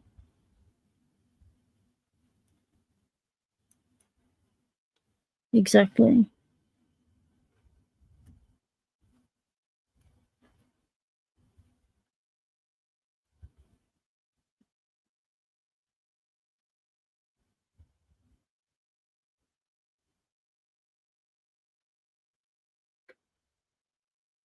So because my T2 has the Lissy certification and it's wrong. So the spacings and the cuts are wrong. So I know Mr. Lissy was known for his quality control and creating a quality product. I wouldn't think he would have put something crap out that a locksmith couldn't even use as a 2-in-1. You only could use it as a 1. Pick with it.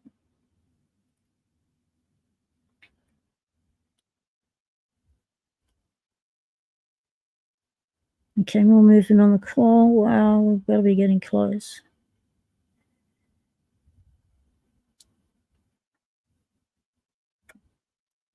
Okay.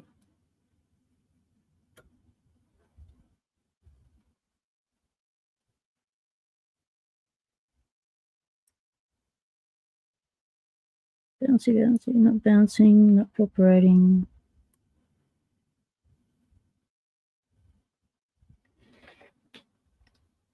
Can't even see where I am in the lock.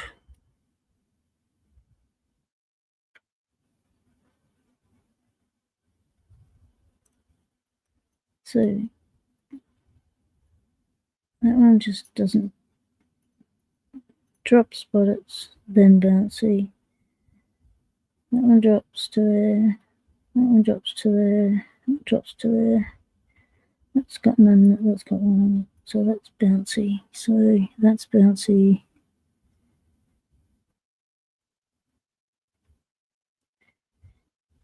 And that one. Okay. Back to 5. 4.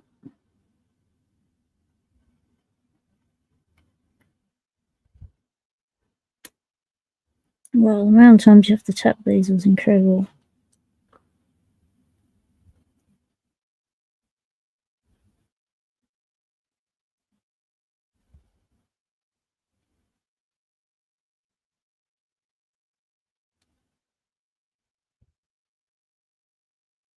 Okay. Alright, so 4 feels set. 3 still springy. 2's okay, it's springy. Let's go for it.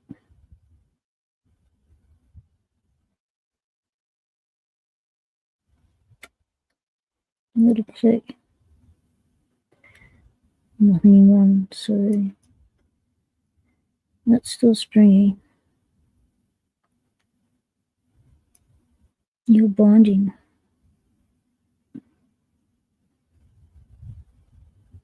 It's mushy. Like there's no click. Where's the click? You're mushed. It mushed. We got a musher in the lock.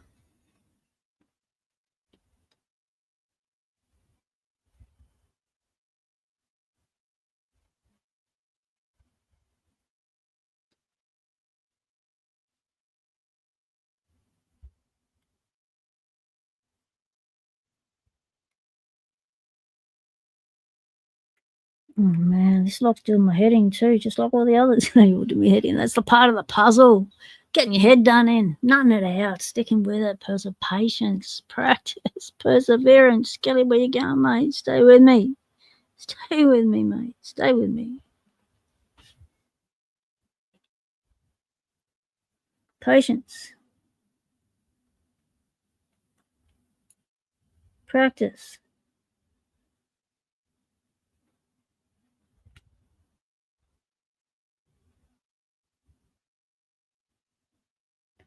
Perseverance. That's what Murloc says. That's his tag. And he's right.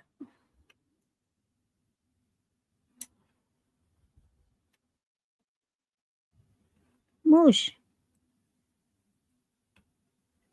And moving on the court. Weirdos. I feel like I'm at the start and I haven't done a reset.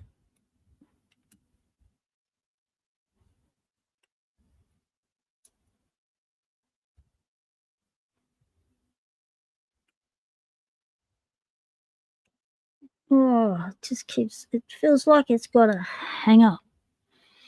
You know, when it hits a click spot and it's like you've just moved it past that point.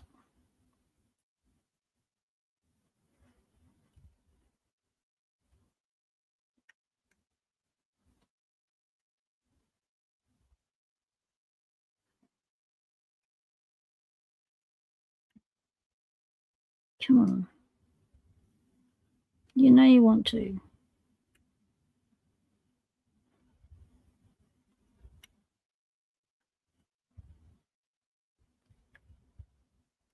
Oh, how can this be? How can this be?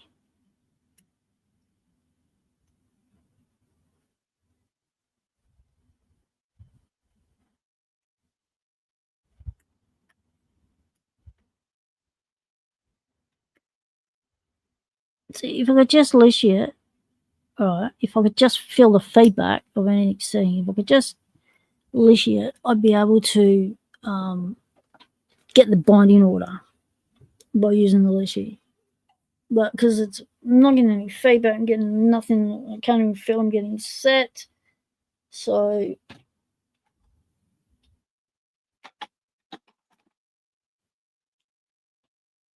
it's not happening.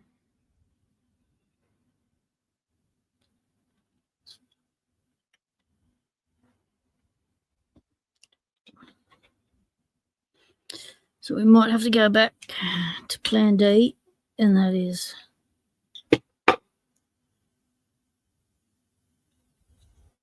impression in a key.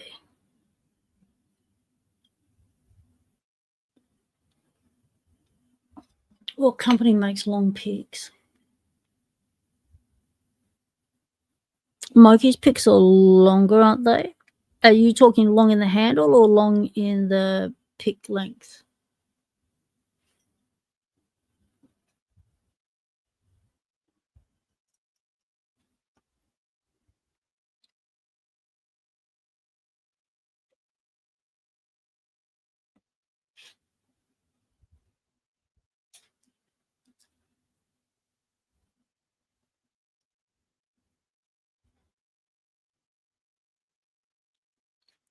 Yeah, come hang out at the Dragon's Lair, Nemo.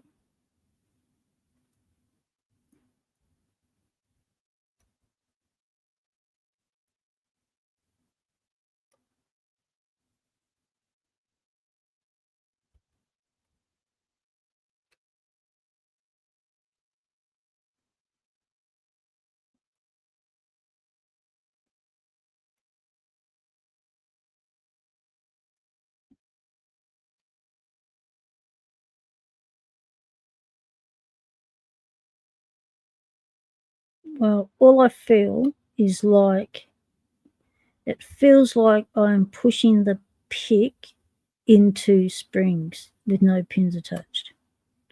That's what it feels like with this lot. Weird.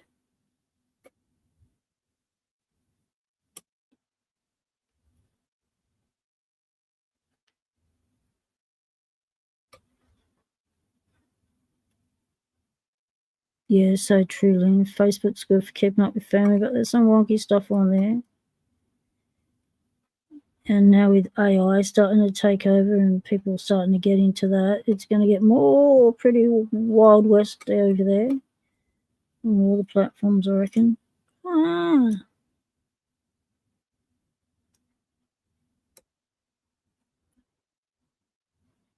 Okay, moving on the call. Nothing, nothing, nothing, nothing.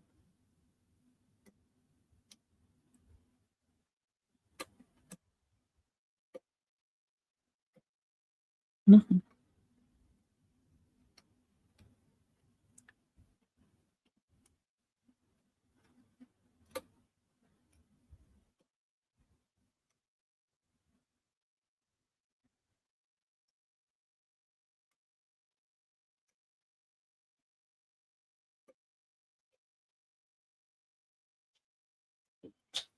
Yeah, that's why we only stick to locks.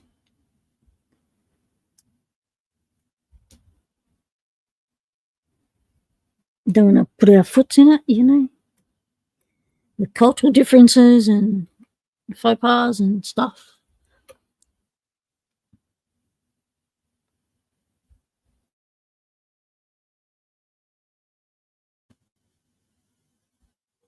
Yep, you do, Dean.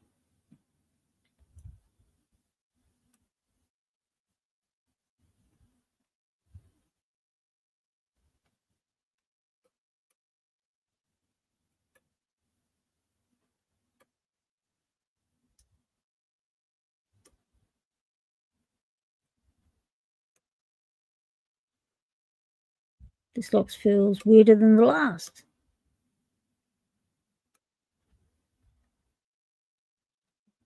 Reset.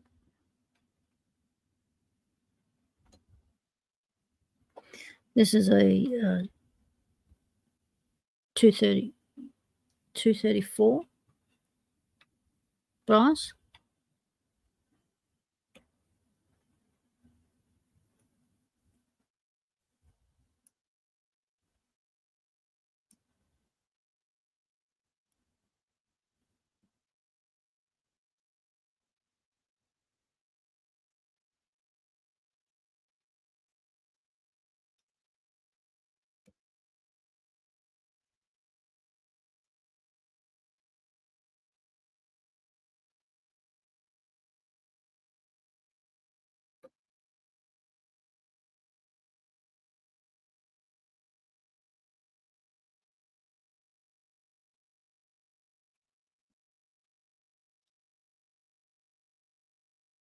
Oh, you can never have too many tensioners, mate.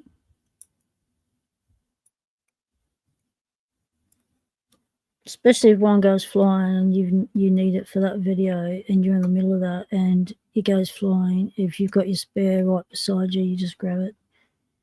Worry about finding it after.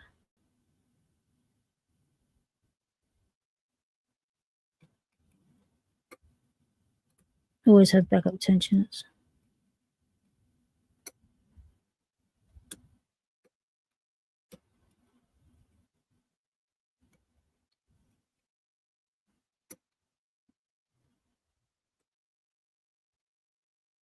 I'm not really getting proper feedback here.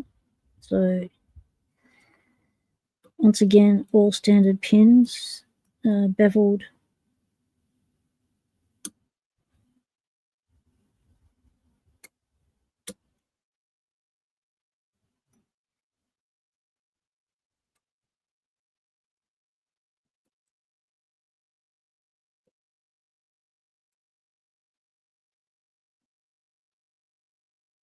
Okay, maybe something's overset. Let it off a bit.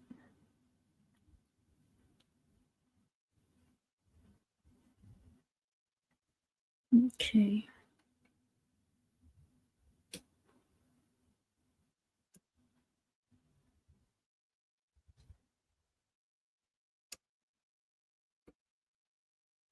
So the setting and dropping straight away. This one really wants to be done in a certain binding order.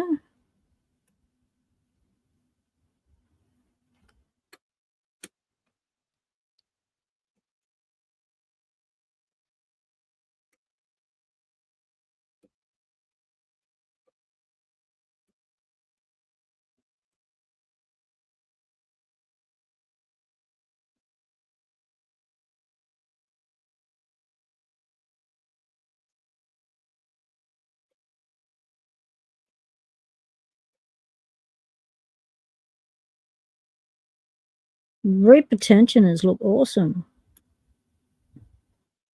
You know, any new design that will help keep it in that top of the keyway, the better.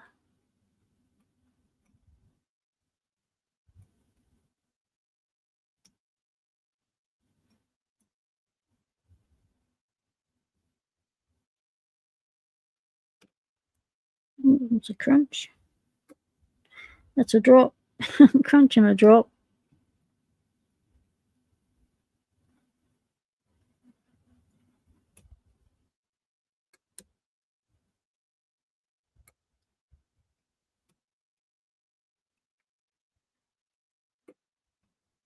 Tappy, tappy, tappy, tappy, tappy.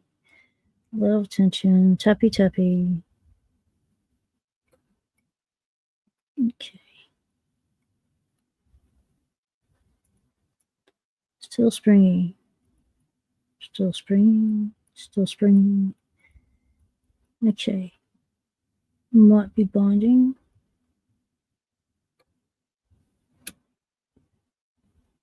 Okay, feel set. That's a good indication. Okay, you're next.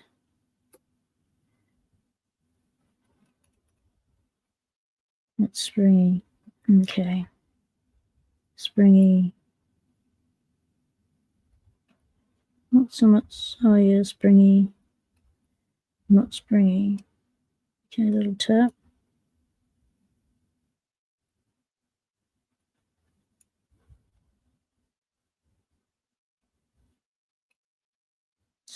Springy.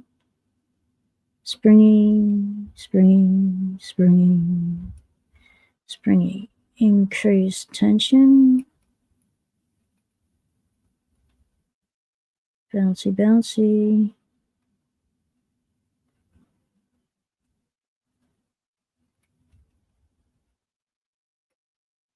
Okay, little click.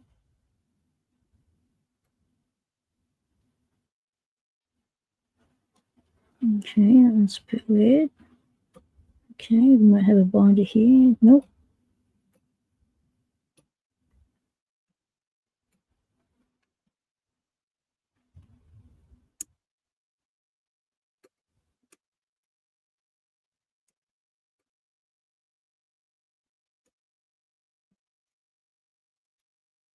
Touchy, touchy.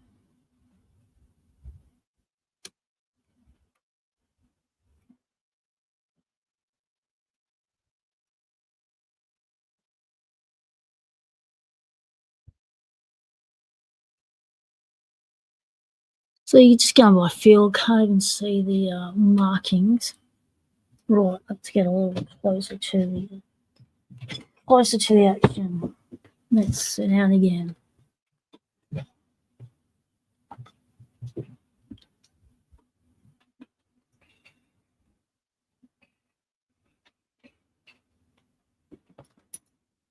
Do a reset.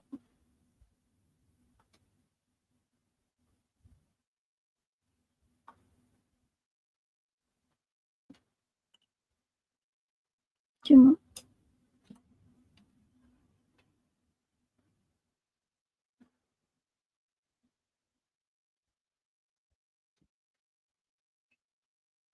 Right.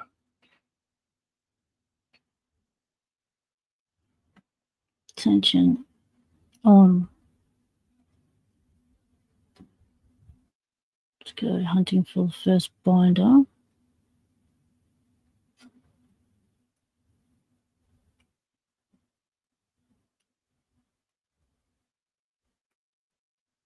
A little click there. Springy, springy, springy. Nothing. All right, start that again. Increase tension. Oh, see that little jump there? So the core was binding a little bit. Okay. Springy.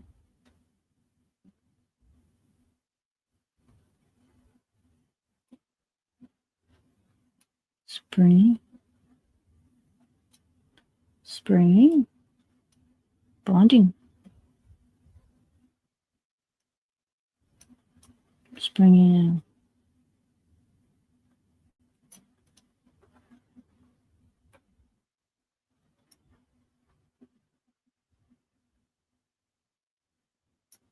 Nothing.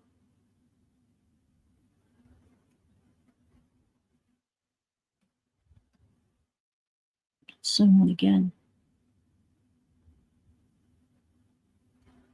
Oh, it doesn't want to go. Whoa. Okay, it liked it. That was a deep, deep lift.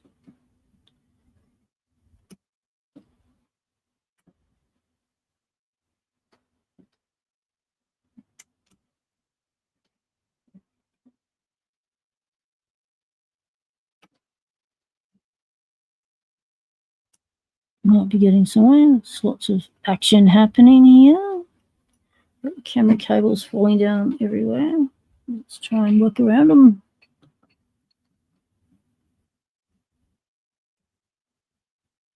Jiggle test does help. Yep, indeed.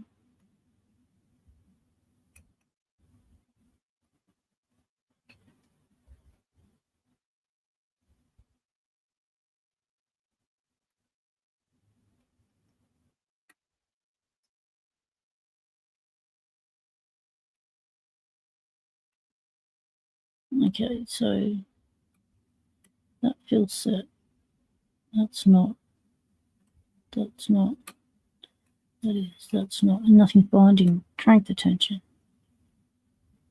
Bully the pins anyway. Standard locks. You just got to keep picking them until you get them. Sometimes you just have to bully them and go, yep, you're getting picked. Up you go.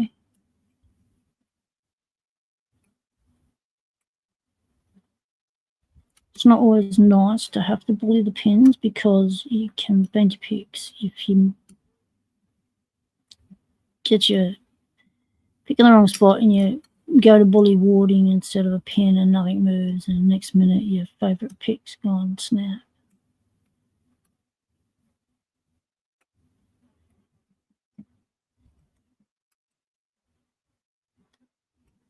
Nothing.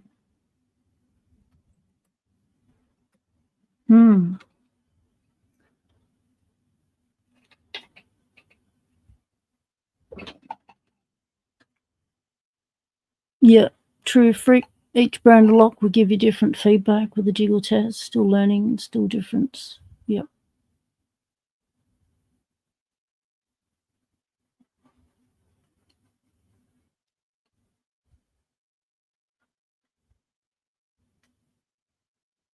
Yep. Dan will tap on one pin and then rest index finger, rest it on the pick to feel for the springiness. Yep.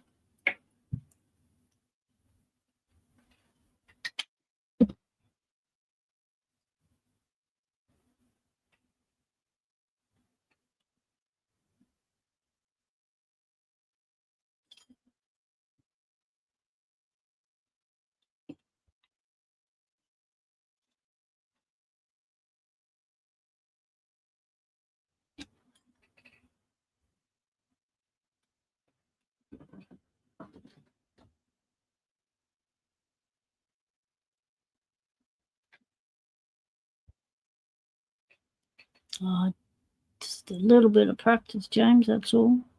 Just to get the feel for it. Understand what information it's going to be giving you. Well, that's nothing sitting there.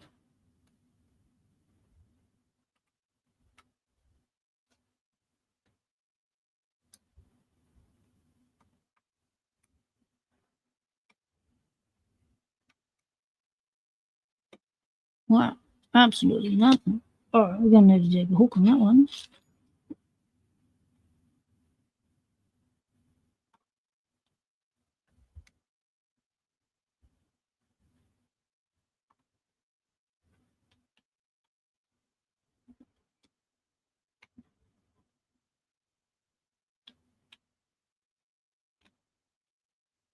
It's not good for going around corners.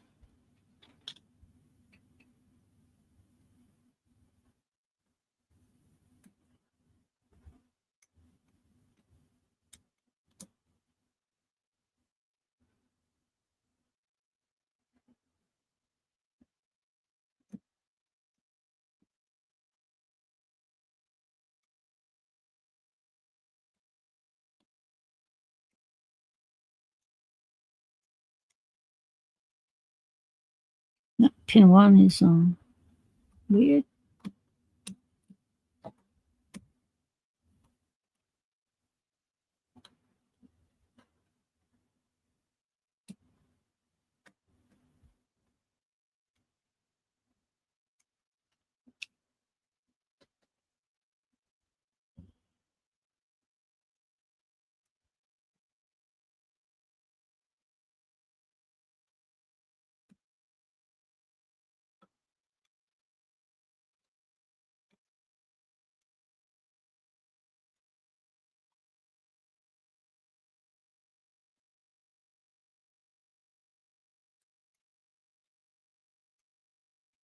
It's looking for anyone who wants to be a binder.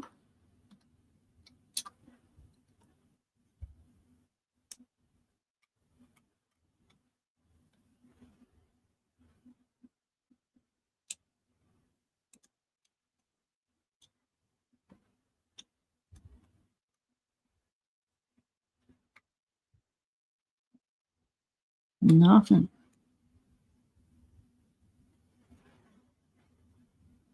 That's unusual.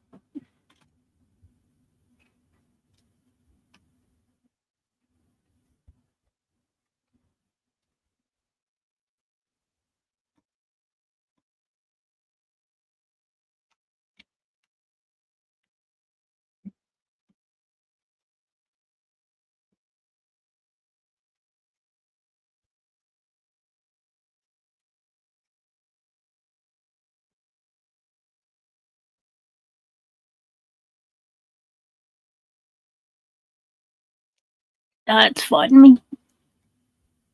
Yep, cutaways are good. They're a really good visual aid.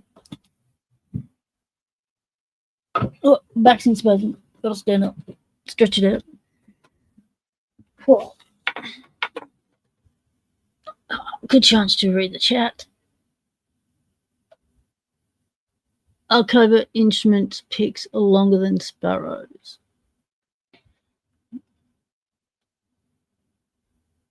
I would say not. If so, by fraction. But I've not been able to do a comparison of them up against each other, so I can let you know. But they do look like a standard size.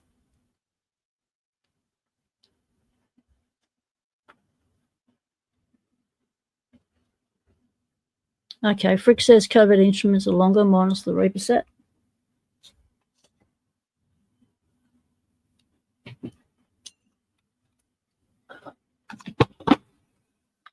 So that's good to know.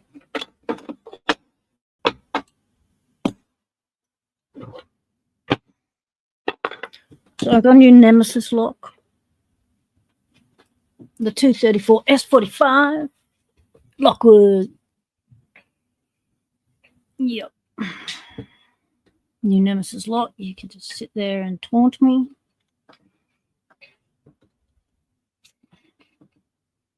Whoa, that's some high lifts at the start. Okay. Nice high lifts. You just compared them to the covert instruments Apex also. The Apex also are longer than Sparrows. It is a good looking lock indeed.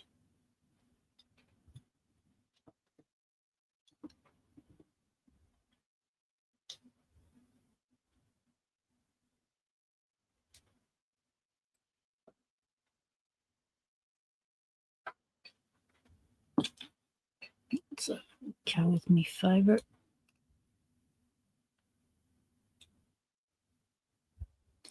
Yep, Jimmy Longs are also longer than Sparrows, but have a wider taper at the base of the pick. Yep. Shank. Good for beginners, but not good for tight keyways.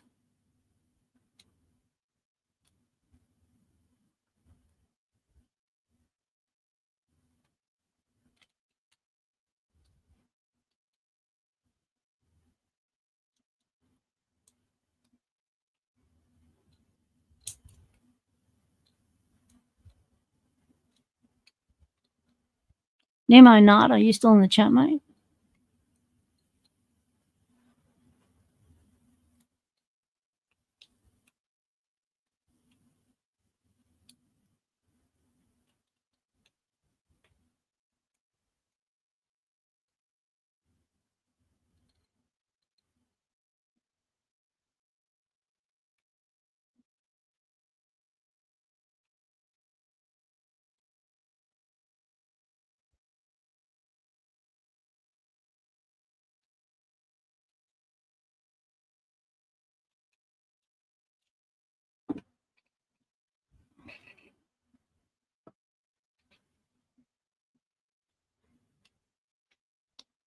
All right, Dean, thanks for hanging with us, mate. Enjoyed your company.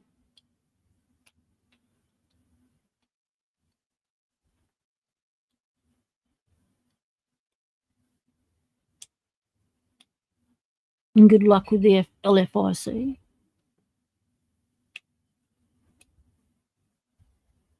I wanted you to have all the information you could get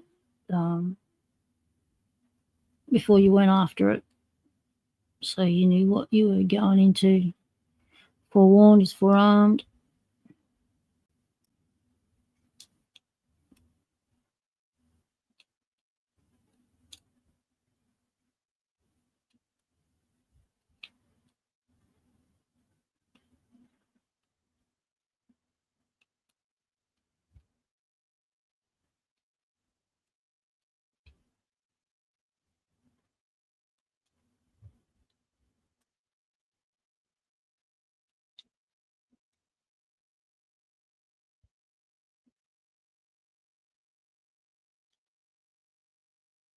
Got no counter rotation, no binders. But mushy pins. Oh yeah, that was one. Mush got set.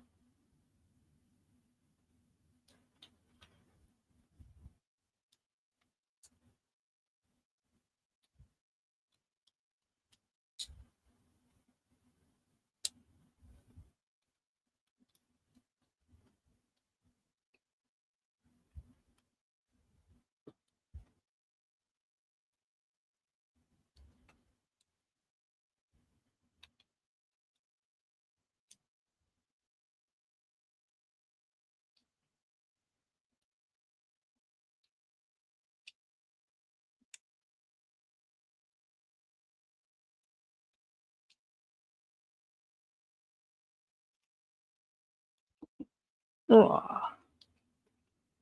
Don't move it. Stay calm. Gently place it back in. Put rotation on it. Everything should stay the same. There's no actuator spring. We're all good.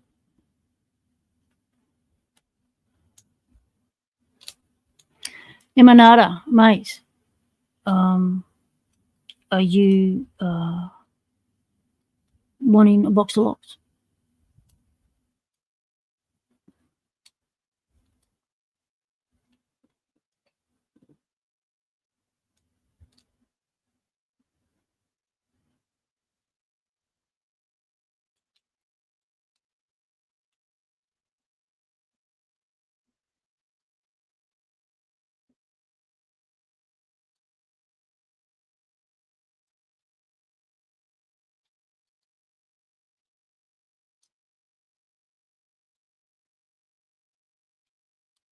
Yep, I'm up for it, mate.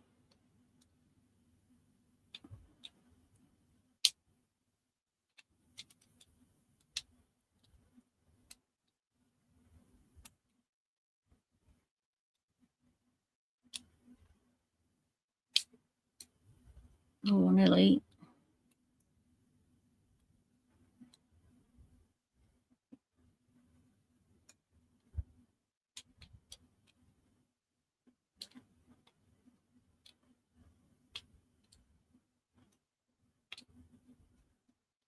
Oh, come on.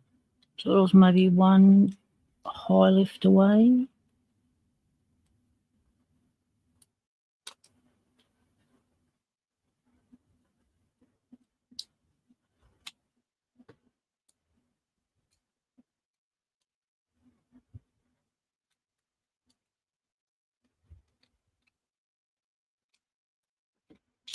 All right, it's not gonna let me. All right, that can stay unpicked for now. Frankie Lockpicker, I know you sent me this for a reason. I have to do my head in. Though I've tried quite a few times to pick that. Right, let's grab the box of goodies.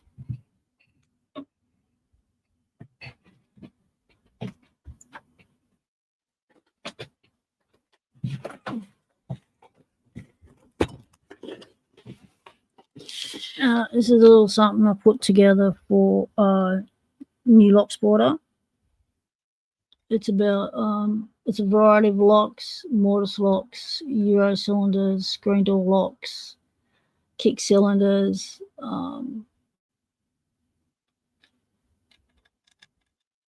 keen knob in the knob, some various different locks to introduce them to different locks and what it's like to pick different kinds of locks. So be like a variety like that, mate.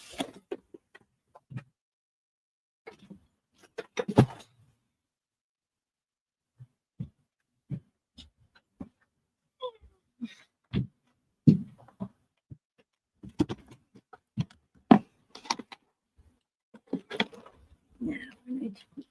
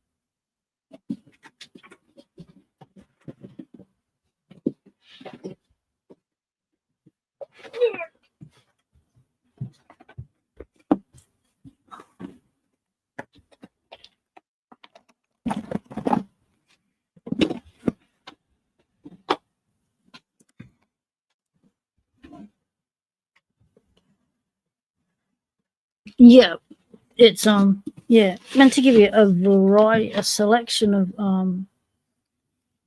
different locks to experience, because depending on what it is, it's different. It'll feel different in the hand and stuff. So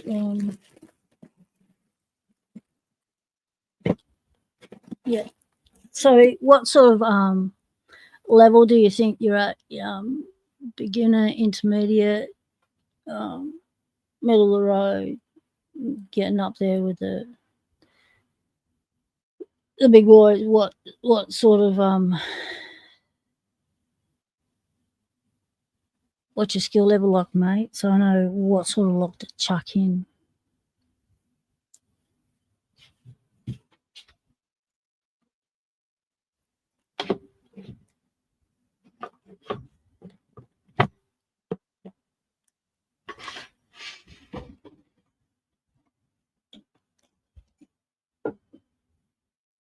Okay, no worries. So we'll get you a variety. We'll get you a variety of flavors. Drop that.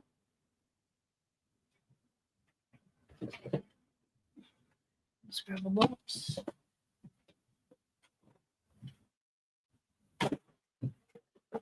Box will do.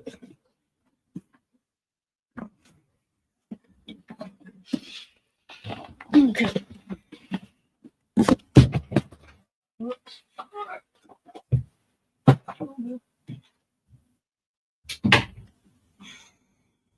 Okay.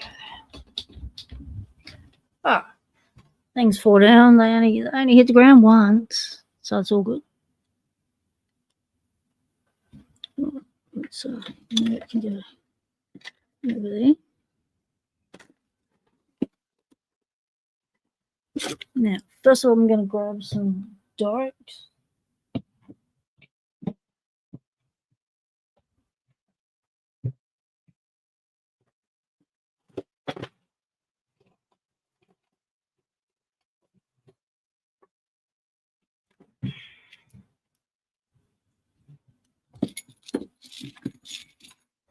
Now let's find some nice ones in there. Now these are a New Zealand lock. Now they're kick cylinders, so they're keen knob. So I'll get you a knob as well. You can put them in. And these are good for making into challenge locks further down the track when you finish playing picking with them. So I'll give you a variety of bitting ones that you can easily transfer into a challenge lock like that one. Lots of highs, so you can file those down, make your own size pins, stuff like that.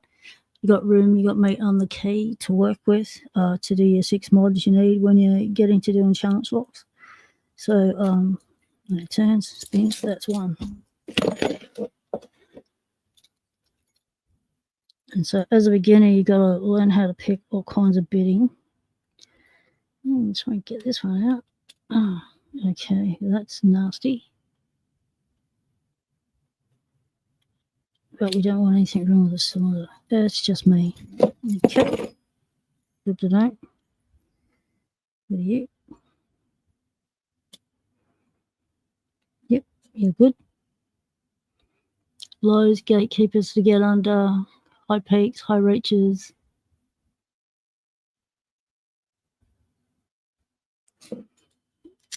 Good to learn with. Some nice highs in there.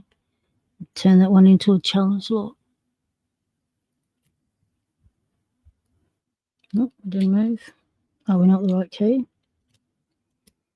All right, not the right key for that. Okay, that's good to know. Separate those.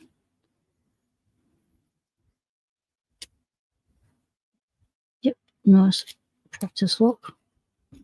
And what you can do also with these, because I'm giving you, you know, a good lot to work with, is you can always hand cut these into a cutaway to help with your learning.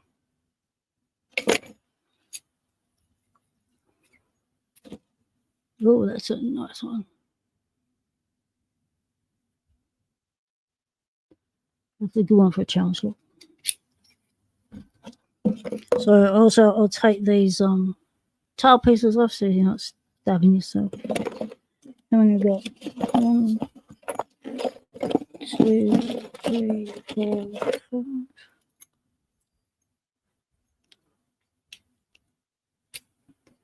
Wow, unlucky.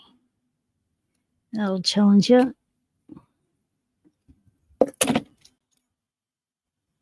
Okay, you're missing a key. Let's find out. Do you belong there? No.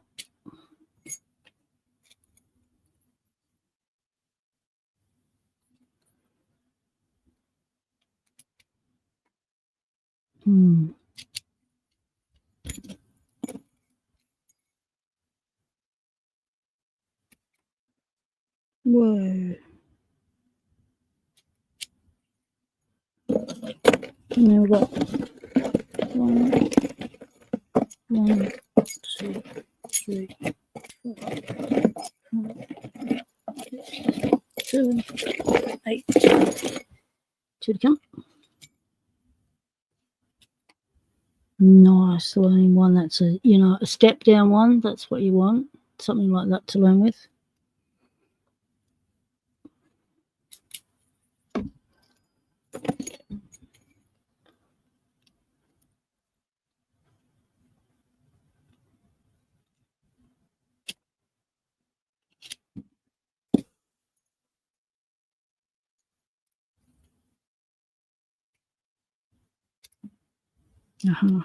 That's a good one.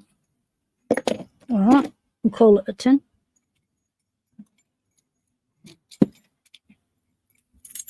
Dark kicks.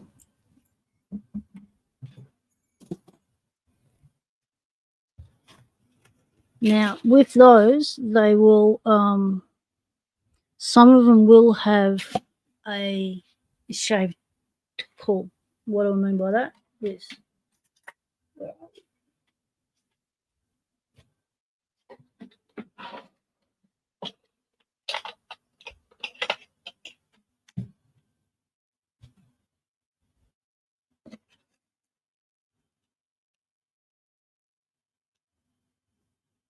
It'll be flattened off.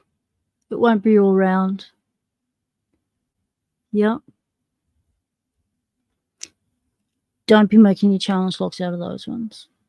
Yep. If you don't have any in the lot I give you, I'll go through them and find some that have got proper round cores. Because I tried to do one with that, and it was a disaster. Yeah. Big learning curve. Don't do it. Doesn't work. Things get stuck. You don't want that. You brick your own challenge lock before you even got it sent off, before you've even tried to pick it. Yep, start with a step down one. Yep, for sure. All right, let's go for some different points.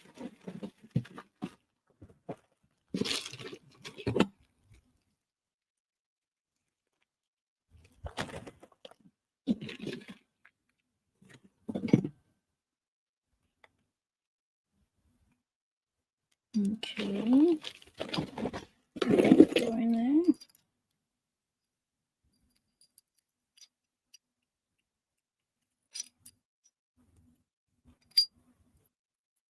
White. Yeah.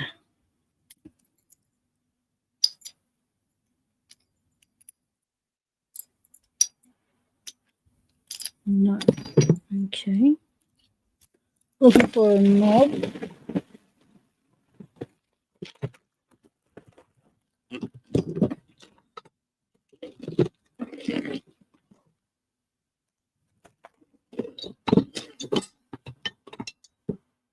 Okay, we'll put you in one of those. So you got a housing.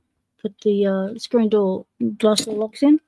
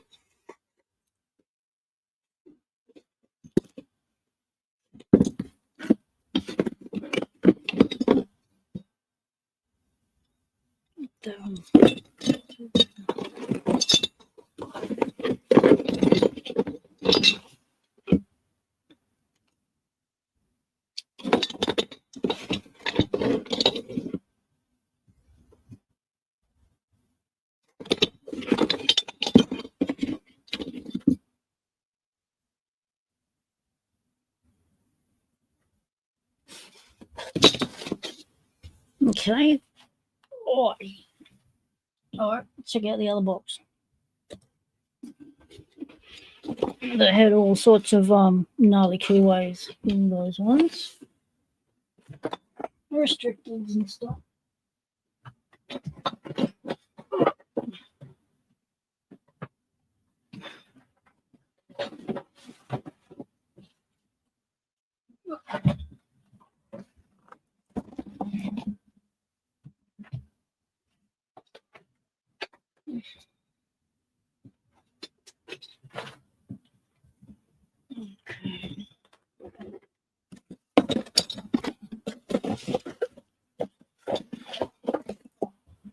So this one's a good one because it's got to come with a key, otherwise these wafers will all fall out.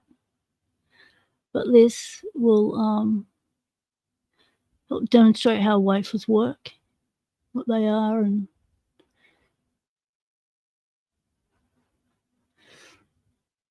so pop that in. Okay, you're upside down and you're upside down.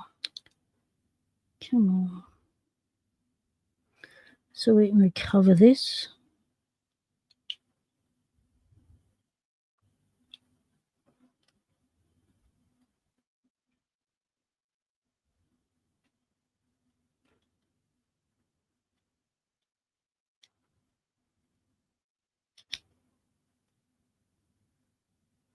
Just not going to let me. That is odd as.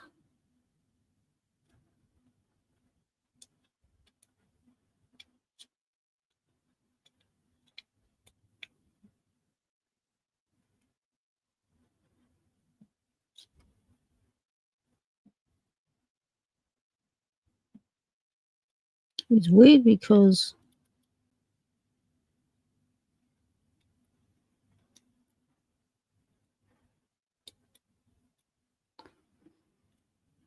the Bible isn't releasing the call once I get it turned. I have to pick each pin to get it to release, maybe. So usually you can just put the back of your pick up there and turn it once the drivers fall down into the back of the key on, but it's not letting you do this. It seems like it goes down forever, like the depth of this rear thing is huge.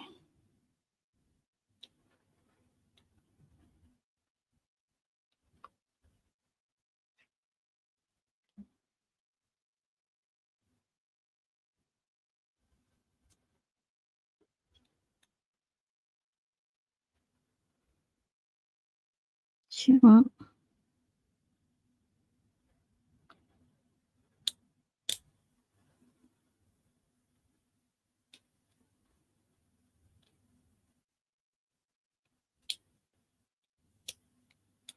All right, I'm not trying to turn that up there while we push down in there. I don't know if you can hear Betty snoring, but she just took a massive big suck in of air.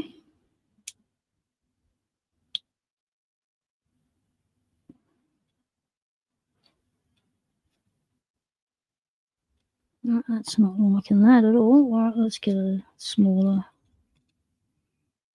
bit of that.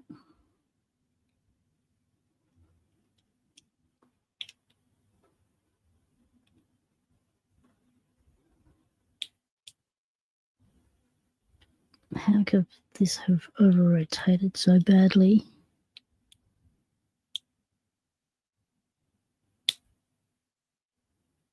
Probably why the locky removed it from the door.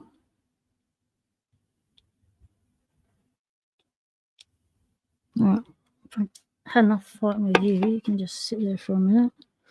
You have been hurt. You can go over there. All right, let's do these ones.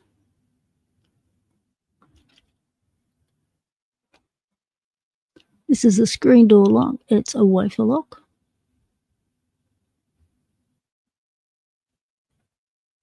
The black cylinder isn't upside down. That's the orientation they are. They are a wafer cylinder, not a pin tunnel. You crazy little thing.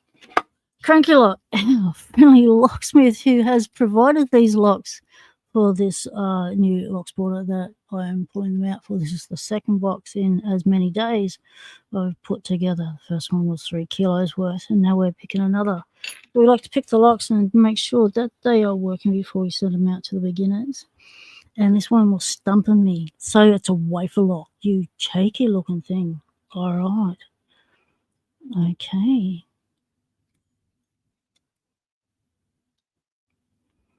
Oh, wafer lock. Main wafer locks. We don't usually get on. Oh, you mongrel. You're kidding me. Ha, that's picked. Oh, amazing what happens when you know the lock. If you know what you're picking, you got half a chance of using the right tools and the right technique and getting the open when you want it. Well, that is a lovely one to send out. So, there you go. Nemonada. It's not upside down. It's a wafer lock. Right. Let's put it back in orientation. That side there and that side there. Ha! That's going in. That's fun. That required some nutting out, which my brain couldn't do. Thanks, Cranky Lock. Appreciate you calling in. I know you must be knocked off by now. Hey, question, mate. Are you flat out because of that change of code where it says that the double deadlocks have to be changed to a thumb turn? One of them has to be a thumb turn. Is that why you're, running off your feet at the moment?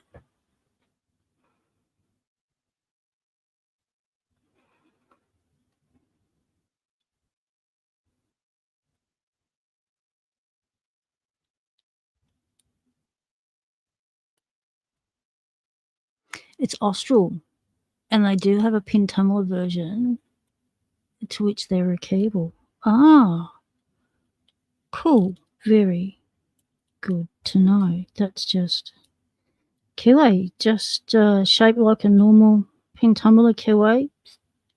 It just goes to show, do not make assumptions from the keyway.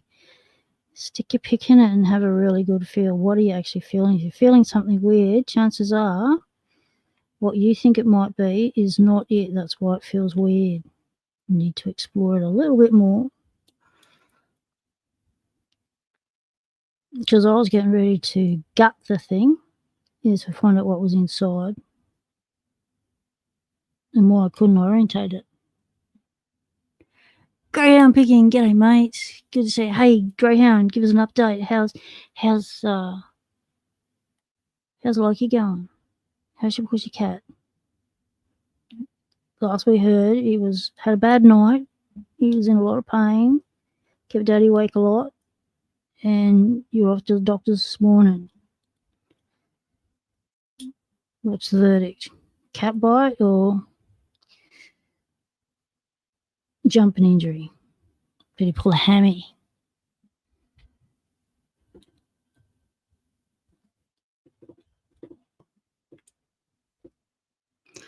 So Greyhound, we explored the 70-40 master lock that we showed on your show this morning, and it did the gut. We had questions from your chat about what was inside it, so we managed to do it. Yeah, there was a few little like hut style stopping moments where we lost stuff, we found stuff, things went pating. Things almost got a disaster, but we got through it. And with the help of the chat. And that was always good because, you know, flying by the seat of your pants without having the Locksport community to back you up and go, no, you don't do that, you'll be in strife. And for someone like, you know, Cranklock to come on and go, yeah, it's a wafer lot, you're picking it wrong. It's like, He's doing good, but made it to the vet today. Have some pain pills and no bite. Looks like a knee strain. Yeah, pulled a hammy. Okay. Hurt his knee. Starting to show his old age. He's getting some knee issues. Okay. He's going to want lots of heat on that, and that'll probably be your belly.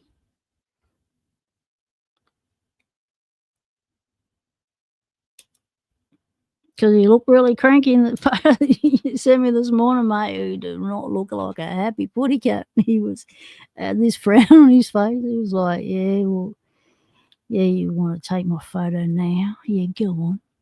It was like, oh, okay. Feeling the pain, mate. Feeling your pain. I'm doing trying to single pin ping deck. You know, I can't single pin pick a wafer lock to save my life. Where's my wiggly? There we go. Let's do what I usually do. And then I can know it opens and then I can move it on. That doesn't even go in there. Let's get the proper tools out. Yeah, right. Okay. He's waiting for you to go to bed. Yep.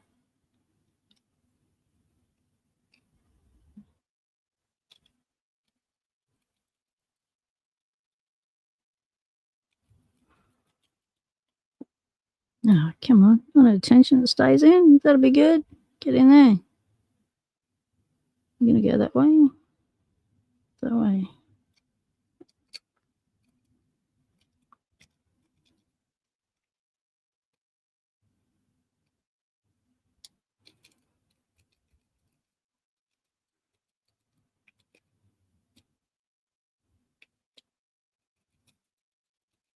So this will be, I think it's the fourth lot of locks that'll be going out from your scrap bin pile cranky lock.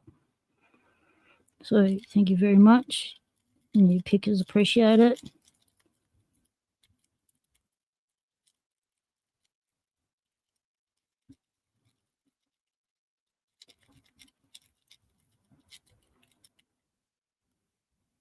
Huh.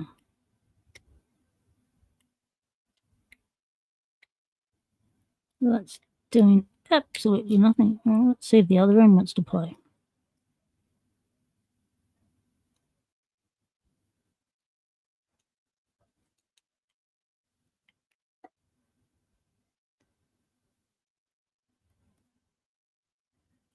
So you're flat out with general locksmith and stuff, but you do have 2 weeks of backlog with the new compliance requirements for rentals.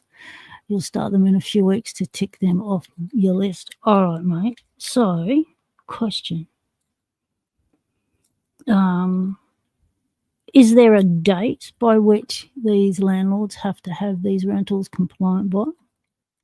How long grace has the government given to get their shit together and come up with the dollars and pay a real locksmith?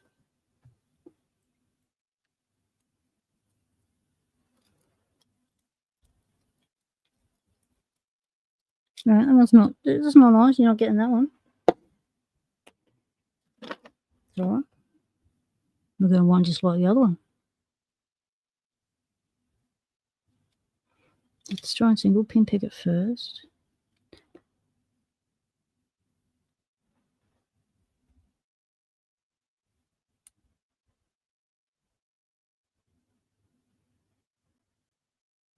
Let's just. Oh, whooper. Oh, crash the set. Getting.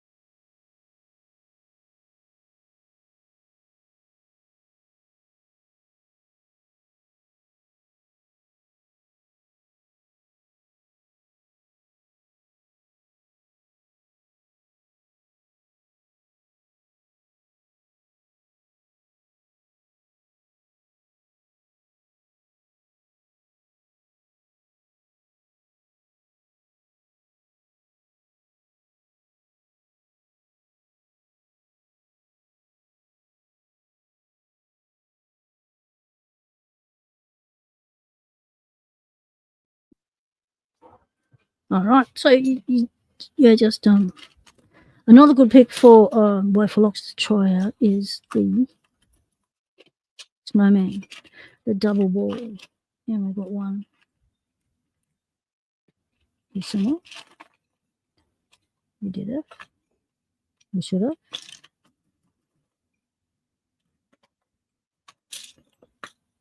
Okay, it's in the other section.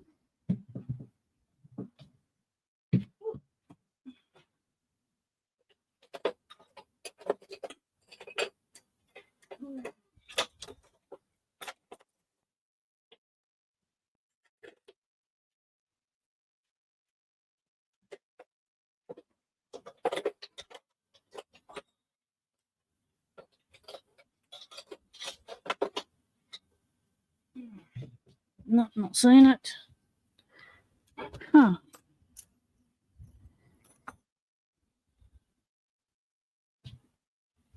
That's what you get when you move stuff.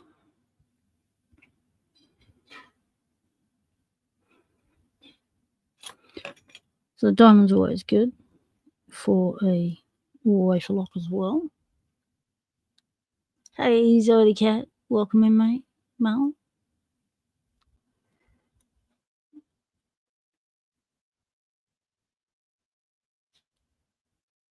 They do indeed. My wife just come home and now it's like, maybe I can bludge an early dinner off you, and the animals are trying it on. So I got him first and asked for a coffee.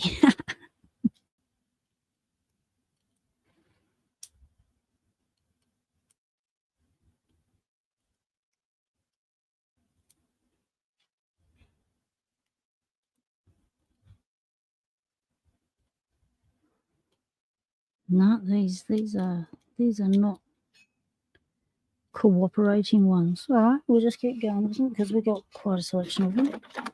We don't have to get stuck on one style of lock. Okay, you got things clipped inside. You're good for parts.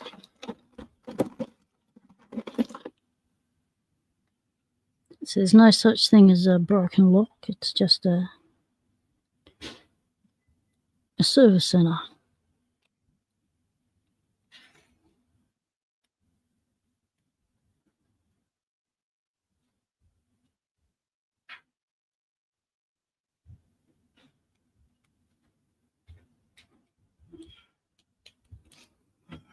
Oh,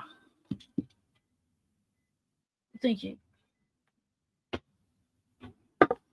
Hot caffeine has arrived.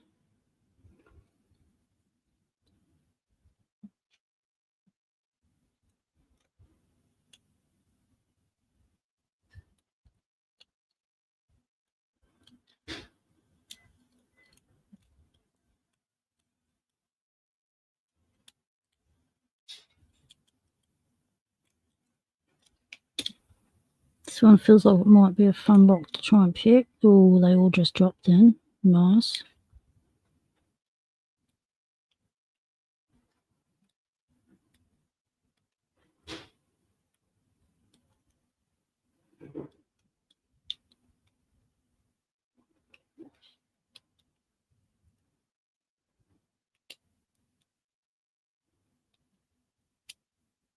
Yep, we'll just drop it again. This one's going to be about being able to nail the right binding order. Chuck that one in. We've got this one here. So, really wanted one that's removable. I'll have a look in the drawers.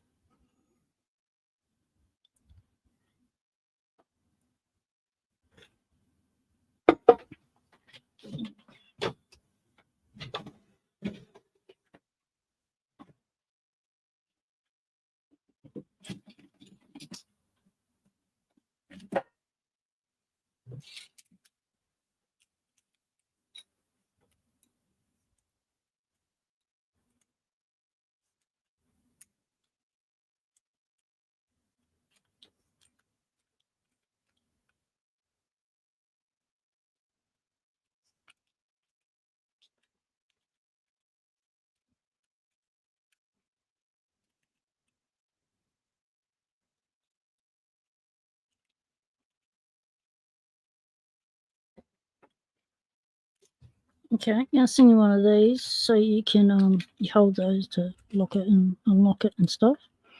And you can put another kick cylinder in there. So I'll tape that up.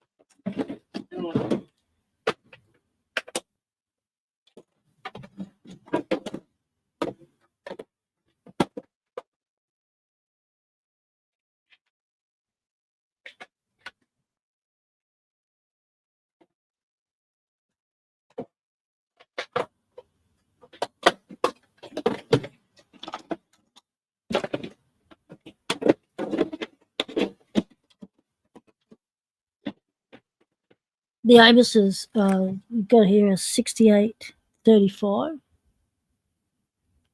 That's a nice pick. That can go in. Same as the 55 series Abus. That's a nice pick. You've always got like one spool in it and stuff.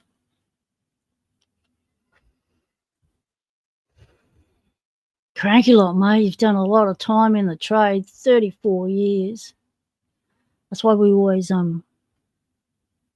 pluck his brain when he's on through his videos. Wealth of knowledge. All my Lockwood resources, stuff on my playlist, all come from Cranky Lot, Paul Springett's channel. Awesome content.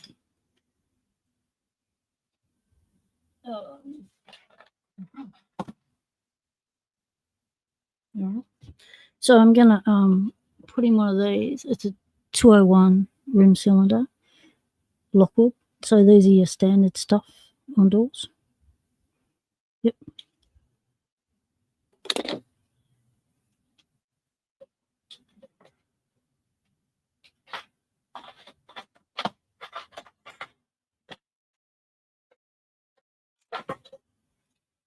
Okay, I was going to chuck in this. This is a cabinet lock. It's a glass door cabinet lock.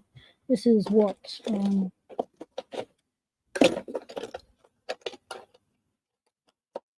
so this would be the similar housing to what something like that would come from.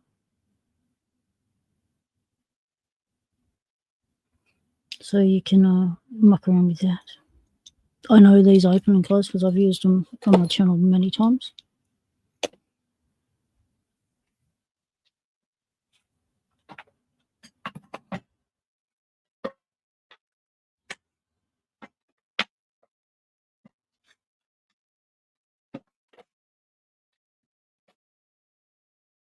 Now what you want to do is stay away from the Lockwood 120s.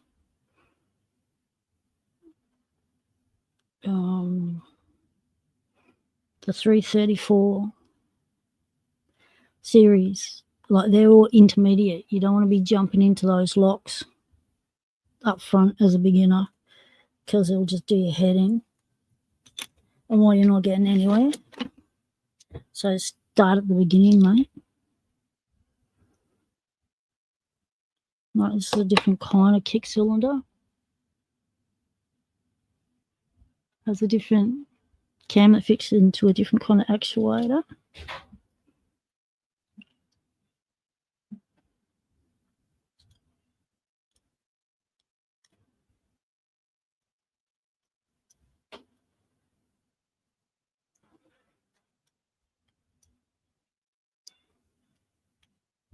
See you later, Greyhound.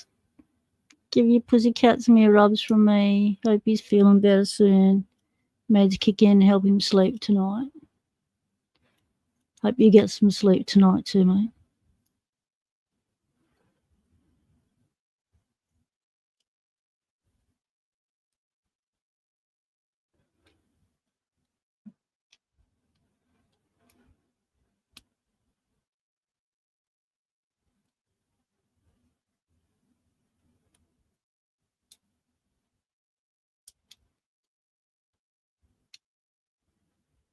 Nice. That's a nice pick. Yeah.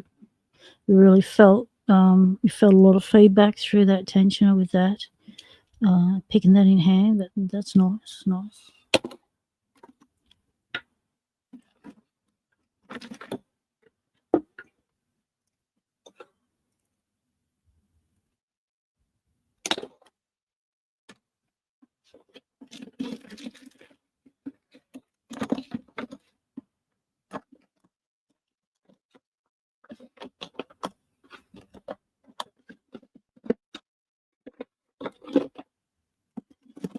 All right, we'll let you experience a €0.5, so one that's been snapped. This is usually fits into a cam, Sony cam. Let's see if we can get this one picked.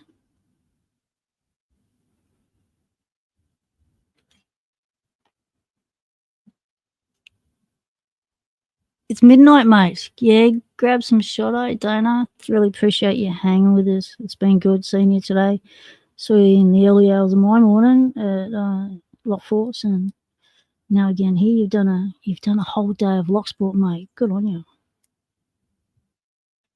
you. Your river's still frozen over.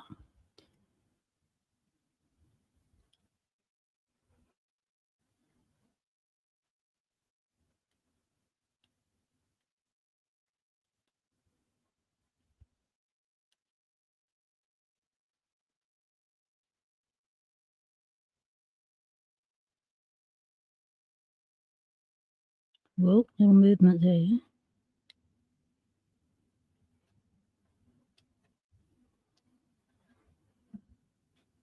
Okay, Zoe the cat. Meow. Appreciate you hanging with us, mate. Your package should be arriving soon. Remember, we're all holding off posting our parking videos until we get the date of release. When everyone's received theirs, be probably less than a week now. Bulk packages are going out already.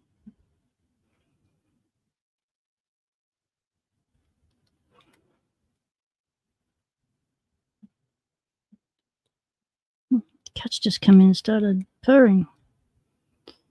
He runs from me because I have to give him his medication, and he's like, no, not having it. I've had to put in his food, and he goes a food strike, and he doesn't eat it. And it's like, well, what do I do now? He can't catch him, and he's not eating his food. He's got the medication. How do I give it to him? It's like a puzzle, mate. It's like a lock puzzle. Got to approach your cat carefully. Nut it out. All contingencies before you can catch him.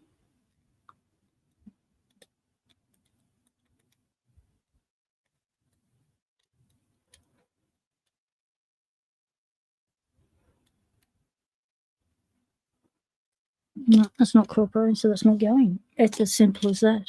If you don't cooperate, you're not going.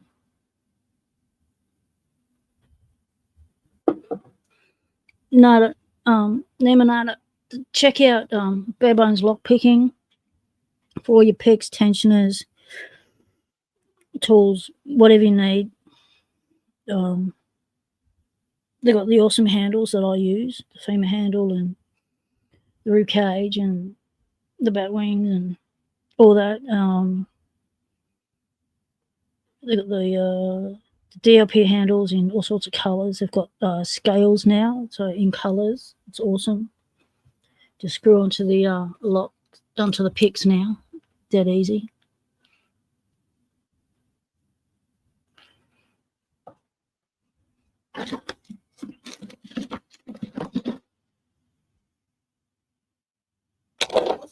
Whoops.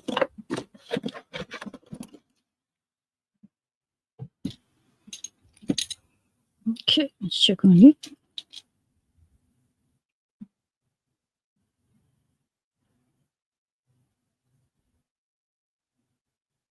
And also, Bones have put out like ergonomic handles for right-handed and left-handed to make it more comfortable. So if you struggle to go like more upright, you want to come more over this way. Yep, they've got the picks for you. The tensioners and picks. I'm not sponsored by Bare Bones. I just like their kit. I like that they're Aussie. I like to promote Aussies. And really happy that we don't have to go overseas for our picks and risk customs nicking them when they come in the country. So I'm really happy about that. We don't have to pay international shipping. It's made life a lot easier having Bare Bones here in Australia.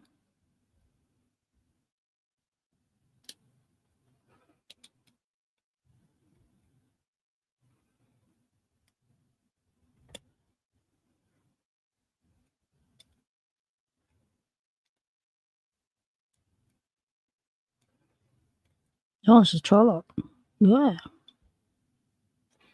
Guns with Trolloc.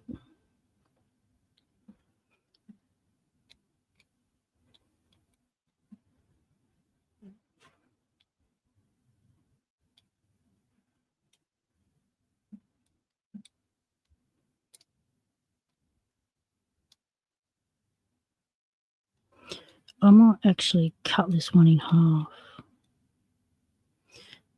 because this would make a good half-half one. Yep, that's what I'll do. Cut that one in half. And then it can go out to 2 more lots.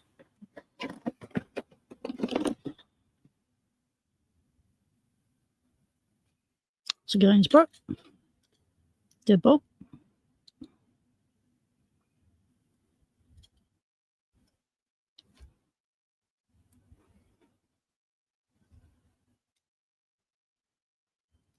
Yeah, bareboneslockpicking.com.au.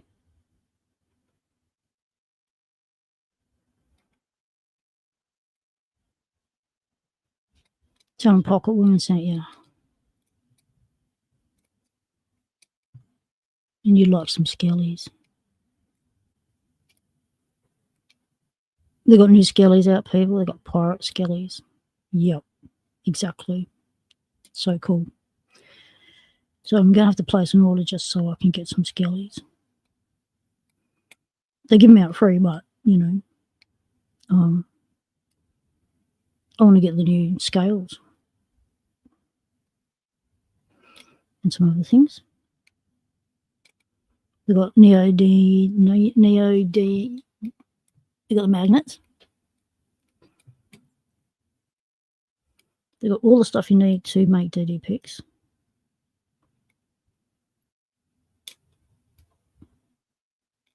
The ejector pins, stainless steel rods, all that, brass rods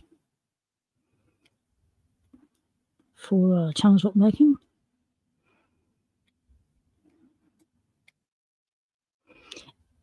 And there's a limited edition new kind of pinning tray too. That's not on the website, but you didn't hear it from me.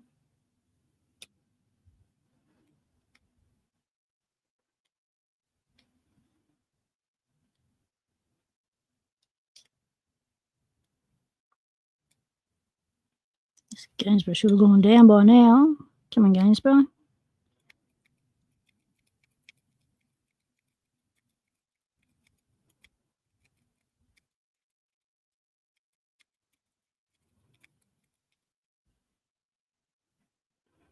Wouldn't surprise me if one of the wafers have flicked in here and that's why it had to be removed from the door.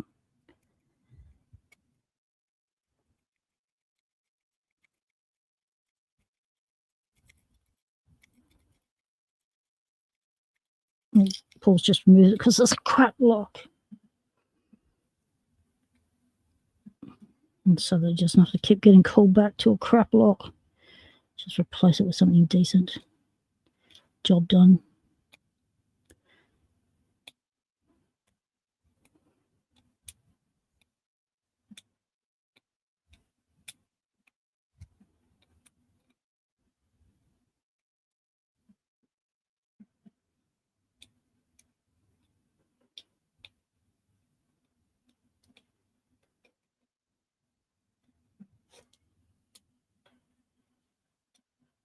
You just ordered some rakes from Bones, Elijah. Good on you, mate. Did you request the skellies? You got to click on the skellies. Same as any other free items. You got to click on them to get them.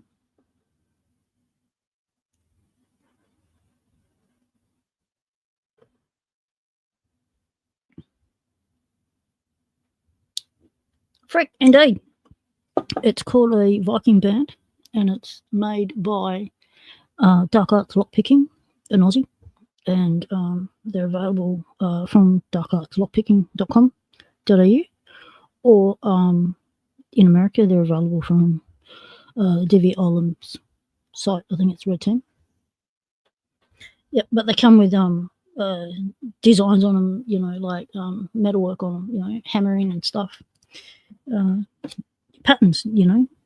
Jap is creative, so yeah, pretty cool. The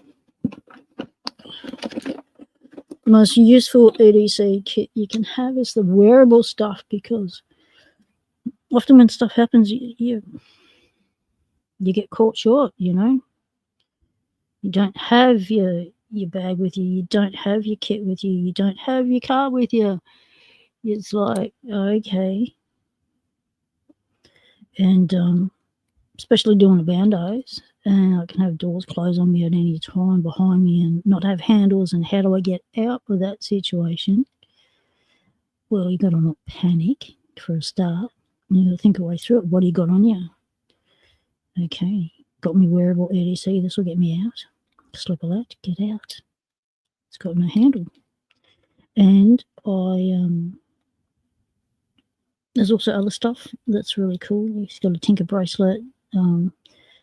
That's got a piercing bead on it, and you can break glass with it and get out of cars, buildings.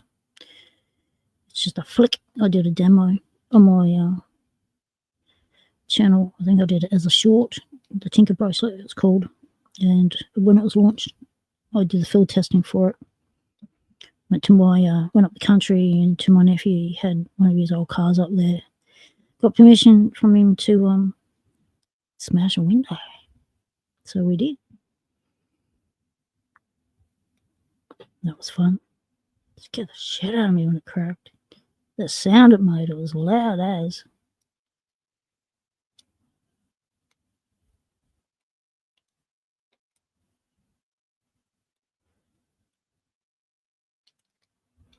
Okay, that's not cooperating either. That's what I was looking for. Yep, one of these. So that you can put a kick cylinder in there just by undoing those screws, which I'll do. I'll show you how to remove that.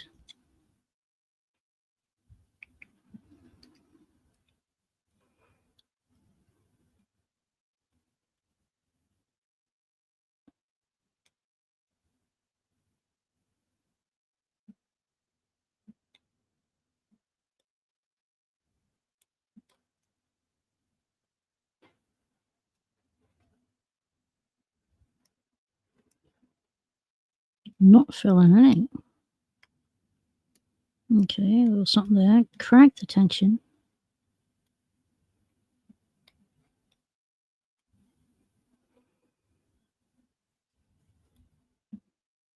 Okay, well, the pins are moving.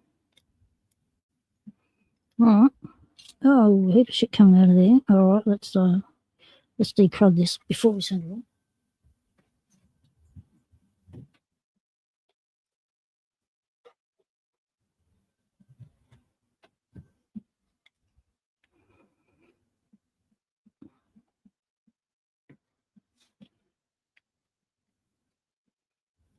So we're just going to empty whatever's fallen out of that, so it doesn't get in the other locks. And take the end tail piece off, so it's a comfortable holder.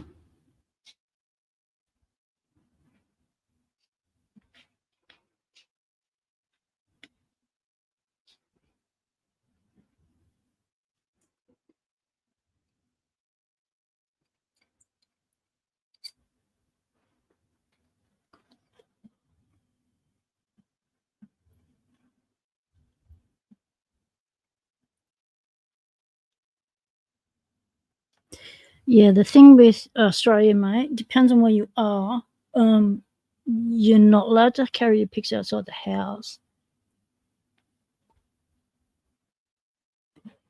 Now, to get around that and still be able to do your lock sport, like when you at appointments, waiting, you do a lot of waiting, and so what you can do is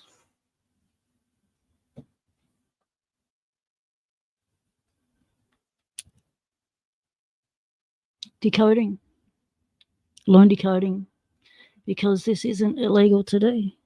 You're not taking any tools out with you, you're just having to play with your lock. To make it easier, you just attach another lock there, so you've got some grip to pull against the shackle to do the direct method of decoding, and you're laughing.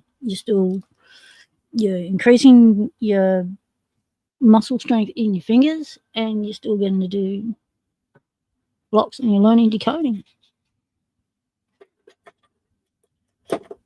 So that's how I initially got around it.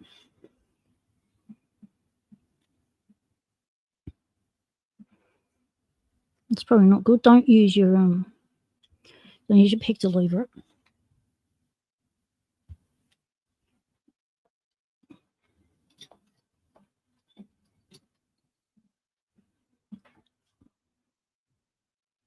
This is the bone shank, brought out by Bare Bones as well. It's a good tool for doing things like this.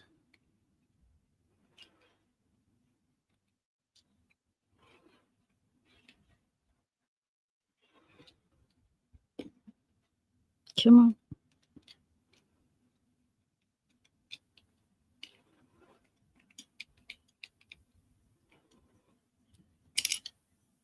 There we go. Put things off.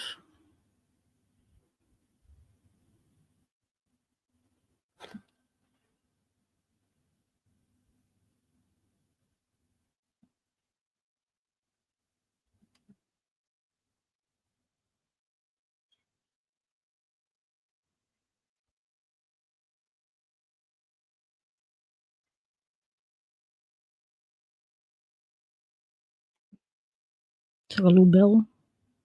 Then your kick cylinder goes in there, and it just comes out like that. It's a big chunky one. That's cool. In you go. So we'll put our back plate back on. Level. Doesn't like going on unlevel.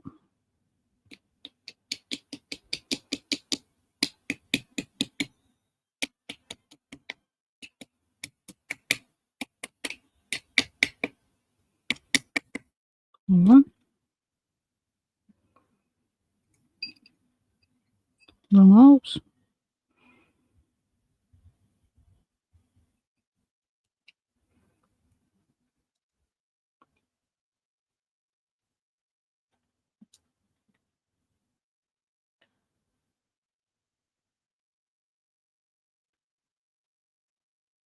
Yep. The decoding is a really good fidget toy. Lost it.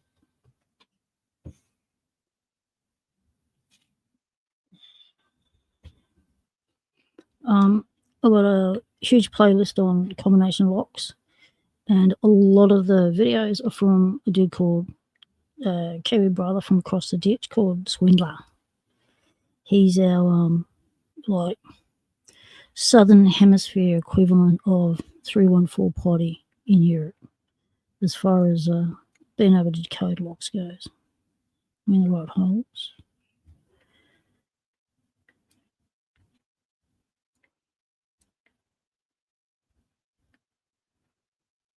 This feels different. Maybe.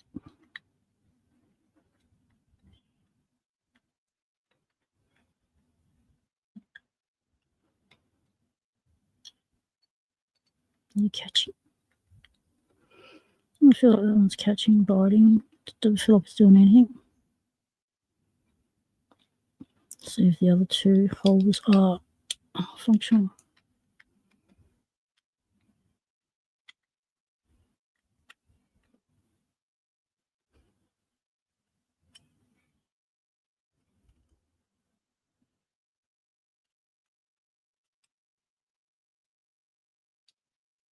Come on. Let it go. Okay, we're all a bit stuck now.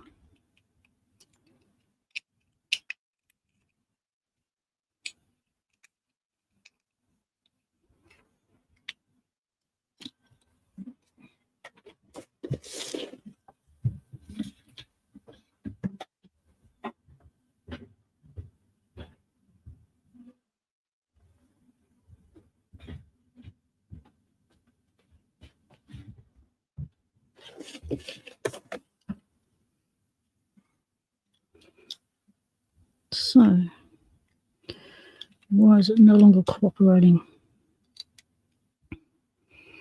Looks like the correct post.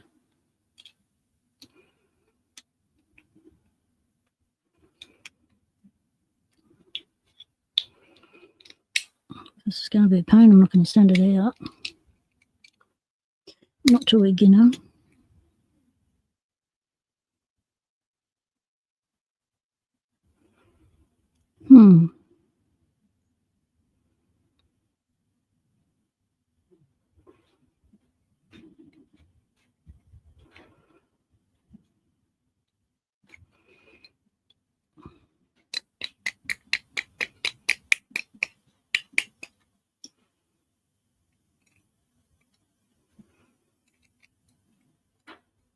Try the outers.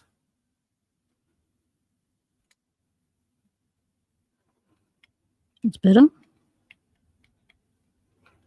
So don't put it on the inners.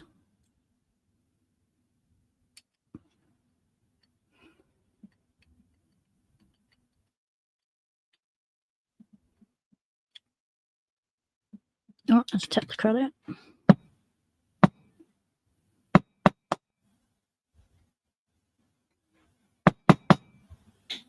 Got it. That's clean enough for transport. I'm going to move this crud. I get it everywhere on my clean set. I can go in the box of bits. Up you go. Let's empty this off into the bin. Oh.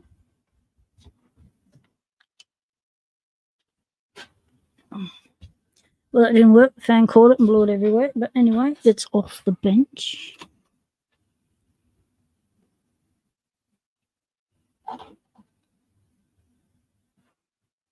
Okay.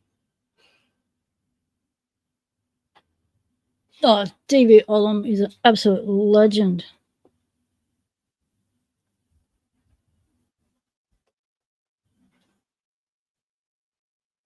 Same in Ohio, no pigs outside the house, yep. And what's fun also is don't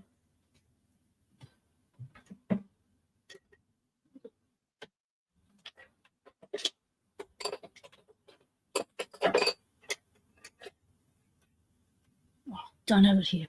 The real little ones, the little 3-wheelers, you know, because you can pop them pretty quick, and That's a really good fidgety one. You know, pop it, change the combo, pop it. Yeah, it's a bit of fun. But always use an additional padlock. Attach the shackle so you've got grip. Otherwise, your hand will end up aching badly with only a few attempts. Skelly, you're losing it, mate. Just hold on to your frog, mate. Hold it on. Okay, what are you doing with the tension wrench? Okay. Let's get back to the locks. How many we've got?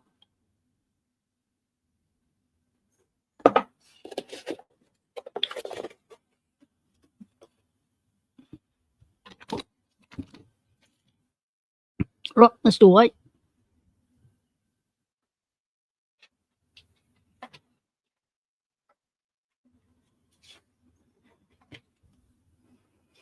Get the red saucer out. Skelly, mate, hang in there. Watch your foot. Okay, on.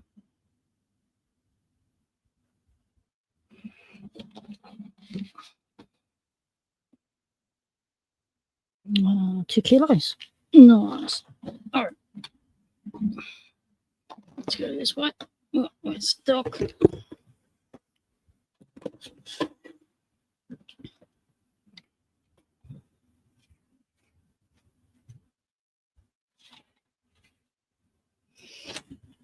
Let's see what else we can find.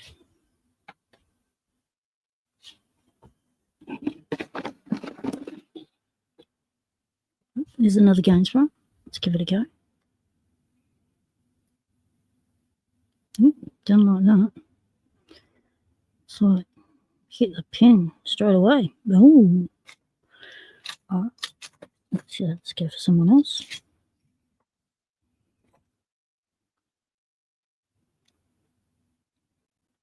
Pop you in, pull you over, and give it a whirl. Need a frog seat, but we do indeed. It does need a seatbelt.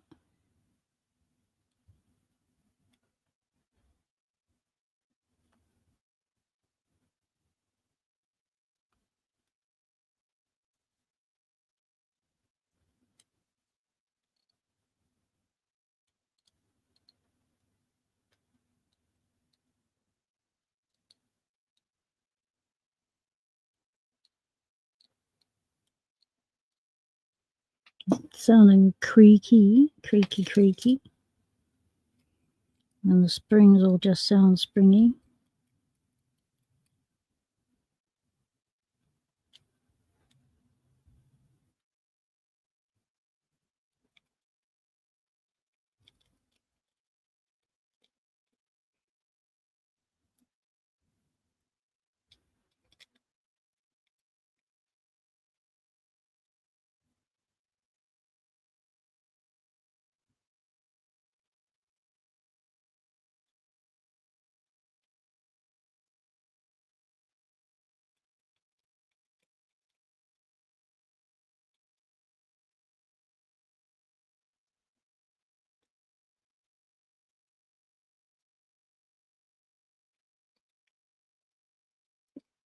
Huh.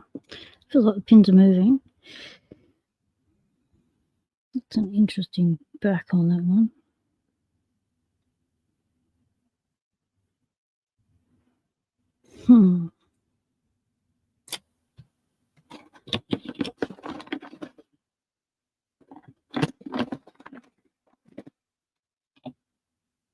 Okay, it's another Euro cylinder.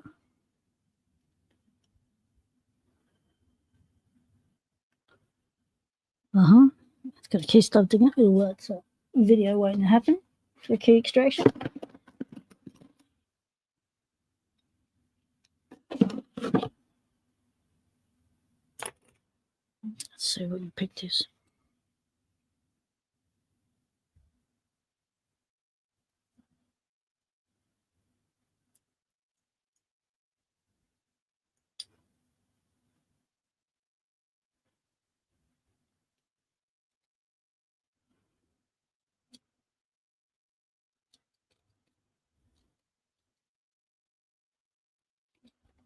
It's a screen door lock. Deviant was one of the ones that got you interested in lockpicking. Awesome. The lockpicking also made it look like fun. Yep.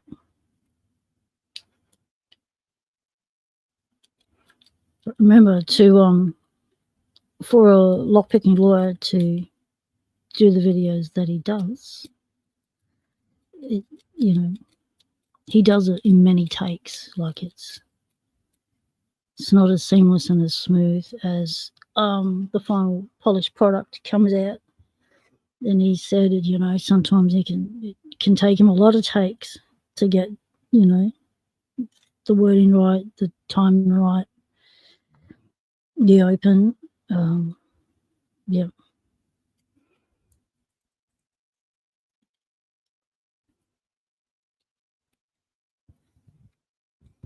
Practice. Does a lot of practice.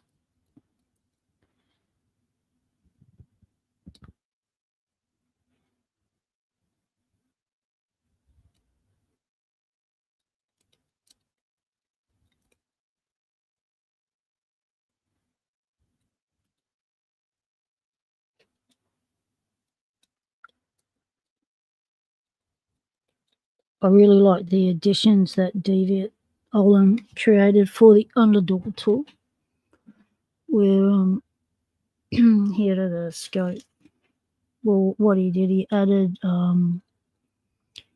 added a component where you could use the compressed air to open a sensor door, and then you can also add a boroscope to that, so you can see where you're going.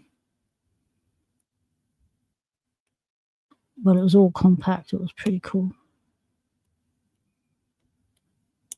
So not only could it just open wooden door stuff, it could also do glass doors, sliding, automatic doors.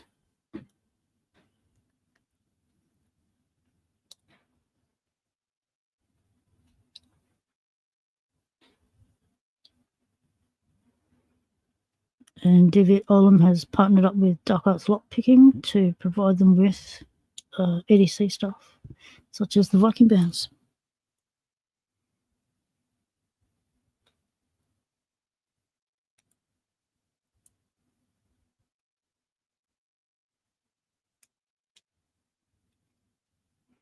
So I really do hope you get better at picking wafer locks than I am.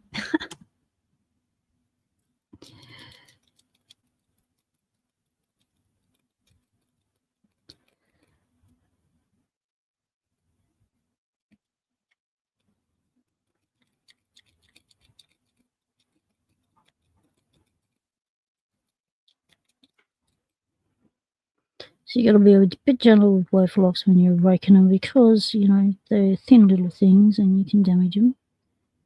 So it's always light tension and gentle raking. You don't have to bounce the shit out of them like you do with pin tumblers at times.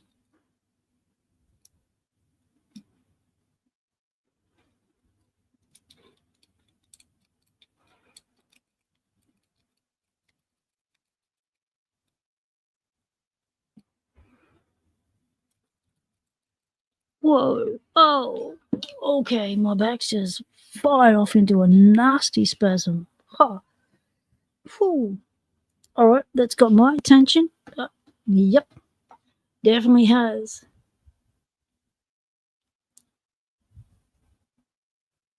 Yeah, well, exactly, Nemo. No, LPL produces a quality product at the end. It's a polished product. Polished products don't happen in one take, mate.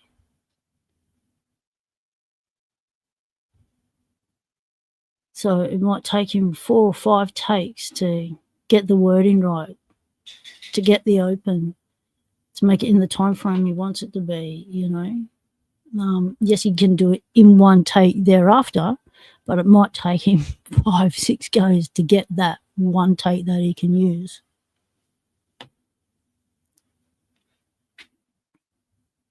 Yes, exactly, Elijah. Thank you for reminding me. Let's just highlight that with the little highlighter. What's he? Yes. Now, what is really good is that Delp and Divi Olam got together to create an Oz edition decoder. So we've got the Lockwood on there, we've got the Gainsborough, we've got the others on there, and it's a really good key decoder. And yeah, that'll be on my wish list. Delp, you're listening? I've got a wish list, mate. Yep, for sure. If you want, if you need someone to do any road testing, yeah, happy to road test it. Well, I'm going to bid you all adieu. Thank you very much for joining me in this season 2, episode 9, Locksport Hangout with the Locksport community.